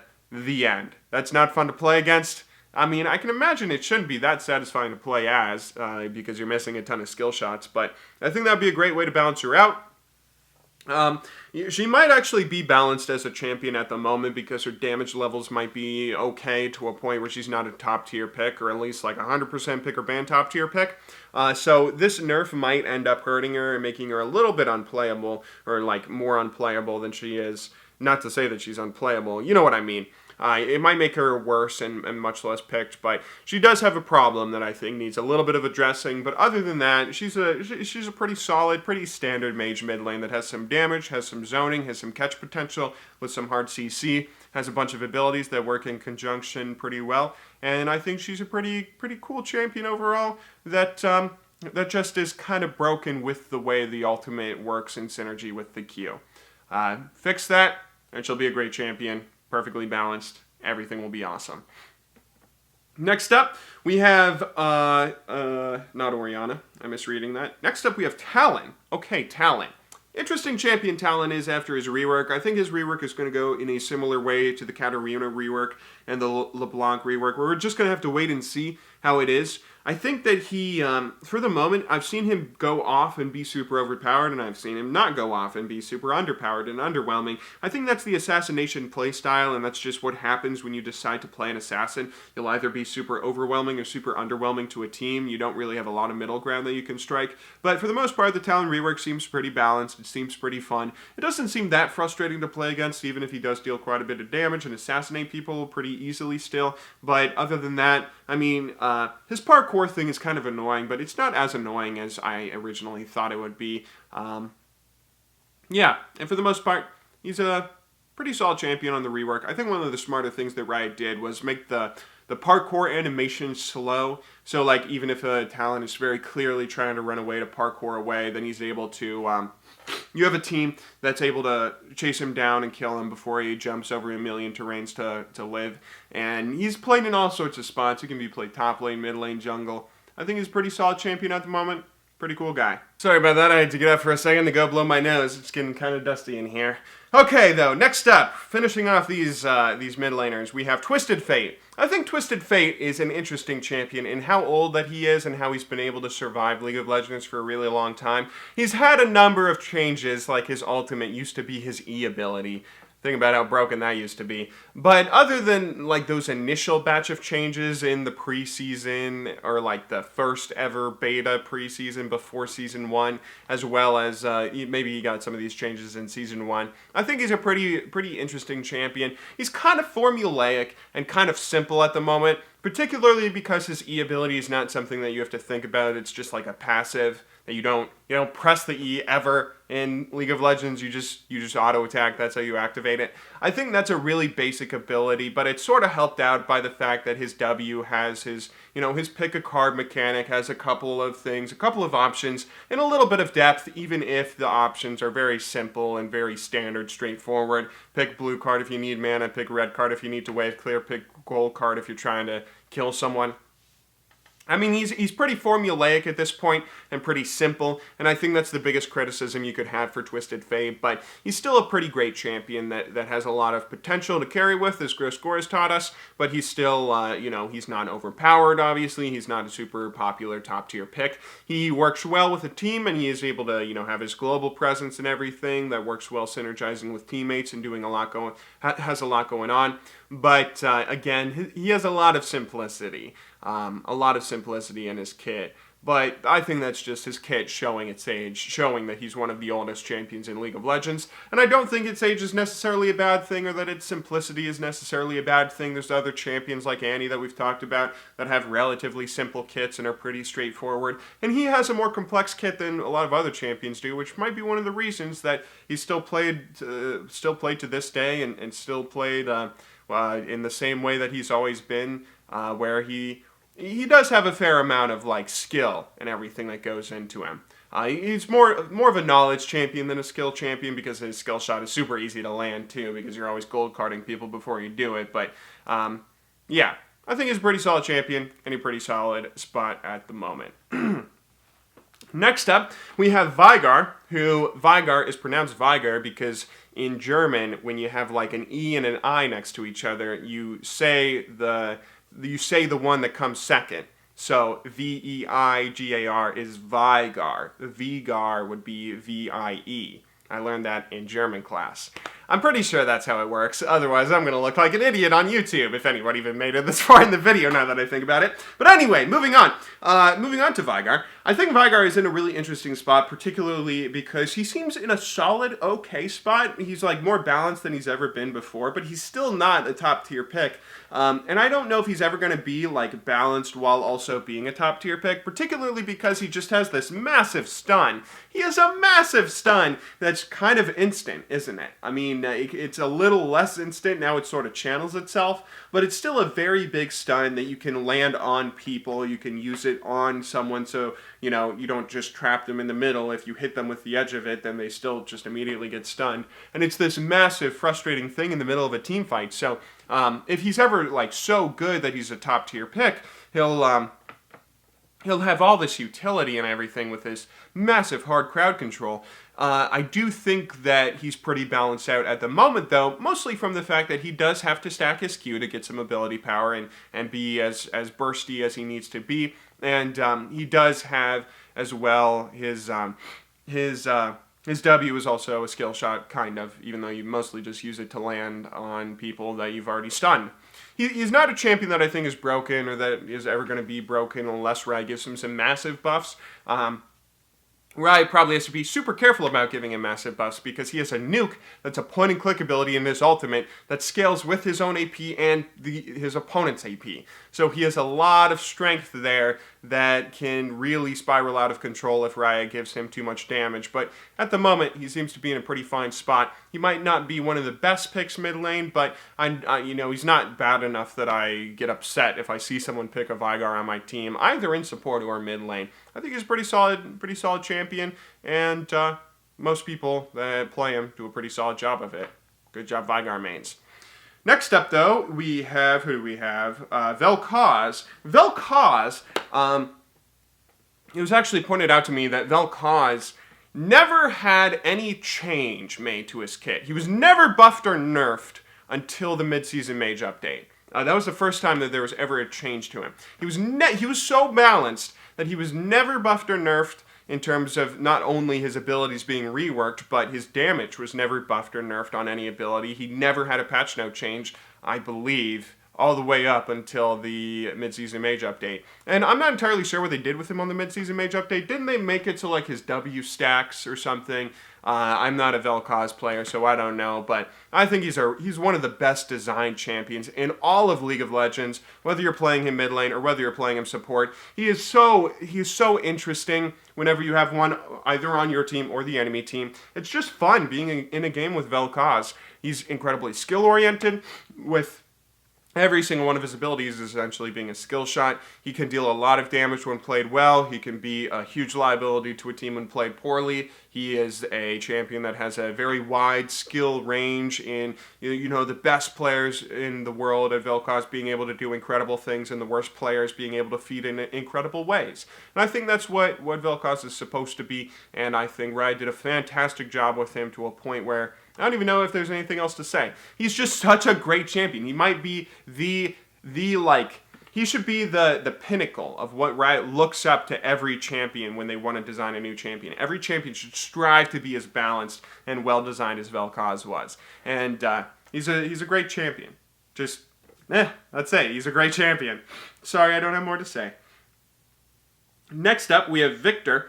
And Viktor is an interesting champion in that his passive, his Hextech Core thing, his Hextech Core used to be a massive liability because he would take up an item slot, and that was one of the reasons that pro players said that he wasn't good, was because his Hextech Core took up an item slot. So Riot made all these changes to him to eventually try and make him a competitively viable guy, and now he is. Now he has a lot going on in his kit. He has a lot of damage. They worked out his passive. I think it's his passive, right? The Hextech Core and being able to upgrade it and upgrade your abilities and all that. Riot worked all that stuff out, and he's really well balanced at the moment. He's a super viable pick, both in solo queue and competitive play. And he's just a really solid champion in terms of both the damage that he can put out, the utility he can provide a team with his massive. He gets a lot of slows because he always builds Rylai's, but he has that massive stun that can also sort of move people in his W. And for the most part, I think he's just a really great champion in terms of everything. His design was a little bit iffy in how it was going to work, itself into League of Legends, but Riot figured it out, and now he's a pretty great champion. Don't know if there's a single thing I might change about him. He's pretty skill-oriented, pretty awesome. Yeah. Pretty great champion. Okay, I think that is... Okay, we got a few more mid laners. Next up, we got Xerath. And Xerath is... Wow, we're really starting to get to some of these mages that Riot did a good job with. Xerath, again, really balanced champion. He's had some changes and everything over the years, but for the most part... Yeah, again, really balanced champion. I'm trying to think right now the history of Xerath, because he has had some changes and some upgrades and some buffs and nerfs, changes to his kit and everything over the years, but he's never been a champion that's been like so broken that he's super overpowered and everyone's like, oh, he's such a dumb champion, right, rework him. He's never been like so bad that he needs to be reworked again. I think that's something that happens a lot on mid lane mages, because skill shots are a really easy thing to balance, because if you hit someone, then you're outplaying them. If you don't hit someone, then they're outplaying you, or you're just playing badly by not hitting your skill shot. Sorry for itchy nose. When I think back to Xerath, actually, the only thing I can really think about is his skins. His skins were the worst in the game when they first came out, because the only skins he had his base skin that had him be blue, and then he had his green skin that had him be green, and then he had his red skin that made him be red. But his blue lightning body was always still blue, even in the green and red skins. So he had the worst skins in the game when he was first introduced. Other than that, though, Riot fixed that, and he's, again, pretty great champion. Pretty great damage, pretty great utility, pretty great usefulness to a team. Don't complain about playing against one, don't complain about one on my team. Great champion. Another good job, Riot. Must be easier to make mid laners and balance them out when you give them so many skill shots. Okay, three more. First up, we have Yasuo. Now, Yasuo is a champion that I've actually devoted a fair amount of time to trying to learn, but I just cannot wrap my head around him. I've tried playing him top lane, I've tried playing him mid lane. He's a really fun champion to play, and as much as we complain about him, I think he's relatively balanced. The frustration that comes from playing against a Yasuo is mostly just the frustration of how goofy he is, in my opinion. Like, the fact that he's just, constantly E-ing around in a way that doesn't make sense. He doesn't his E just puts him in weird spots that you would never be if you were any other champion that was trying to either run in to engage or run away to escape. And that's one of the most frustrating things about him, is just how goofy he looks, Eing around to a million different things, going to places he would never go if you're in that situation in any other champion. But I think he has great outplay potential. He's perfectly balanced in terms of the damage and the squishiness that he has, and the duality between how ham he can go but how easily he can feed. And that's, I think for the most part, Trindamortal, you guys all know Trindamortal, a YouTuber, great YouTuber. He talked about in a video that talked about balancing Yasuo that he said Yasuo is pretty balanced and he's no different than any other champion. He said that he's no different than any other champion, that sometimes you get bad Yasuos, sometimes you get good Yasuos, sometimes you get mediocre Yasuos, but I don't think that's actually true. I think Yasuo as a champion is prone to have more people that will do extremely bad, and he is more prone to have people that will do extremely good on him, because of the fact that he has this kit that's so focused around being incredibly squishy but also dealing so much damage. First up, we have Yasuo, and Yasuo is one of the most beloved champions in League of Legends. You know, I think the frustration that a lot of people get from playing against a Yasuo is just how goofy he looks when he's eating to a bunch of minions either to run away or to engage into you. Because of the fact that the E goes straight, it looks really weird. Right? It looks really weird because he's putting himself in positions that you would never be in if you were playing any other champion that's trying to either engage or run away. You just kind of look goofy. You're kind of like moving forward and stopping him, moving forward and stopping him, right? I do think that Yasuo is actually a champion that's prone more to feeders and carriers than to people that just do averagely on the champion. In Trindamortal's video that you guys may or may not have seen, he made a video that talked about the balancing of Yasuo and whether or not Yasuo should be nerfed in a video not long ago when Yasuo was kind of overpowered and people were clamoring for nerfs. He talked about how he thought that Yasuo is just like every other champion, in that, you know, sometimes you get good Yasuo, sometimes you get bad Yasuo, sometimes you get Yasuos that do mediocre. But I do think that Yasuo is actually a different champion where that isn't always true. Sometimes you get good Yasuos and sometimes you get bad Yasuos, but you don't get Yasuos that go mediocre quite as frequently. He's a champion that, because he's so squishy, so easy to punish when he plays badly, and because he can go so ham and deal so much damage when he's played well, you get more people that either do extremely badly or extremely well than you do on most other champions. You know, tanks, you don't typically play against a Poppy player that goes 10-1 and 10 and just stomps your team with all the damage that she's dealing top lane, whereas a Yasuo player playing top lane can definitely have that happen. Same deal with him playing mid lane or top or mid, both. But he's pretty viable in both lanes. I just stuck in mid lane because that's typically been the role that he's played the most in the history of League of Legends. I think that he's probably in a pretty great spot, as frustrating as he can be with all the movement that he has. Riot has done a pretty good job of balancing him out, despite the fact that he has such a strong kit, and he has so many unique mechanics that he's a really fun guy, really fun champion to play as, even when you suck on him. And that's why there's so many Yasuo players that play him, even though they suck on him, myself included. Next up, we have Zed, who is another champion that you can lump into the same category of Yasuo, where you got so many people that either do really well or really badly, and even when they do really badly, they still BM you with that stupid taunt, or whatever it is that makes the Zed player, like, you know, move his arms really quickly. That looks so dumb. He looks like a DJ or something. But anyway, Zed, I think, is another great champion. He was released like 4 years ago. Did you guys realize that? He's a really old champion that still has a great kit. It had that one change. It had that one change in the Assassin update recently. What was it? Oh yeah, his damage is increased based on who he killed last with his ultimate. He gets bonus AD based off of his opponent's AD. I don't really understand why Riot made that change. I don't know if that was necessary in balancing him or buffing him or whatever, but he seems like a pretty solid champion in terms of his balance, in terms of everything that he's got going on in his kit, and that's probably why his kit has largely remained unchanged in the 4 years that he's been in League of Legends. He's a great champion in terms of everything that he's got going on. He was a champion ahead of his time in terms of how much he has in his kit and his playstyle being so unusual from all the other champions. His shadow mechanic does a great job of showcasing how His shadow mechanic does a great job in showcasing how deep you can make a kit just by implementing one single ability that interacts with things in weird ways. And he's still very punishable. If you want to look to kill a Zed player, just look till he uses his W. As soon as he uses his W, he becomes a sitting duck, and you can still gank him. You can still go aggressive and kill him, even though he has all this movement to get away. And even though he can go 10-1, he's still super punishable in a similar way to Yasuo. He can still go 1-10. Super easy, not super easy, but super balanced champion that still can be easy to kill, even if he can go off sometimes in League of Legends. And then finally, the last mid laner on this list we have, my nose is so itchy. Why is my nose itchy today? Last mid laner we got is Ziggs. Now Ziggs, I'm pretty sure the buff or the change that he had, whatever it was that made his bomb, his satchel charge, able to kill towers. I'm pretty sure that happened a really long time ago before people really started picking up on it and using it a million times in solo queue. And it's a really weird mechanic that might be overpowered and might be causing him to be a little bit too strong. I don't know if he is at the moment. I think there's other AD carries that are actually AD carries that are played more frequently bot lane.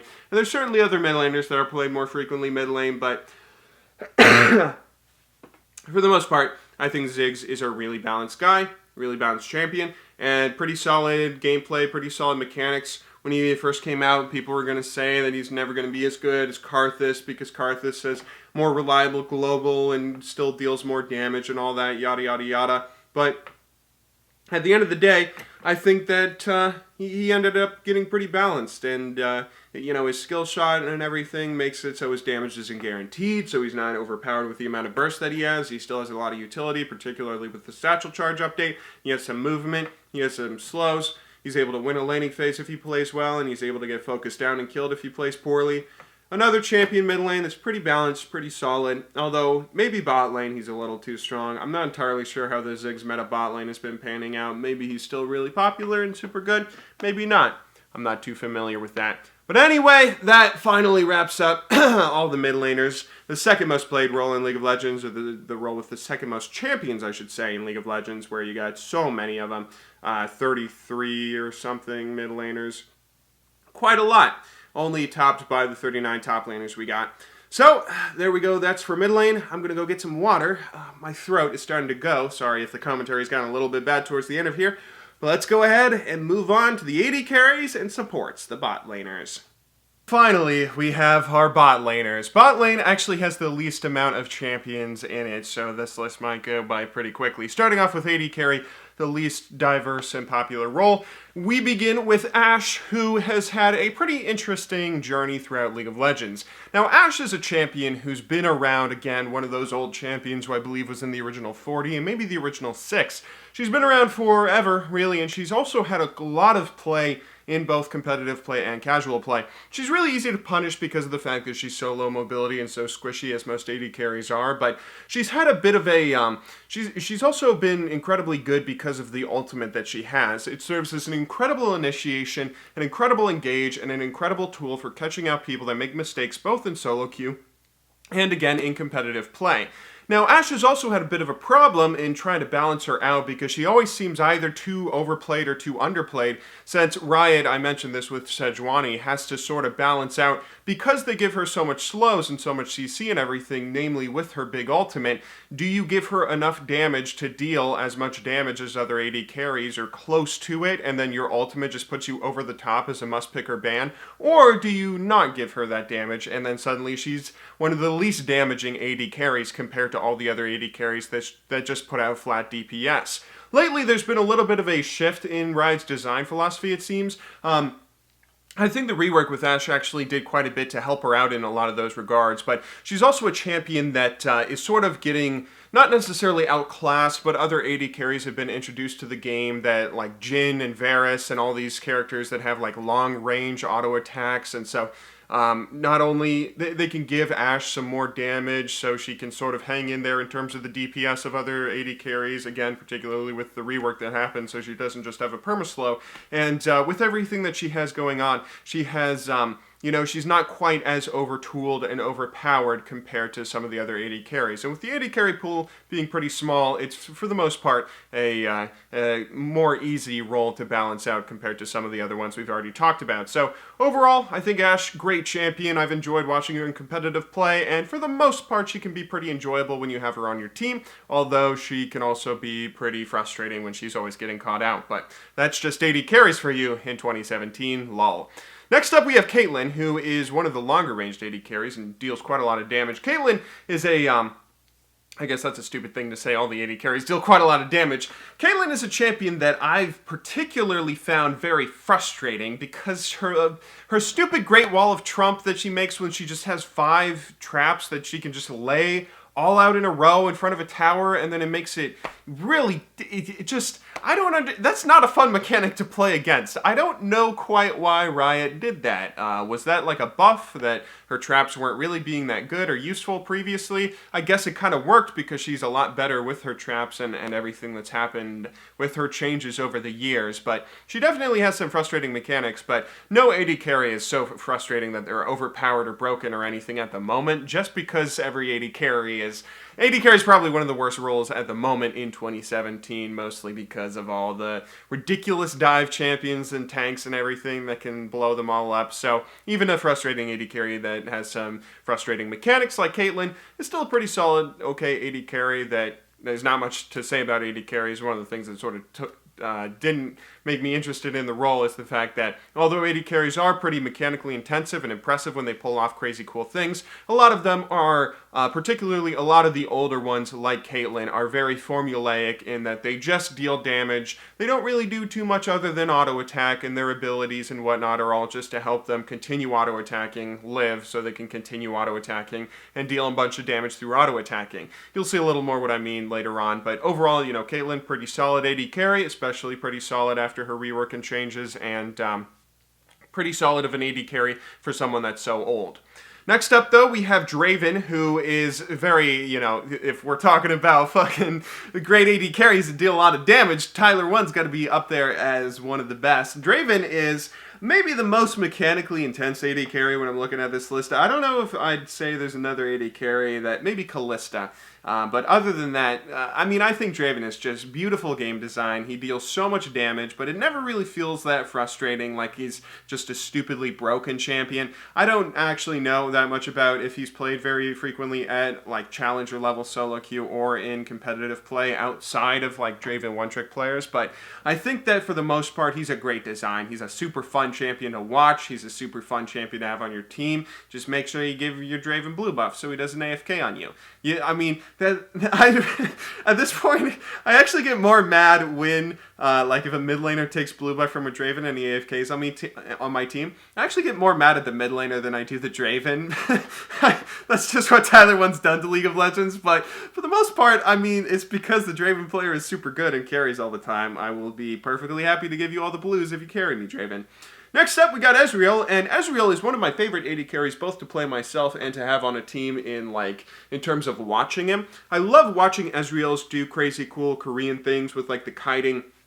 I forget who it was. It wasn't Captain Jack, but there was a AD carry player in, like, Season 2, Season 3, Season 4 that I remember watching play Ezreal, and just seeing Ezreal is one of the super fun champions to watch a super mechanically intensive and skilled player use, because he's able to move all around and be slippery with his E and throwing out auto attacks and Qs in between autos and lowering his cooldowns and slowing people and kiting and trying to be this slippery AD carry. He's one of the things I really enjoy watching AD carries do, and one of the enjoyable play styles that I believe AD carries should focus on more. For me, you're going to hear me say this when we get to a couple other champions in this list, I like the champions that are more about attack-click moving and all that, orb walking and stuff, rather than the AD carries that just, like, sit 2 screens away and then press a few abilities to shoot you. And Ezreal is maybe the epitome of that. One of my favorite AD carries to watch, one of my favorite AD carries to play.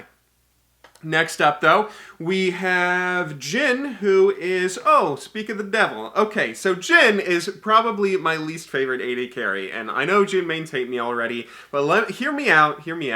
Jhin, I am just sort of sick of him in the same way that people got sick of Kalista after she was picked or banned in almost every single game for a full year. That's what we've seen with Jhin ever since he was introduced to the game. A lot of people say that he has really interesting and good game design, and I agree. His auto-attack mechanic is something that's really crazy to put onto an AD carry, the auto-attack based champions, but I think it works out in a really interesting way that's kind of fun. But when it comes to spectating Jin's play, he's turned very formulaic. He's turned into the same thing over and over, where he just presses his ult, and then he shoots his ult, and then if he lands his ult and gets a kill, then maybe he deals a lot of damage and it's kind of impressive, but it's like, it doesn't have the same sort of flair as watching an Ezreal that, slips all over the place and orb walks and auto attacks and ends up barely living with a sliver of health as he gets a pentakill.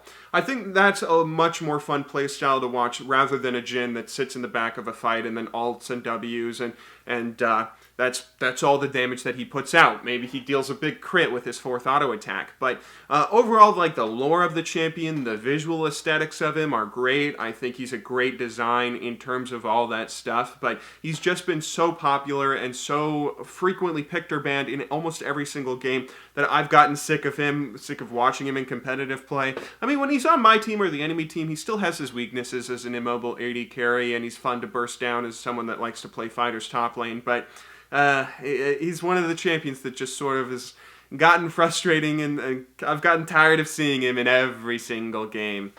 Sorry, Jhin mains, that I may offend with those comments. Next up, though, we have Jinx, who is, Jinx is maybe a little bit of a hybrid between those two playstyles that I'm talking about. Jinx is she has a couple of abilities that she can use from a screen or two away. Her W is a pretty long range, and then her ultimate is obviously global, so she can sit back in a team fight, particularly also with the enhanced auto attack distance on her Q when it's activated. I think that, she can be a little bit passive in that regard, but she's still running around attack, click, moving, auto-attacking people. I like the AD carries like Jinx and Ezreal and Ashe that have global ultimates that are skill shots, so you can watch them steal a Baron or watch them get a kill from a screen or two away. It's a really exciting thing that has a lot of potential to have cool hype moments, both in solo queue and competitive play, and I think it's really great to see, Jinx is a great champion, great visual aesthetics as well. One of the things about all the AD carries is they all have a really nice sense of style, of like their personality and their visuals and all that. Their releases, when they have all these big music videos and fancy releases and promotional teasers and whatnot. I think that Jinx is one of the best when it comes to all that stuff, and she's a pretty solid AD carry that's pretty, I'm never that frustrated when she's someone that's in meta. Pretty solid AD carry all around the board.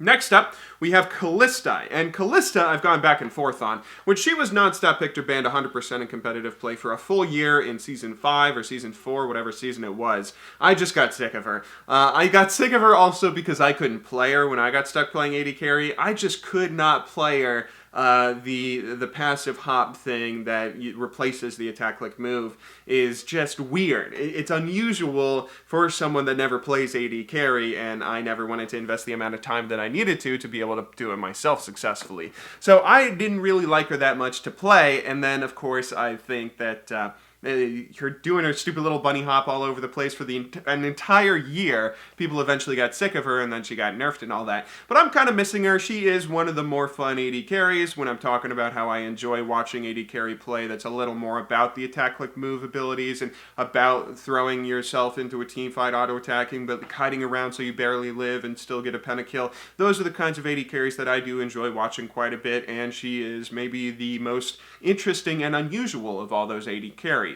I think that her design may be a little bit, I don't know if it's broken, because she seems like one of those champions where she's always either 100% picked or banned or 0% picked or banned, because she's either overpowered or not, and when she's not, she's just garbage tier. So I don't know if that's something that's true for her. I've actually seen her being played a little bit in like the past 6 months. I've seen a little bit of a resurgence in her. I don't know if that was the Blade of the Ruin King changes. I don't know if that was previous buffs. I think Riot gave her a couple of buffs a while ago that maybe got her being picked and banned a little more frequently, but whatever it is, I'm happy to see her being picked up again. I just don't want to see her being 100% picked or banned. That's not something I ever enjoy seeing, particularly for AD carries when we only have some 15 AD carries that are playable bot lane. Next up, though, we have Kog'Maw, and Kog'Maw, the champion that scripters all love. Do you guys think that Kog'Maw player that was in our last Road to Masters episode was scripting? Someone pointed that out in the comments. I didn't even consider it. I never assume people are scripting. I just assume they're good. I'm not entirely sure how Kog'Maw is at the moment because he has the highest win percentage of any AD carry, or at least he did a patch or two ago. But I'm never sure if that's because he's a champion that scripters love to use or if that's because he's actually a good champion, right? I think he's a really fun champion in his game design in that he has the whole artillery theme for an AD carry the way that Xerath has it for a mid laner. But he doesn't seem that broken in terms of, you know, he can still be shut down pretty easily. You can still charge forward, get him with a Hecarim ultimate, some diver opportunity on your jungle or top laner, whoever it is, you can still dive in and kill him pretty easily unless he has a really good support, right? So I think that he's an interesting champion in that it's kind of hard to get a good read on him, but he's one of the older champions and Riot has updated him quite a bit. I think he's a pretty solid champion, pretty good, hopefully. Hopefully he's good without the help of a script.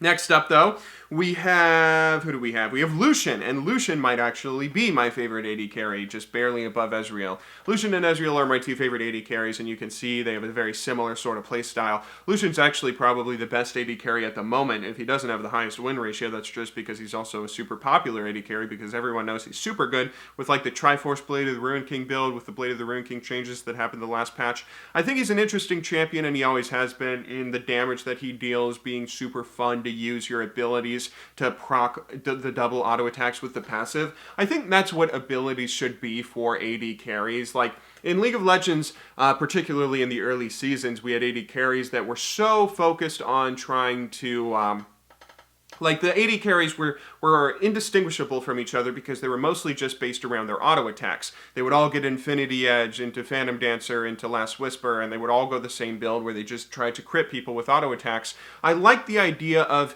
giving a champion like an ability set that sort of is based around continuously autoing but still using abilities, and that's what Lucian is. He still uses his abilities in between all his autos to get the double auto proc with the passive, but he's still, you know, he's still auto-attacking quite a bit, and I think he has a nice little mix of risk-reward. He can go off and deal a ton of damage while still being the squishy AD carry that's easy to blow up in 2017, so another fun, balanced champion that has a lot of movement, a lot of fun to play, a lot of fun to watch, a lot of fun to have on your team, and a lot of fun to have on the enemy team. Overall, great champion, but I am a bit of a Lucian fanboy, and I may just be saying a lot of that because he's kind of OP at the moment. So take that for what it's worth.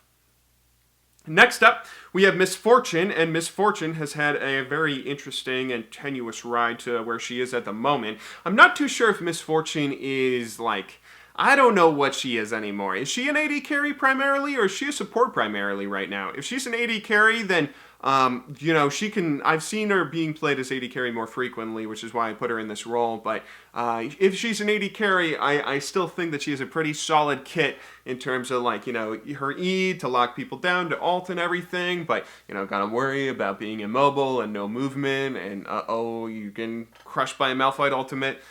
She has a lot of interesting mechanics and is one of the older AD carries that I think has a kit that's pretty much held up overall solidly over the years. Maybe it's not the best kit for AD carry at the moment, but pretty solid for someone so old.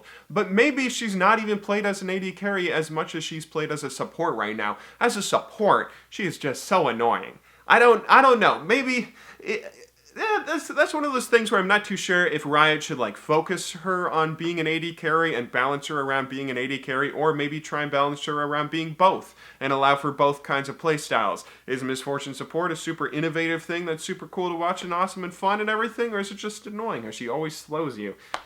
Those slows are so frustrating, where she just spams her E and then runs away and does her little laugh or a little giggle, having a giggle mate. Next up, we have the weirdest AD carry of all time, which is Mordekaiser. I'm putting him as AD carry because that's where Riot wants to put him, apparently, and I think Mordekaiser is just a complete mess at the moment. Sorry, Mordekaiser mains, the two of you out there that are watching this video, the two of you out there that play Mordekaiser in 2017. I feel like Riot just doesn't know what to do with him anymore. When they said, hey, let's make Mordekaiser's ultimate able to take the dragon and get a pet ghost dragon, I feel like that was Riot just throwing their hands up and saying, well, fuck it, I don't know what to do with him. Let's just try this, maybe. What will happen here? Like, that's the kind of feeling I get with him. He was an interesting champion in his early days when he was played top lane and mid lane as a solo carry, because he didn't have any crowd control. And to this day, he doesn't really have crowd control. He gets maybe a Rylai's to get the slows and everything, but he's because he had no real form of crowd control, he was always considered not that good. He would deal a lot of damage and sometimes deal the most damage out of mid laners and top laners, but he would not have the crowd control to be as effective in team fights in the late game and all that, which is one of the reasons that he wasn't that good or picked in seasons 1 and 2. And keep in mind, this was back in seasons 1 and 2 when champions had much less crowd control, much less movement, much less everything in their kit. They had much more simple kits, I guess is what I'm trying to say. And with champions having simple kits back then imagine in today's League of Legends, where nowadays champions have much more complex kits, and Mordekaiser's kit has had some changes and updates to stuff, but he's still mostly just damage. I think that the thought process of Riot was probably saying, if Mordekaiser is going to be some guy that deals damage, then why don't we put him in a carry role that is supposed to just deal damage and not necessarily need crowd control? Mid lane, you kind of need crowd control to be good. Bottom lane, AD carry, maybe not so much. So I kind of understand if they were thinking that, and then maybe that was also a time where they were trying to think, oh, we should innovate bot lane so you can see more than just marksman in the role. But he definitely feels like a fish out of water. I don't quite understand what he's supposed to be anymore, although there are still Mordekaiser players that are able to do a lot with him, and maybe he's a fun champion just because of how unusual and weird he is. I think he's unusual and weird in a kind of good way, not like in the Urgot way, but in a kind of way that maybe kind of works, but in a dumb way. What was that stupid dragon buff? I don't know.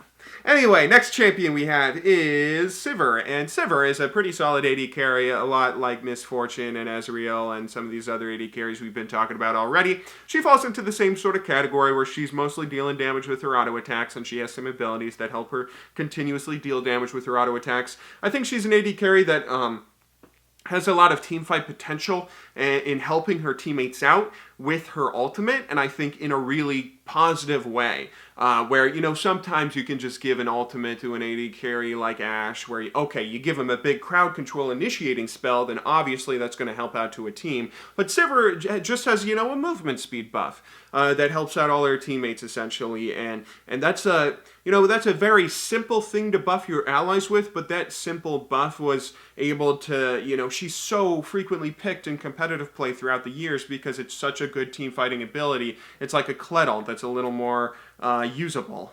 And I think she's been able to survive as an AD carry that's gone largely unchanged for a long time because of that, and she's a pretty solid AD carry, the kind of AD carry I enjoy, with attack like moving and with auto attack focus, where she has a little bit of extra damage with her abilities, but mostly just dealing damage with auto attacks, and you see all the cool orb walking plays that a good AD carry can play, a good AD carry player can make with her, and pretty solid champion. Getting tripped up over my words. This is a really long video, isn't it? I wonder if anyone is actually still watching right now. Is there a single person listening to me right now? What if I just stick this... What if I just stop talking about AD carries in the middle of this video and just start playing cello or something? Would anyone know? Is anyone actually watching this? Anyway. Next up, who do we have? We have Tristana. Tristana, another very similar champion. I'm a little bit upset that Riot ended up removing / nerfing the AP Tristana builds of Season 2 and Season 3, maybe even Season 4. I don't know how long that went on. I miss the old AP Tristana build, and that's another thing like AP Master Yi that I kind of miss seeing because it wasn't something that I necessarily think was so broken that it needed to be removed.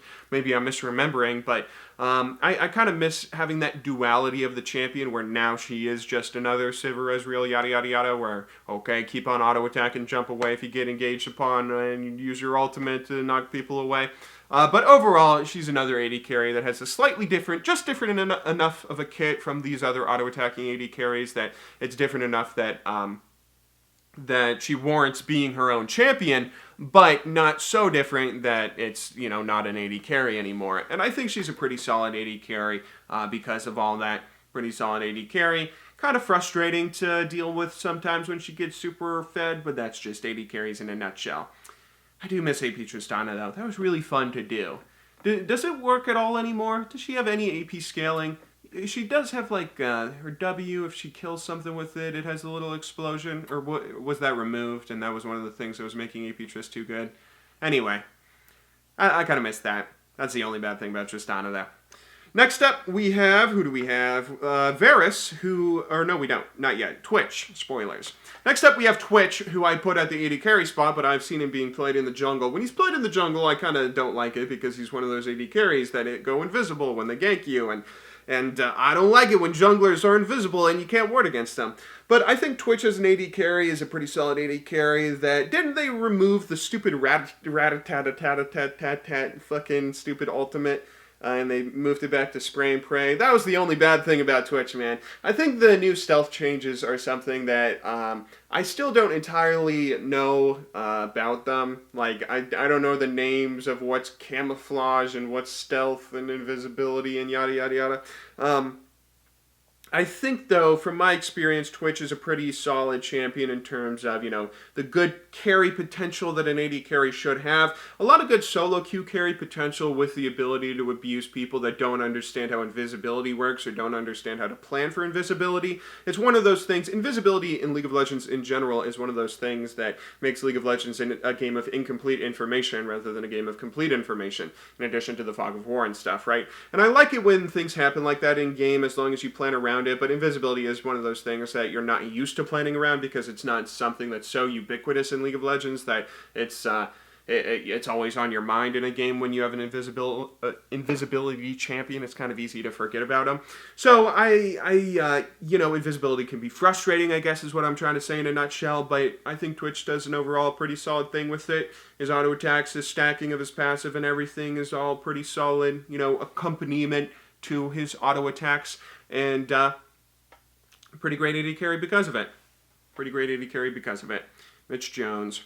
Okay, next up we got Varus, and Varus is the other AD carry that I've gotten sick of. He was, along with Jhin, the two most popular AD carries, and he was also played mid lane because of the giant lethality buffs that happened. And I don't really like him being able to take away half your health bar from 2 screens away. That's something that bothers me, particularly when, like, a skill shot goes so far and so quickly through the fog of war that someone can shoot it from the fog of war and then have it reach you before you're really able to react in certain circumstances.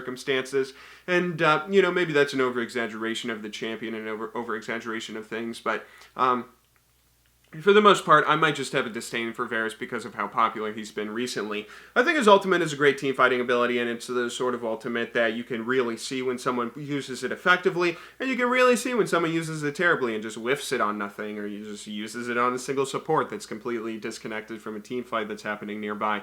But for the most part, other than, you know, my disdain for him, I think he's a pretty solid AD carry that focuses a little more on using his Q than his auto attacks, which I don't know how much I like. But other than that, he's still got a pretty nice set of skills while not having any movement or defensive abilities to get away, really, to make him feel too frustratingly broken now that those lethality nerfs have sort of brought him, along with others, into line. So, overall, pretty solid champion, even if kind of sucks how fucking often he's been picked and banned lately. Yeah. Mid lane Varus sucks. Mid lane Varus sucks too. If like the old AP Nidalee mid lane got removed and nerfed into oblivion because Ryan didn't like it, that Nidalee was able to take away half your health bar from 2 screens away, and why is Varus allowed to do it with his Q the way that Nidalee was doing it with her Q? I think that's the thing that puts a bad taste in my mouth about the champion. But finally, to round out the AD carries, we have probably my third favorite AD carry behind Lucian and Ezreal, and that is Vayne. Vayne, I think, is the epitome of what AD carries should be in the same way Lucian and Ezreal are. An AD carry that's all about, like, kiting people and using her abilities to deal more damage with the auto attacks, but, you know, having the abilities be so necessary that you're using the Q to dodge things and reset your autos. And Vayne is one of those champions where if you die to her, you don't feel like Vayne is busted, you feel like the Vayne player is good, or you feel like you're shit because you didn't know how to play against Vayne. Vayne is one of those champions like that, where I think she's pretty well balanced because she can be so bad, and that's why she's not picked that often in competitive play. She can be pretty bad because of the ease of focusing her down, and I don't think she has the longest range of AD carries in terms of the auto attack range, and the invisibility being unable to go uninvisible with her ultimate Q combo. I think that's a big buff to her that made her really strong when that change first happened in League of Legends, and I'd like to see more things like that where AD carries. I think that's a nice way to balance out AD carries, that if Riot was to give them like a little bit of survivability in team fights, not to say that every AD carry should be given invisibility in the same sort of way, but I like the idea of giving them like a second of respite, a second of being able to catch their breath as they go invisible, the same way a Kha'Zix can with his ultimate, where you don't have to worry about getting seen with the Hextech Sweeper or whatever. What's a Hextech Sweeper? You don't have to worry about getting seen by whatever vision thing, and it might be a little bit weird and frustrating for people to play against and get used to, but overall, I really like Vayne. She is one of those playmaking AD carries that's so fun to watch people when they're good at her, and it's so fun to punish people when they're bad at her. But anyway, those are all the AD carries in League of Legends that I have counted up, and for the most part, you can probably get an understanding of what I think of the role. There's definitely some stereotypes, particularly of how bad these roles can be in 2017, but overall, I think AD carries, even if they definitely need a little more survivability with how easily they can get blown up by certain champions top lane like Maokai and Poppy and the tanks the tank meta. Anytime the tank meta pops up, it makes AD carries' lives hell because Riot needs to just nerf Ninja Tabby. But I think with those nerfs that hopefully will eventually come to Ninja Tabby and some of the other things that make champions a little too tanky and difficult to deal with, AD carries will probably / hopefully be in a pretty good spot. Although, I don't know anything about AD carry because I don't play the role. This is just like a first impressions kind of deal. But anyway, that's 4 rolls down, 1 to go. Let's go ahead and talk about support. So support has a similarly small number of champions that are typically played in the role, kicking it off with the A's with Alistar. Alistar is a champion that I enjoy quite a bit, and I feel like he's one of the prime supports that I'd like to see a lot of supports modeled after. Not to say that every support has to be tanky and sort of with CC, but I like Alistar as a champion because he has a lot of playmaking ability. He has a lot of playmaking ability with his WQ combo. He has a lot of playmaking ability, being the kind of guy that can like flash forward and engage a team fight with a giant knockup, and you can see when an Alistar player is super good, and you can see when an Alistar player is super bad. He's one of the tankier supports, and recently Riot changed his heal, right? They moved the heal to the passive and the passive to the heal, or the E. The E used to be the heal, but now I'm pretty sure his heal is his passive. So he used to have a little more utility when it comes to stuff like healing and helping his teammates out in laning phase by doing something other than initiating. But now that that's gone, it's a little bit... I don't know, Alistar players, you can feel free to educate me. I don't know that much about whether or not Alistar is super good or bad with those changes, if they served as a buff or a nerf or whatever. But I think overall he's a really dynamic champion. He's got a lot of playmaking ability, and he's always been picked in LCS and competitive play because of it. And every time you see him picked, he's a really fun champion to watch be picked. Like some of the supports that you may see, like Misfortune, maybe they can just spend a lot of time slowing people and running away, but Alistar is the kind of guy that's going to be flashing over walls and then headbutt pulverizing combo and tanking a tower as they force a first blood at level 3, right? He's the kind of guy that can make playmaking things happen all over the map, all over the game, and he's one of my favorite supports to watch because of it, and I always love it when I get a good Alistar on my team. Next up, though, we have Blitzcrank, or no, not Blitzcrank yet, we have Bard. Getting ahead of myself. Bard is another support that is kind of similar, but a little more infuriating, where he has a lot of playmaking potential with his ultimate, but he can also completely fuck a team fight up for his teammates because of his ultimate. He's the kind of guy that I like a lot, and I've actually been wanting to learn him. I've been wanting to learn him because he has a lot of unusual mechanics, and he seems like the kind of guy that can have a lot of infuriating playmaking potential in solo queue with, like, his abilities are kind of, they remind me of Anivia's abilities, where the sum of their parts are greater than I've butchered that phrase a million times in this video, but each of his individual abilities on their own can look a little bit, okay, but when you put them all together in a team fight, then he really comes together as this guy that isn't really dealing a lot of damage, and he has this weird Zhonya's ultimate, and okay, that's great, but he can still, you know, you don't think, I believe when Bard was first announced, people were like, is he going to actually be that good? But then people started realizing the potential of playmaking that you have with all the things that he can do, with all of his abilities. He's a pretty great champion. He's a super fun champion to watch, have on your team, have on the enemy team. Just hope that you get a good one that doesn't ult you to save a team, an enemy team player that just runs away with a sliver of health because he's on you and not your enemy. Next up, though, is Blitzcrank. And Blitzcrank goes back to the Alistar sort of kind of support where you have a lot of initiating playmaking potential. I think Blitzcrank is one of the better, more fun support players to... When you watch a good Blitzcrank, when you watch Doublelift when he was a Blitzcrank one-trick, Blitzcrank is one of the super fun supports to watch someone make awesome plays with, and he's one of the super fun supports to flame on your team when you have a Blitzcrank that doesn't hit any hooks. Blitzcrank is a kind of champion where it's like, it's all or nothing. Everything is his hooks. He can tank quite a bit in team fights, and he still has his knockup with his E, and he has his ultimate that can be a silence that disrupts a Katarina ultimate or whatever, but for the most part, you're going to either be landing your hooks as initiations or you're not. And he can be a polarizing champion because of that, where he's either really bad or really good. I think that kind of playstyle is something that's great to have in League of Legends, and I think it's really great to see when champions are designed in that way, where you're really rewarded heavily for playing well and you're really punished hard for playing badly. Blitzcrank is probably the epitome of that in League, I'd say, and he's a pretty great champion. He's a pretty great champion, although that is all that he brings to the table, I guess. So he can be kind of one-dimensional. Sorry, Blitzcrank players. Next up, we have Brand, who is a champion that was first played mid lane, but he's sort of tossed up between mid and support. I actually remember when Brand first came out, I was a mid lane main, and I was so excited at a new mid laner being released and wanting to play him, and then I tried playing him, and I played him for a couple of weeks, but eventually dropped him. He's a champion that I've kind of gotten frustrated at all the supports that have become carries. Like, I don't know if you guys have noticed this. If you played League of Legends for a really long time, you probably have. But Riot has made a big move over constant years. Every single season, every single preseason, they constantly bring out more and more champions that are champions meant to, like...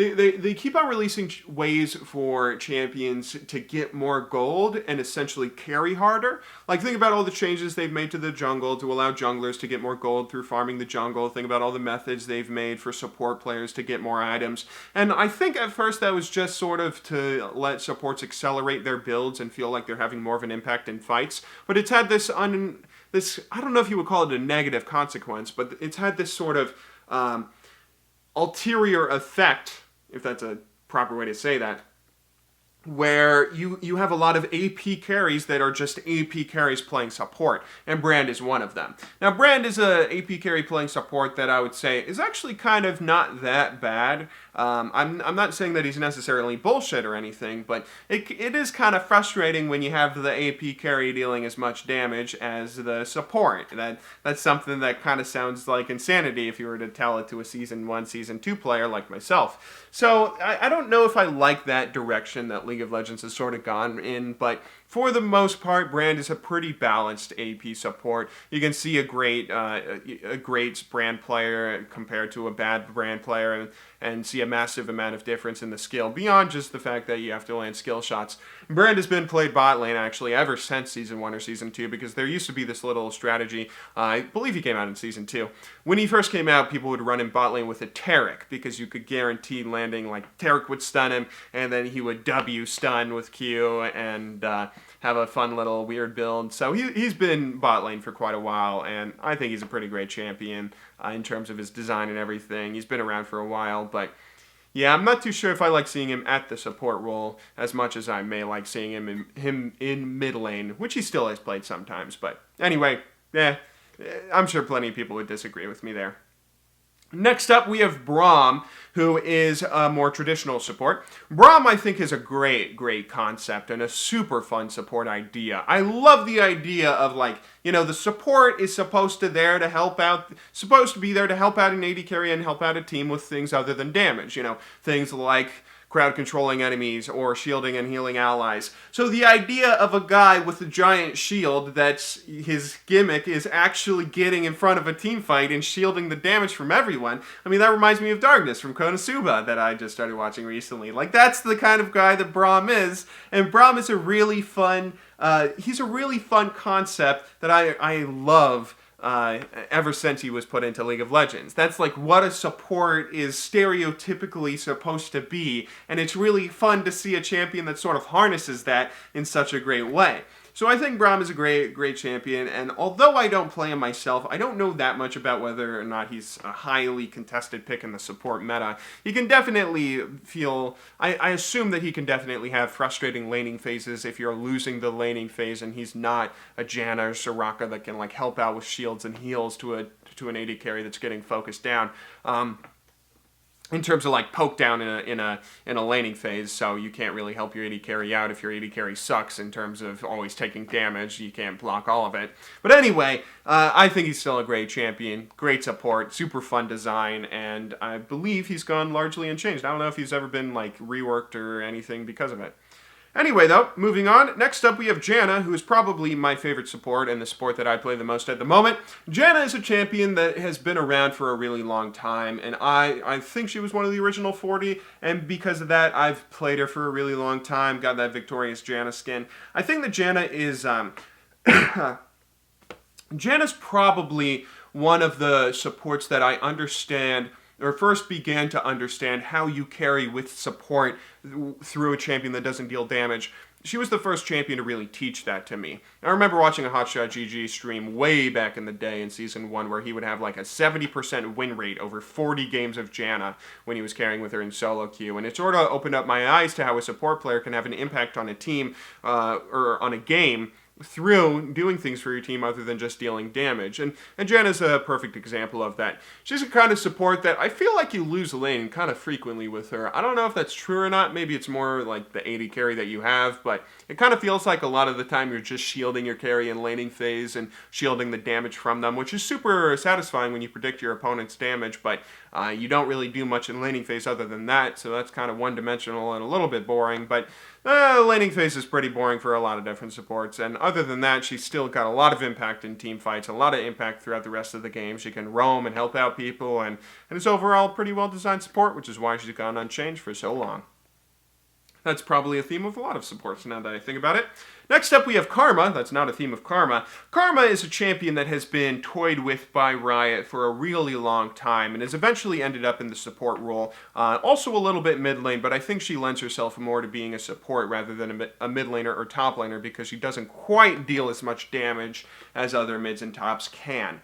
Now, I think that as a support, she's a pretty solid champion, and she's probably at the most balanced that she's ever been. If you guys remember the old way that Mantra worked, it was kind of weird, and like people tried to make it work in different ways in different lanes, but it never really entirely worked out. I think the kit that she has at the moment is probably the most balanced that it's ever been, and was it just one rework that she got? I feel like she got a rework and then maybe a little bit of a touch-up on her abilities that... she's ended up turning out pretty fine. She was a bit of a mess when she was first introduced to League of Legends, and it took a while for her to really find a spot that she could fulfill very nicely. But I think she's found that spot. She's a pretty solid champion, and she's turned out pretty solid, in my opinion. And pretty solid support, although she is kind of underwhelming when you got a Karma player on your team that sucks. There's quite a few Karma players in League of Legends that suck. Quite a few players in League of Legends that suck, period. Anyway, though, next up we got Leona, and Leona is one of the, fan favorites in League of Legends. She's a grill that was released at a time when most grills in League of Legends were just like, the stereotypical Sona, oh, look how big my chest is kind of deal, right? So Leona was liked by a lot of people that were sort of clamoring for supports to be a little more than just, a healer that has a really big chest. And I think that for the most part, Leona's just been a great champion over the years. She hasn't been changed at all. She's a great initiator. She sort of has a similar problem, I think, to some of the other initiators in the league, like Blitzcrank and Braum and the ones we mentioned before. More so Blitzcrank, less Braum, where all she really has is her initiation and her tanking. So in laning phase, if you aren't going for an aggressive lane, I guess you probably don't really have much to do in a game where maybe in a game where you have idiot teammates that keep getting poked down, you might wish that you pick Soraka, and you need to be like super decisive with your decision making. That's a stupid thing to say, isn't it? You need to be super decisive with your movements and when you engage and whatnot to really make the most out of your champion, I would say. But, she's a great champion, great design that everybody loves, and I'm no different. I don't know. I kind of wish I knew more about her laning phase to be able to talk about her, but anytime that you're going aggressive, I always see Leona players having a lot of fun. Next up, we have Lulu, and oh my god, Lulu. I have mixed feelings about Lulu. I think as a support, she's probably pretty okay. I like the idea of her as a support. She's one of those supports that isn't a mage that's trying to roleplay being a support. She's an actual support, but her whole thing about her being taken mid lane and top lane, and to a lesser extent her just being in a team, her whole deal is, let me just disengage the entire team fight by ulting the person that got engaged upon. That killed the assassin meta for a while. Like, the assassin meta was just dead because a Lulu mid lane could just, okay, you're an assassin, you're trying to assassinate me, well, watch this! And then she goes invincible in her ultimate. Not invincible, but it becomes infinitely more hard to kill her. And because of that, you have all this, it just sort of killed the drive to go for kills in both mid lane and top lane. It killed a lot of the champion pools of people. They would just pick tanks top lane if you're against a Lulu. You would just pick a boring mage mid lane that wasn't looking for kills and would just look to farm up and stuff.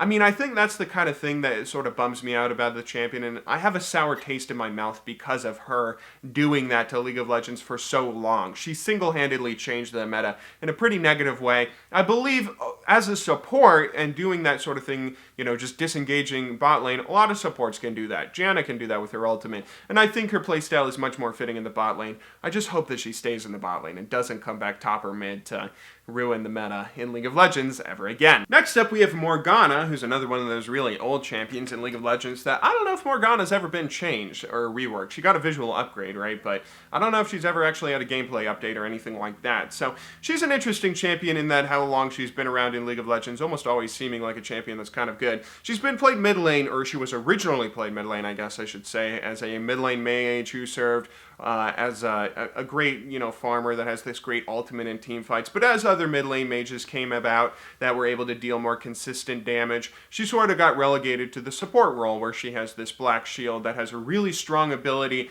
I don't know if there's anything else in League of Legends that has Morgana's black shield ability where you no longer take, not only do you deny ability power damages, or ability power damage. Not only do you shield from magic damage when you put it on someone, but you also prevent crowd control abilities from hitting them. That's a really, really good and exciting thing, I think. That's a really exciting ability for a support to have, and I think she works really well as a support. Now, she does sort of have a problem being a support in that, like her W, it's her W, right? The Tormented Soil. That is not a support ability. That's like a mid lane mage ability, and I don't know if that's something that is used at all in a laning phase, other than maybe to push a lane with an AD carry or help them out with damaging minions. But for the most part, I think her kit is sort of obvious that she used to be played as a mid laner, and maybe it needs just a little bit of a touch up. I haven't seen that many Morganas lately, so maybe she's fallen out of favor a little bit compared to some of the other supports. She may need a little bit of a touch up because her kit hasn't been changed, and because she used to be a mage. I don't know if other people see her this way, but, you sort of, you get the sense that she was meant to be a mage that's dealing damage more so than a support that was designed. She was, get the words out of your mouth, Nathaniel. She was designed more as a mage to, deal damage. Dealing damage was the primary thing that Riot was trying to do with her rather than be a support that has this Black Shield ability and everything. The Black Shield ability is so interesting and so unusual that she works well as a support, and, you know, her ultimate and everything, she can still deal damage in fights. I'm not saying that she shouldn't, but she may need just like a little bit of a touch-up. I don't know if she's fine in laning phase. Maybe she's perfectly fine in laning phase, and laning phases with Morgana on your team are not hampered at all when she's going up against another support that has a little more utility. So maybe I'm just talking out of my ass and I don't know what I'm saying.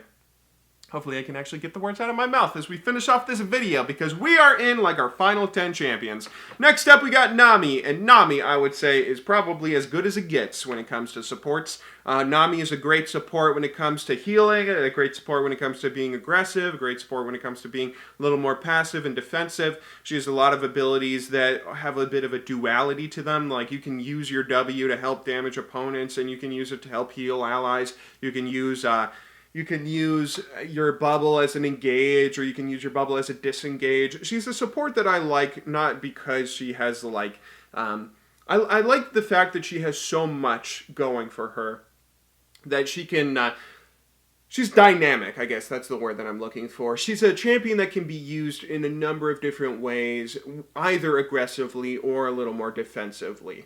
And I like that about her. I also like that her ultimate has a lot of utility, and she's just another one of these utility mages that really isn't meant to be dealing damage, but she's got a lot going on. She can be aggressive, she can be passive, and overall one of my favorite supports to see in a game, because you never really...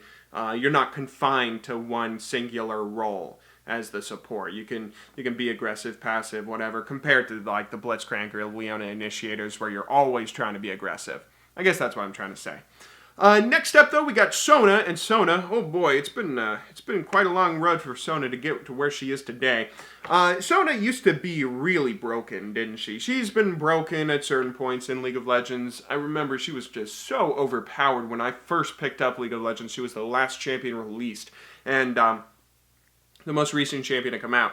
And she was so strong because of the fact that she could just spam all of her auras and everything, and she was so good. She sort of suffered, I think, from the fact that because she's so squishy, and because she has no movement or anything, she's kind of stuck. The only disengage that she has is her ultimate, that she really shouldn't be using for a disengage necessarily. I don't think that's the most efficient way to use her ultimate. But she's been like stuck in a bit of an odd, precarious spot where she's either really strong or really not strong, because of the fact that either she's dominating a laning phase and people can't really fight back because she's so good, or people can just fight back because she's so squishy and has no movement. Well, she does have a movement speed buff, I guess, but you know what I mean. So yeah, I think Sona is a champion that's had quite a long and tenuous road to get to where she is today, but I think she's probably more balanced now than she's been before, and she's always a fun, odd champion if you want to take her in like a normal game mid lane, but for the most part as a support, she's always worked well. She's always been a solid champion, and with all the changes that Riot has given her over the years, I think she's probably the most balanced now that she's ever been, and works the best now that she has ever worked. So, yeah, pretty solid champion, pretty great support. Next up, we have, and one thing I do want to say about Sona is that I do think that, I like the aura deal. That's something that not many other supports that we've mentioned here have. The idea of providing auras is something that happens in games, other games where you have support or healer classes that you don't really see that often in League of Legends, outside of like items maybe, old items, but that's something that Sona does. And I really like that idea that at least we have one aura champion in League of Legends. Anyway, though, moving on, next up we have Soraka, and Soraka is the kind of champion that you either love or you hate. I think that League of Legends should have one designated healer. I think there should be at least one champion in League of Legends that serves as a healer, like a healer that is just focused on healing. That's what Soraka is, and it's been a really difficult thing for Riot to balance her. I mean, we had weird moments of like AP Soraka mid, and there's been certain points in the past where Soraka's just been taking in crazy roles like that. But there's also been points where Soraka just feels like bullshit, because non-stop healing someone is kind of dumb. In a game like League of Legends, where a laning phase in League, in my opinion, is a place where if you make mistakes, you should get punished for it and make it more difficult for you to hit your end game fantasy. So, for instance, top lane, If you get poked down through damage and someone's able to engage and kill you off of it, that's a punishment for you either getting hit by skill shots or not understanding the power spikes of both champions in the lane, or, you know, maybe taking too much damage from minions, or taking auto attack towers, or tower shots and auto attacks and stuff. So, you know, that's something that I feel like is a pretty core element of League of Legends, is being able to punish people that make bad mistakes. And Soraka mitigates a lot of that, particularly bot lane. She's just sort of serves as, oh, you made a mistake and got hit by damage? No, you didn't. The end. I think that's a kind of weird, and maybe, I don't know how that playstyle works out. I don't know if that's a perfectly well-balanced deal, but for the most part, again, she's another champion that's gone through so many reworks and so many changes that she's another champion I'd say is probably the most balanced she's ever been, and she's a pretty solid champion in terms of all that. So, pretty good support. I like where she is at this point now, and I'm not averse to League of Legends having just a pure healer support for when a team wants to take a pure healer. Next up, though, we have Tahm Kench. And oh boy, uninhibit the ribbit, unclog the frog, unload the toad.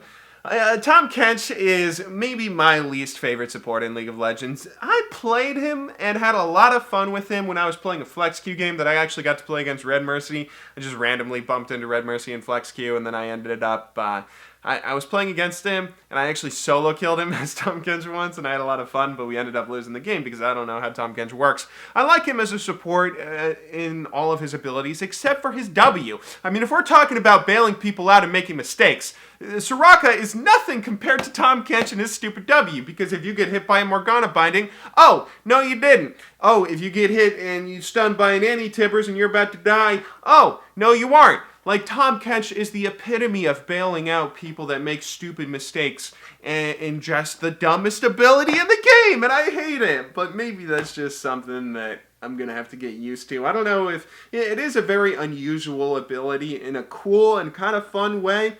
Maybe it's balanced, maybe it's not.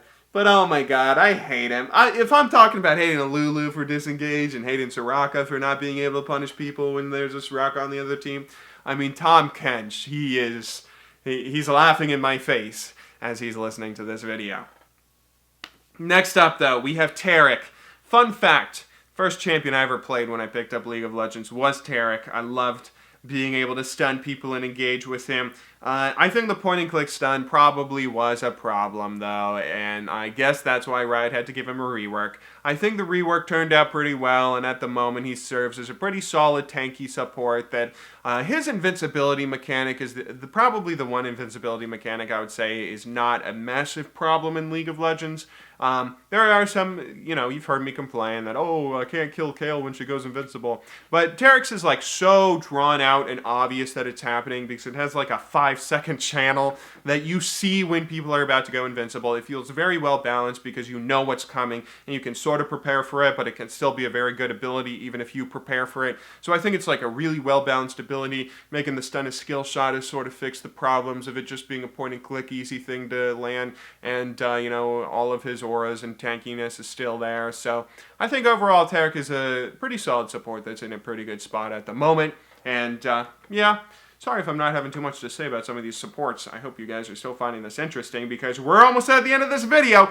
Next up, Thresh. Okay, so Thresh.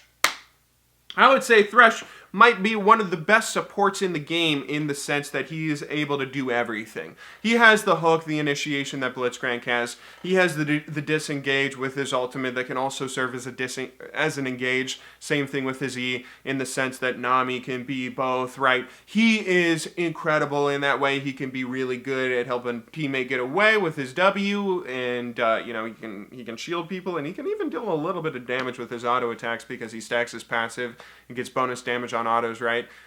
So he's a support that has the entire kit, and that's why he's one of the most popular supports in solo queue and competitive play. He has so much to him. I don't know if he's like...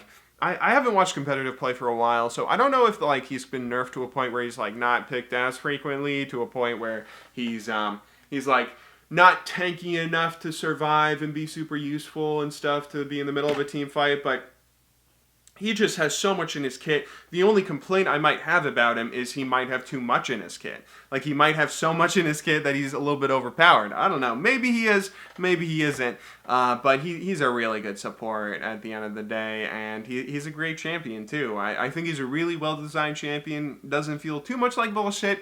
It is great to watch in competitive play. Great to have on your team. Great to have on the enemy team.